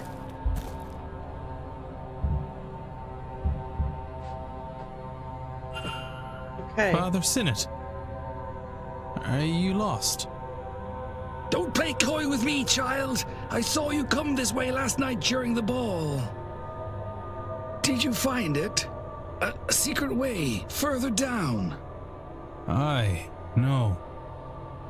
I came here following somebody myself. I didn't know of it before. What are you looking for? A way further down to what? This is not the only secret buried beneath these grounds. Okay, let's talk evidence. Let's talk about this. Were you at the ball last night, Father? I was. I assume you too ingested whatever we were given. I did, but not knowingly. You may save your confessions. You saw then, the pretense was dropped. We saw through this black iron prison and saw reality for the hell it really is. Would that they understood what we've witnessed, then we could all turn our efforts to freeing ourselves. Alas for them, it was all party games, and so they remain lost. Fair? The catacombs? Discuss. What brought you to the catacombs? I suppose you have me over the proverbial barrel. You might think this very strange, Mr. Ward, but I'm searching for something. An entity called an Aeon, though you might think of it as an angel of sorts. I believe one resides here on the grounds. I'm hoping these catacombs will lead me to it. Good. I mean, hey, fair enough. Hey, did you have a fight with what's-her-name on the Tuesday? Were you at the bridge game on Tuesday, Father? No, I arrived the following day, so you weren't even here. Okay, well, that's fair.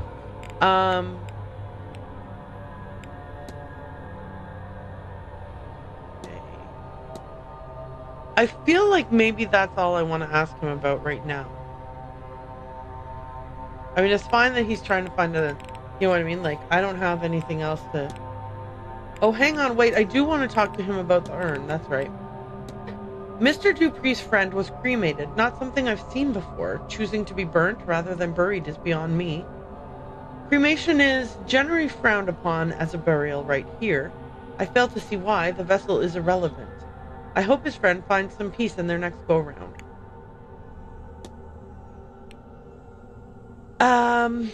That wasn't... Okay, that's actually an interesting take. The burial record. Maybe we'll have something important. What do you make of this? What else do you expect me to say other than somebody has recently died? I guess. Which is why I hadn't asked him about it sooner. My condolences, etc. to Miss Barbosa. Okay, leave. Well, I'll take my leave, Father. Go with God, my child. Okay. Off we go to... I don't know where. I am now, of course, discombobulated because of... Oh, here we go. Here's the other exit. Okay. Oh, wait, no, I came back to the ballroom. Never mind.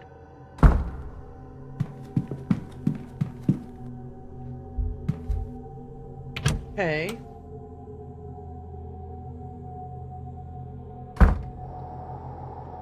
What do I want to do? Where do I want to go and what do I want to do? Oh, yeah, right. We want to go see if... I wanted to talk to whatever her name is, Montavano, because I wanted to ask her if she did in fact meet with Fia for the scrying, but then I forgot that that's what I wanted to do. So, oops, we're here now.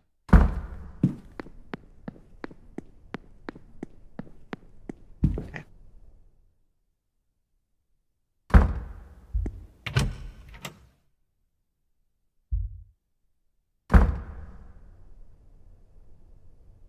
Wait, why isn't she in here? Am I bad at reading? Dining room. Okay, but we never looked around here properly the first time. We took a record and then that was it. Bookshelf. There's nothing of interest here. Wow, so worth it. There's any number of books here, but none that catch my eye. Okay. There's nothing written on it, and it's been thoroughly cleaned since its last use. Also the same on the back, it seems. Okay, anything else in here worth looking at?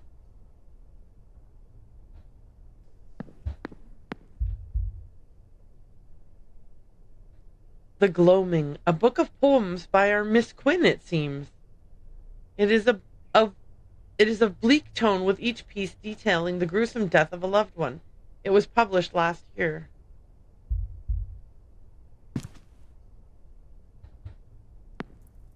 Hey, wait a second here. Let me see this. Hello.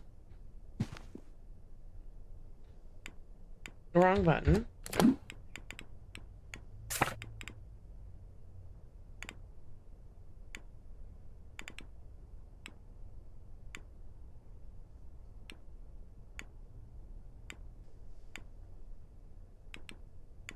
Okay, no. Okay, I was like, wait, are they at all similar to this? But I don't think they are.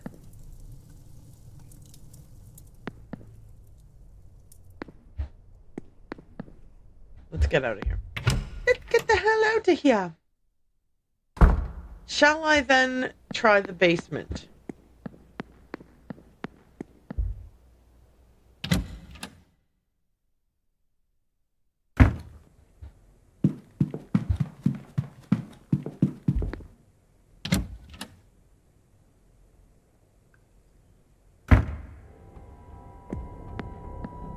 Ma'am, do not turn while I'm walking by you. A statue of the Virgin Mary with a devotional candle lit beside it. Unsurprisingly, the iconography in the basement is strongly Catholic, unlike the rest of the manor, which is Protestant. I've never been sure what tensions this causes in a place like this, but if this statue is somewhat in the open, along with a Catholic being allowed, then the Marquess must not be too sore on the subject.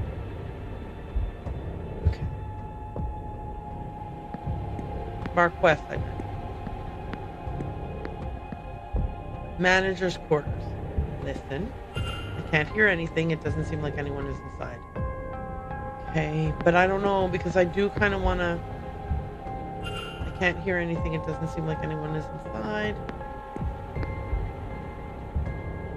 I can't hear anything. It doesn't seem like anyone is inside. Let's search the servants' hall just real quick, because I want to check Doyle's stuff. The St. Bridget's Cross. Are one of the staff putting these up around the manor? This is the broken piano, which I've already done the piano thing, so I'm not going to waste a look on that. Notice board. Okay, what do we got? Clean your dishes. It seems not everyone is pulling their weight down here. A strange note. I wonder what it means. I'll make a record of it.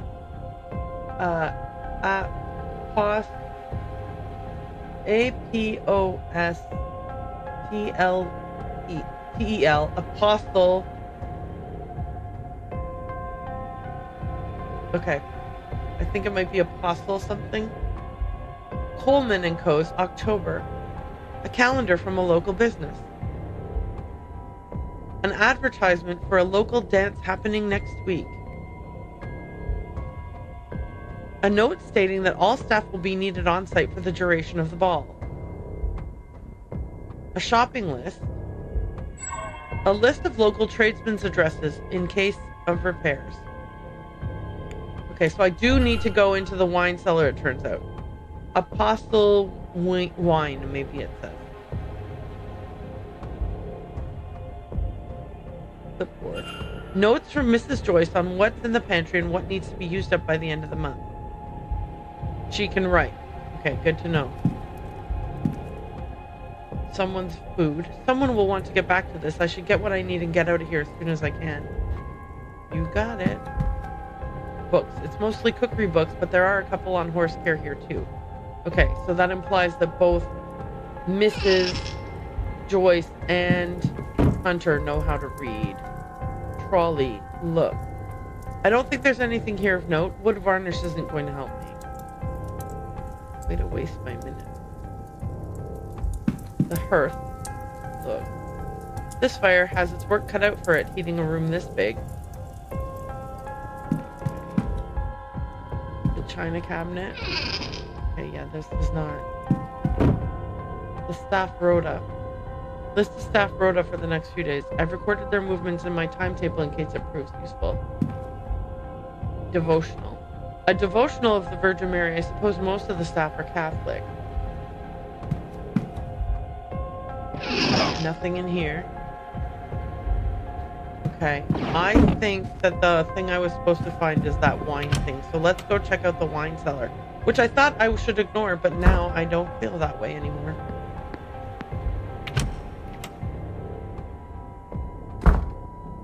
Holy cow!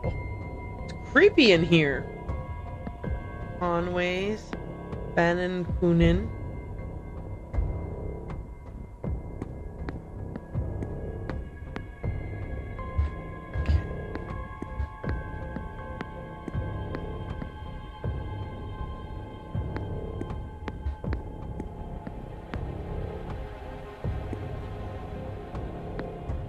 Okay.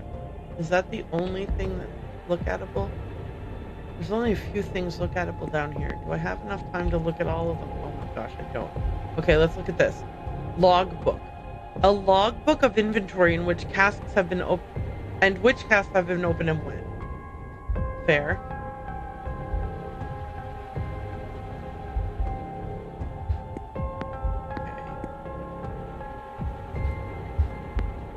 Candelabra, I'm not looking at that. Blake Manor wines. It looks like a guide to the vintages kept here. None of the... Oh, here it is. Apostle wine. 1787 Apostle wine. 1787. What's the combination for this, I wonder? Okay. 1, 7, 8, 7. Maybe I got the combination wrong. Oh, right, backwards. Right. 7, 8, 7, 1. Yay! Okay. What in here is of note? A key! A key! Take. A key, small enough to go unmissed, one would hope. The label says manager's quarters. Maybe it's best I move on, not push my luck by being here any longer. Okay, so I don't need to look at anything else down here. Like, everything else down here is more like, hey, look at that thing. Okay. Yeah, let's get down to here. Oh! Why did that close? Oh, no, bye.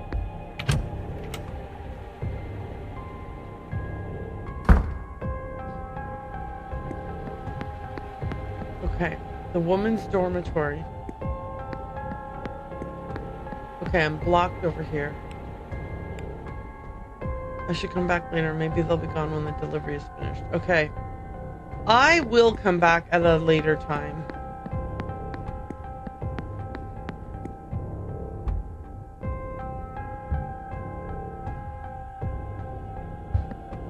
What if... Can I find four things in here?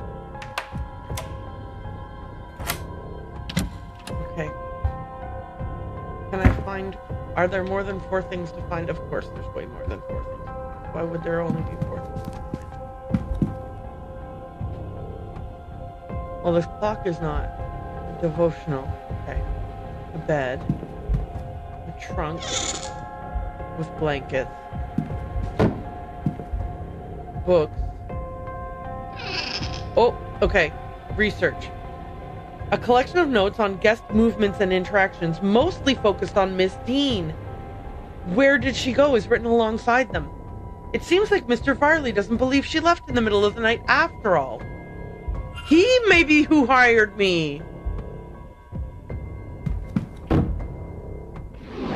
Okay, nothing in there. A book.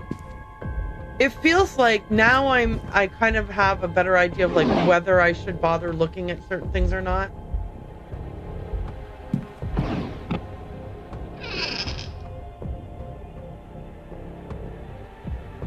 I can't see anything of note in here. Nothing of note in here. Yeah. What's this? Nothing in it but dust and an old pencil. Okay, well that was okay. That was worth using up a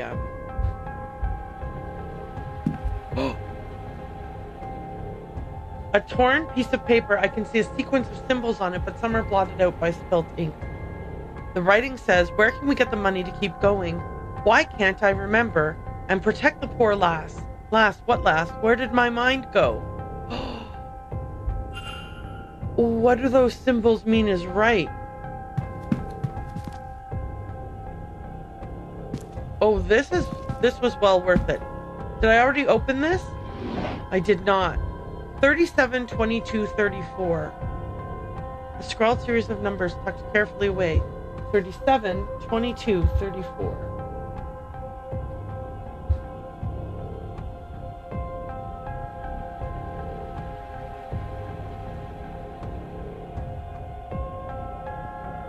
where might I use that?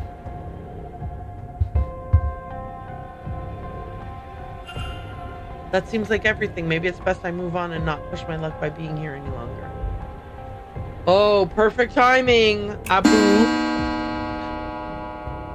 As usual.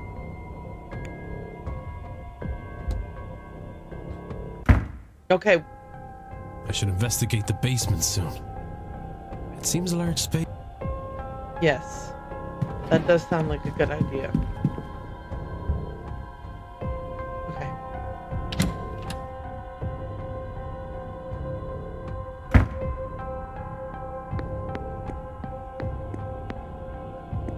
Okay, so I have to come through the east tower now. I should come back later, maybe they'll be gone. Okay, so maybe this is not the right time for... Should I check the women's dormitory maybe while I'm here? I do still want to go check if Callahan is in the hedge maze right now. It looks like I need a different, probably more specific key. Oh, sorry, yes, I have the men's dormitory key, my bad. Okay. That's fine. Let's go outside first and check if Fia is actually in the hedge maze. Just seeing her in the hedge maze would be sufficient for me to know that she wasn't the one who was kidnapped. So I don't necessarily need to do much more than that.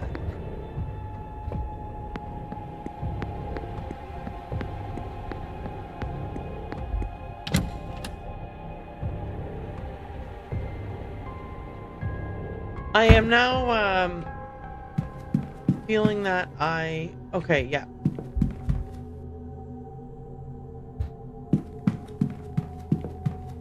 Library. Yeah, no, I want to go through this door.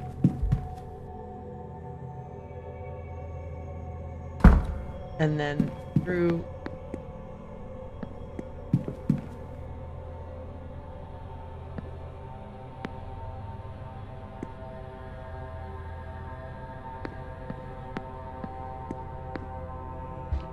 I mean, come on, man. How do you eavesdrop when they're right beside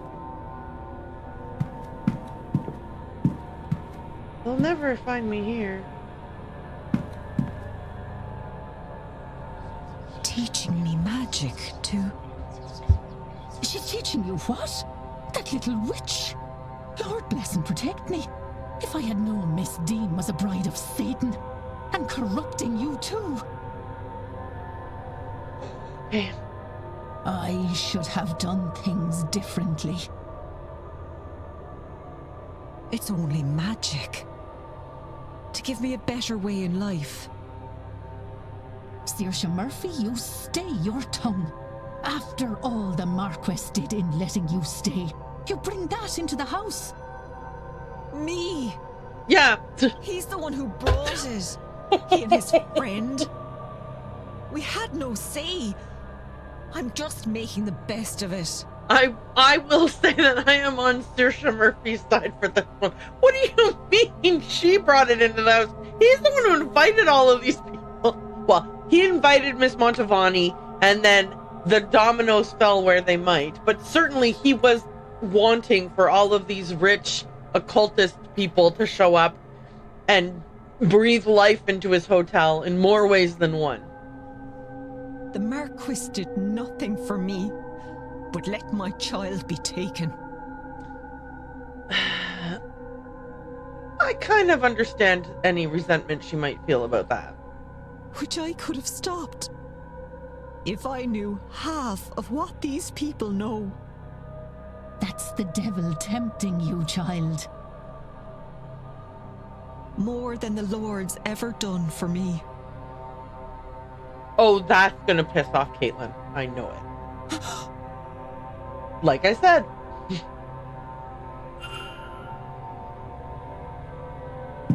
Alright, listen. As much as I want to poke my nose into that... Okay. The only thing I'm going to do right now is just run... Okay. I'm gonna bypass all of this. I'm simply going to run over to the hedge maze, see if I can see Fia Callahan in there, and then I'm gonna that's the only thing I'm doing for now.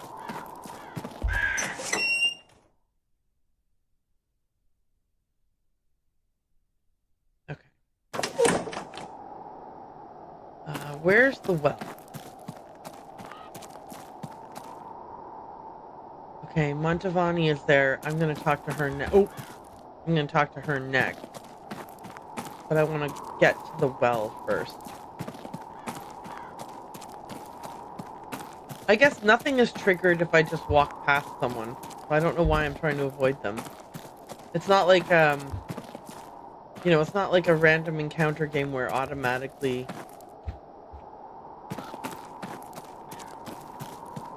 What are you doing up there all the time, dude?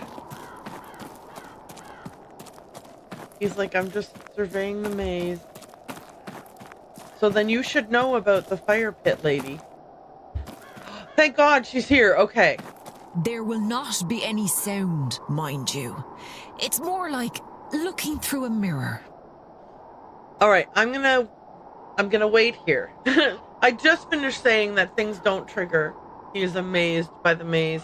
Yeah, he's entranced by it too, right? It is an amazing maze. Okay. I was going to take the last sip of my coffee anyway, and then I'm just going to take advantage of this brief time to rinse my mug, and then when I come back, we can continue this little cutscene.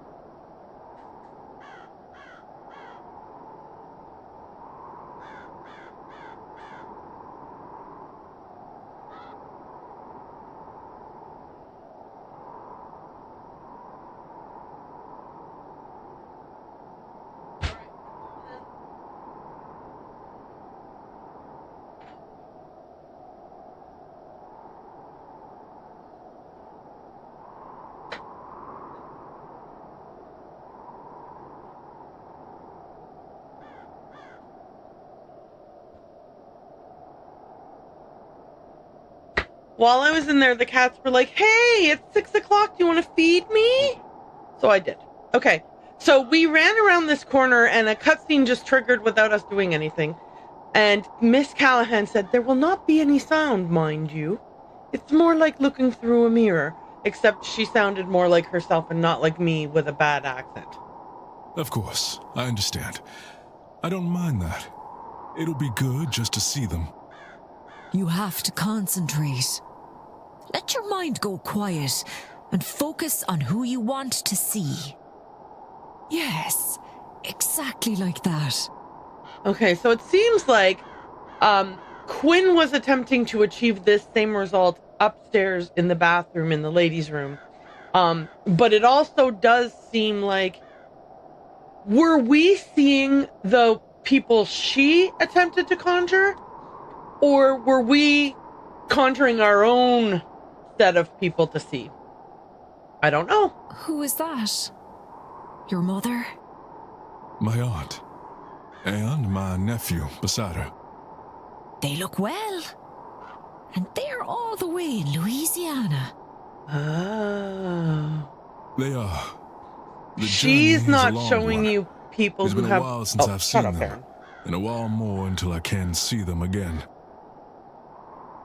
Okay, now that I interrupted Mr. Dupree's voice-acted lines, my bad. She's not scrying on, like, to pull spirits from the other side. She's scrying for, like, just...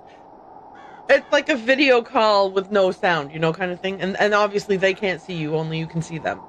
So it's more like watching some security footage of somebody that you love from far away. You know, like, hey, I'm looking at the ring cam. I'm over here on a business trip, but, you know, anyway. Of course. It's such a long way. I don't envy you, being so far from home. Okay, so we at least know that she's alive. And a little lonely.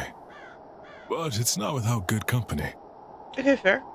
If I think of someone else, will we see them? If you focus well enough, give it a try. Oh, look at that. You're a natural. Okay, that's cool. I'll leave them to it. I only wanted to just confirm she was safe and sound. I do want to talk to Miss Montavani, though. So this is perfect timing, if you will? Signor Ward, you come for a card reading then? I didn't, but yeah. If you'd be so kind. It is a kindness to give me an excuse to do so. I miss my old ways sometimes. Come. Shall I read your cards? Sure. After that display, Refuse the reading. How can I refuse? Come closer then, Signor. Yeah.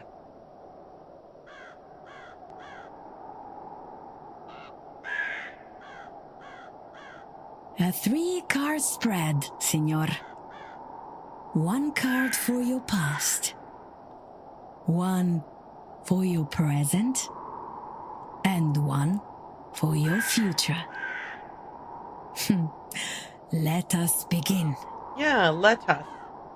Let us begin. Cabbage, celery, cucumber.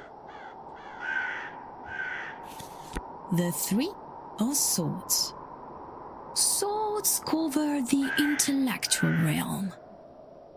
And this one in particular deals with heartbreak. Okay. Love, perhaps, but also grief, sorrow, perhaps even betrayal. Okay. Surely your cards can tell you which. They're pieces of paper, Signor. They can't answer anything. They put you in front of questions that you may choose to ask yourself. Or not. Okay. Well done, Miss Montavani. Because, yeah, the difference between a scam and not a scam is typical. Look, anytime anyone says, let me tell you, in any field, there's got to be some scamminess. Like when it's all so absolute and certain, right? Like, so I like that she's like, no. That's not what these cards are for. They're cards, dude. If these cards are to mean anything, only you will know it. Good. I like her. The Tower. Major Arcana. These cards deal with big, life-changing affairs. As you can see, lightning, fire, destruction, and chaos are the purview of this card. That sounds bad. What is bad? This card would suggest that you are, or soon will be, in the middle of something significant and unavoidable. Alright, cool. Bad is not the right word, but neither is it good.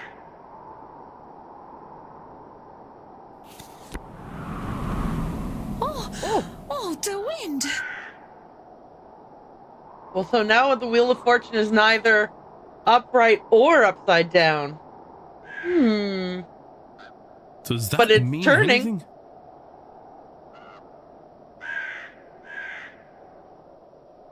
Everything means something, Signor. Normally, a card is upright or reversed. When upright, this card, the Wheel of Fortune, means good luck, prosperity. Reversed, it means, as you may suspect, bad luck and the misfortune. On its side, I believe it means both are possible. I think your future, perhaps all of our futures, are very much in your hands. However you resolve your tower, this here and now, your own reason for attending, it seems likely to affect us all. I mean, yeah, okay. That's fair. Can I talk to her? I was not wrong. There is more for you here than a mere séance. Indeed. Though I am unsure what all this means. It means, Signor, tread carefully, but act decisively. So much hangs in the balance. And now, perhaps a more traditional conversation, see? See. Okay, so I can now speak to her. What should we discuss, Signor Ward? No, using my regular prompts. So first let's analyze her, because this is the first time we're speaking to her. Sunken eyes. Miss Mantovani looks very tired.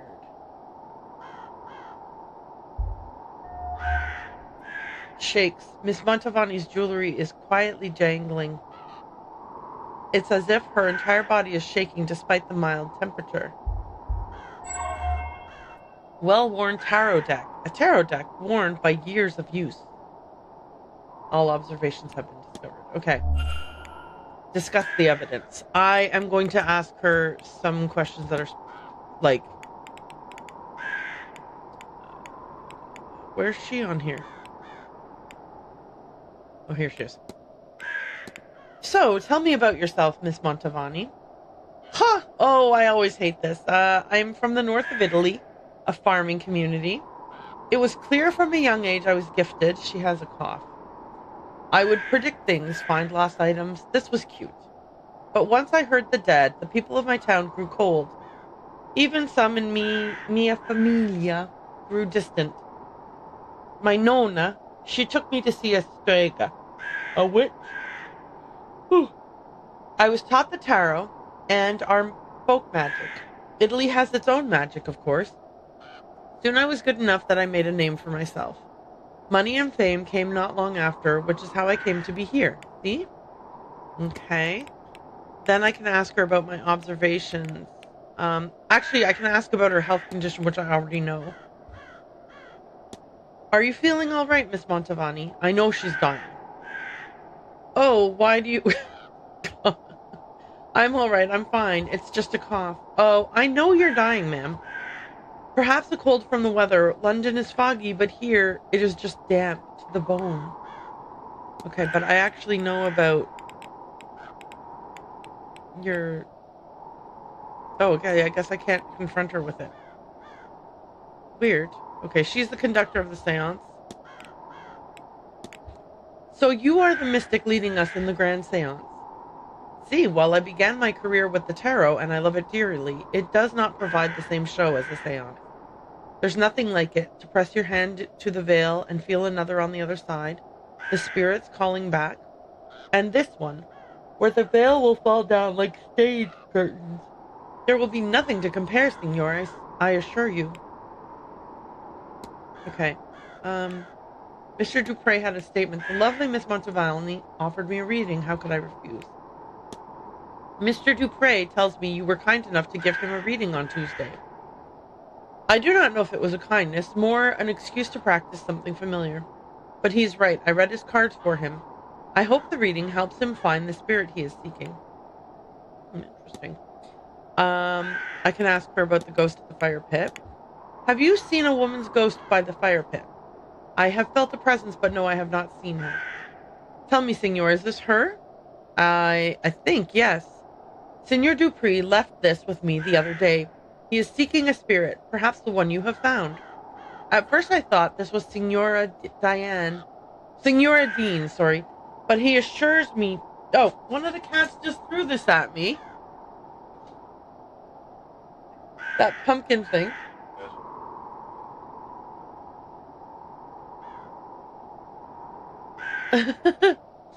But he assures me she is not. Okay, that's interesting.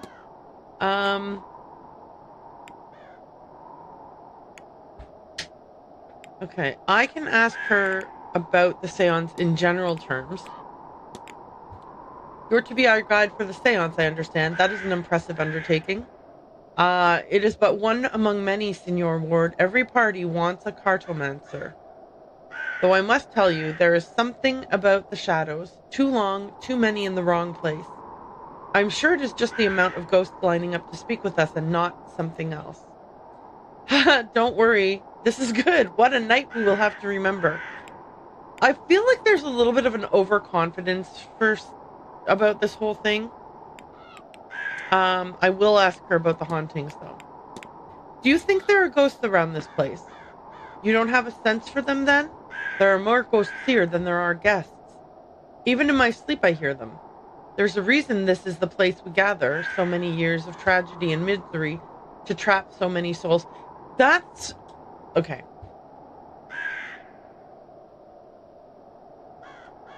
I don't know how I feel about that. The Blakes have not always been good people, I think, but this generation, they are different. See? I agree about that. Okay. Well, scrying. I gather Miss Callahan has learned a way to use well water to see over great distances? Yes.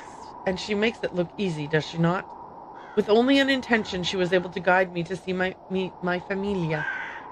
To think she has to keep such a wonder secret so men in frocks do not take her to the flames. Oh, that's... that's interesting. Yeah. So many of your people have lost loved ones to the Americas because of your famine. Imagine they could stay in touch. Okay. She mentioned strange dreams. I'm going to ask her about it. Have you had any strange dreams since arriving here? In a place like this, how could one not? But the recurring one, the maze of corridors luring me to the seance, that is enticing. There's a force at work in the dreams here. You can feel it, no? You can feel it, no? It is not another practitioner. It does not have that focus. What it is and what it wants, I do not know. Perhaps it will be our guest at the seance. Yeah, I don't think that's a good thing. Vandalized seance flyer. The flyer you found on your door, are you okay? Signor, this is not the first time that such a thing has happened. But I will give them marks for theatrics. Right through the eye they struck it. Oh, they stuck it. So you're not worried? Cough, cough. I'm not scared of death, Signor. Well, we know that. And this is but a scare tactic. They hope only to chase me off. Anyone willing to go further would have gone there to begin with. They would not have given a warning, surely. This is true, right? Like, why bother? Do you know anything about Miss Dean's invitation? Someone told me Miss Dean was specially invited to the seance. Oh, like me? They invited others? Oh, Senor Ward, will I never be enough for these rich people? Oh, I do not think... Oh, Senor Ward, please, I'm making fun. What do I care who has been invited alongside me? I'm still numero uno. Okay.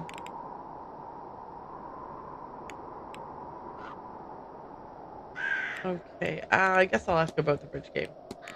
Were you at the bridge game the other night? Me? No. The only cards that interest me are the tarot. It was those I was reading while they played their game. Oh, I wish she would tell me who all's readings she did. The hedonistic ball. Marquess Blake seems to have spared no expense on this event. I think I am worth the money, no? I meant the ball last night? Ah, yes, the ball. I worry we might have provoked some spirits, but the Marquess insisted on the drugs. Part of attuning ourselves to this place and its frequency, and the others, they seemed happy with the experience, no? I mean, maybe. Not the person who got kidnapped, who, by the way, I have no idea who it was. Sunken eyes. You look tired, Miss Montavani. Oh, no, there's a lot of strange energy in this place. It's difficult to sleep in a place so beset with spirits. Shakes? Are you cold, miss? Your hands are shaking. Oh, don't worry about that. I have been, cough, cough. You're right, of course. I should be wearing my shawl. Okay, and then the well-worn tarot deck. You must be very fond of that tarot deck. It shows it in the wear, does it? However precious something is, however much you love it, time will change it. This is a Visconti Sforza deck, given to me by the woman who trained me as a child. It has served me well, and has given me some very interesting readings over the years. I will be offering readings all weekend in the hedge maze. For such a special occasion, I wish to put the cards to good use, and it will be, as they say, on the house. Okay. Is there anything else here I want to ask her about? I guess her family. Do you have family back home, Miss Montavani? Yes, a big one. More uncles, aunts, cousins, nieces, and nephews than you could count. All in one another's pockets, knowing business and having opinions.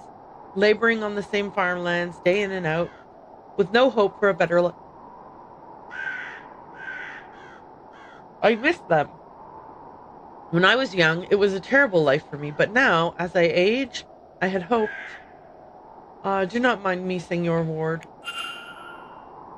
Okay. Discuss evidence. Can I look at... Okay.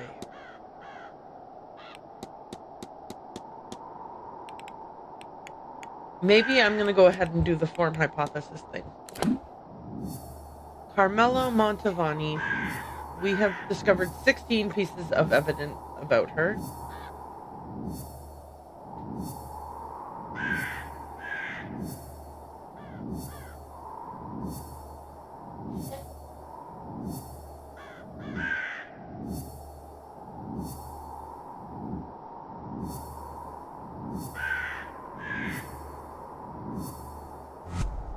Okay. We can make a hypothesis. Carmelo Montavani's goal is to conduct the séance despite it killing her, as she wants to provide for her family.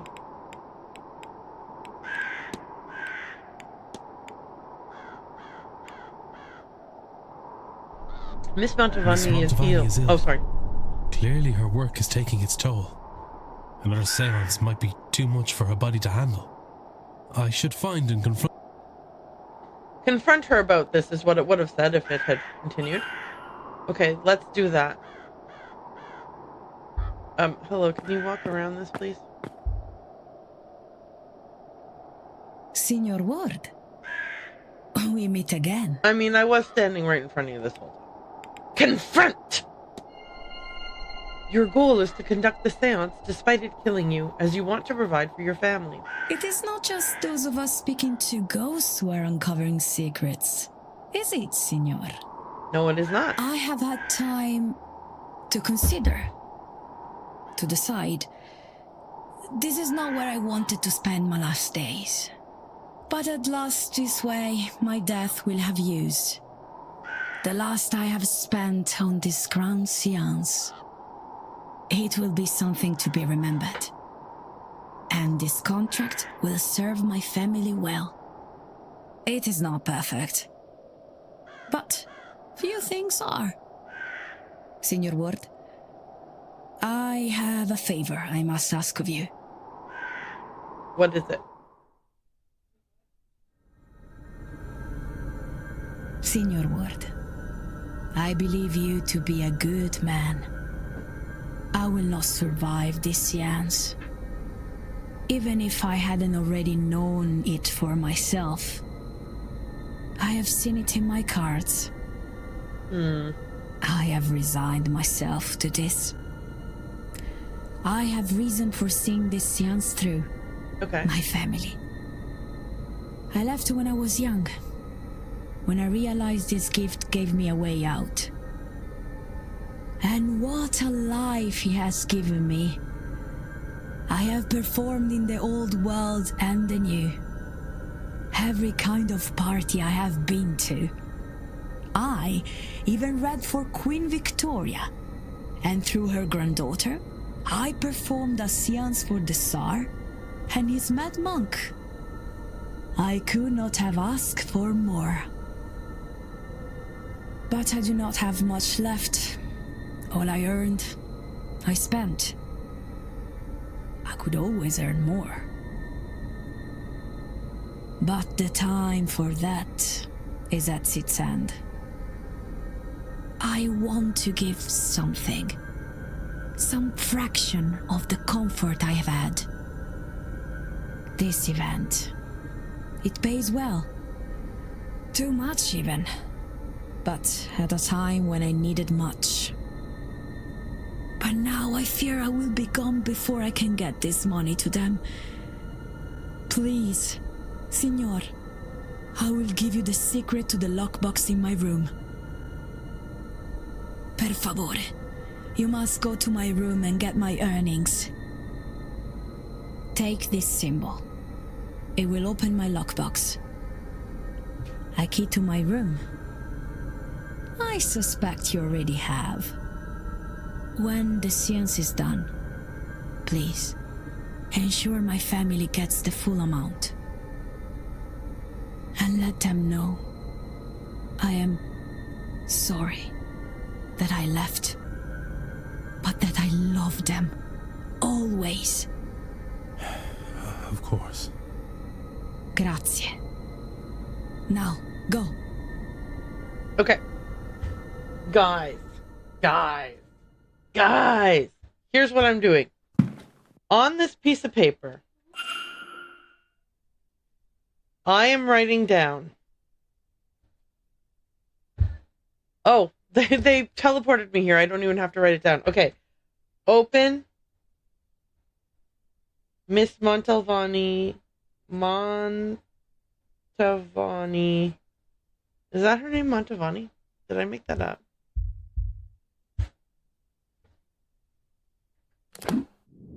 Mantovani. Oops, I misspelled that. Mantovani. It doesn't matter. Locked box. Okay, that's what I'm writing down. I wrote it down on this piece of paper here. That's the first thing we're going to do when we come back tomorrow. Because it is time for us to say goodnight. This has been so much fun. Yesterday we had some setbacks yesterday, but today has been so much fun. It does go to show you that you can turn things around quite nicely, just by having a good night's rest and some time to sort of decompress from any kind of frustrating situation that you've had. This is good advice to use when gaming and in real life. Sometimes I have problems like a work project just isn't working the way that it should, and it's driving me bonkers. I'm banging my head against the wall and I'm feeling so stressed. Yeah, Mablard, it was a good session, and thank you so much for joining me. I really appreciate you being here. Banging your head against the wall and, really feeling like, oh gosh, there's no solution to this. Sometimes it's okay to just kind of say, okay, I'm going to put this aside. I'm going to work on other things, or, take a little break or whatever it is, because oftentimes just giving your brain the space for creative thinking unlocks things you weren't thinking of, right? Like yesterday was so, like I said, I was so super focused on wanting to solve or close the loop on the story of Ivy and Victoria that I just I wasn't even taking all of the new information that I was getting as positives, that like we're moving forward in other areas, even if we're not moving forward in that one. So anyway, this has been fun. It was a good session. We solved a couple of mysteries. We completed a few profiles. We found a whole bunch of things. We unlocked all kinds of cool stuff. Super awesome. Can't wait for tomorrow. I'm very excited. I would assume that tomorrow we will complete the game, I think. If not at the very least, then it will definitely be on Tuesday. Is it Tuesday and Thursday? Yeah, it's Tuesday and Thursday. Okay. Yeah, it'll definitely be on Tuesday. I was just looking over at Jason because I couldn't remember. There's 2 days a week that he has stuff he does, and those are the 2 days a week that I stream in the evening. Okay. So anyway, thank you all for joining me. Everybody over on YouTube, I'm going to say goodnight to you now. Good night, and thank you so much. Thank you. Oh, I forgot to say. If you're watching this as a replay, thank you so much. If you watched and you were lurking, thank you so very much. If you watched and you were participating in the chat, thank you for that. Every kind of support is appreciated. And if you are watching this in the far-flung future, hey, cool. Thank you. I appreciate that. Okay, so good night, YouTube. Bye. See you guys tomorrow.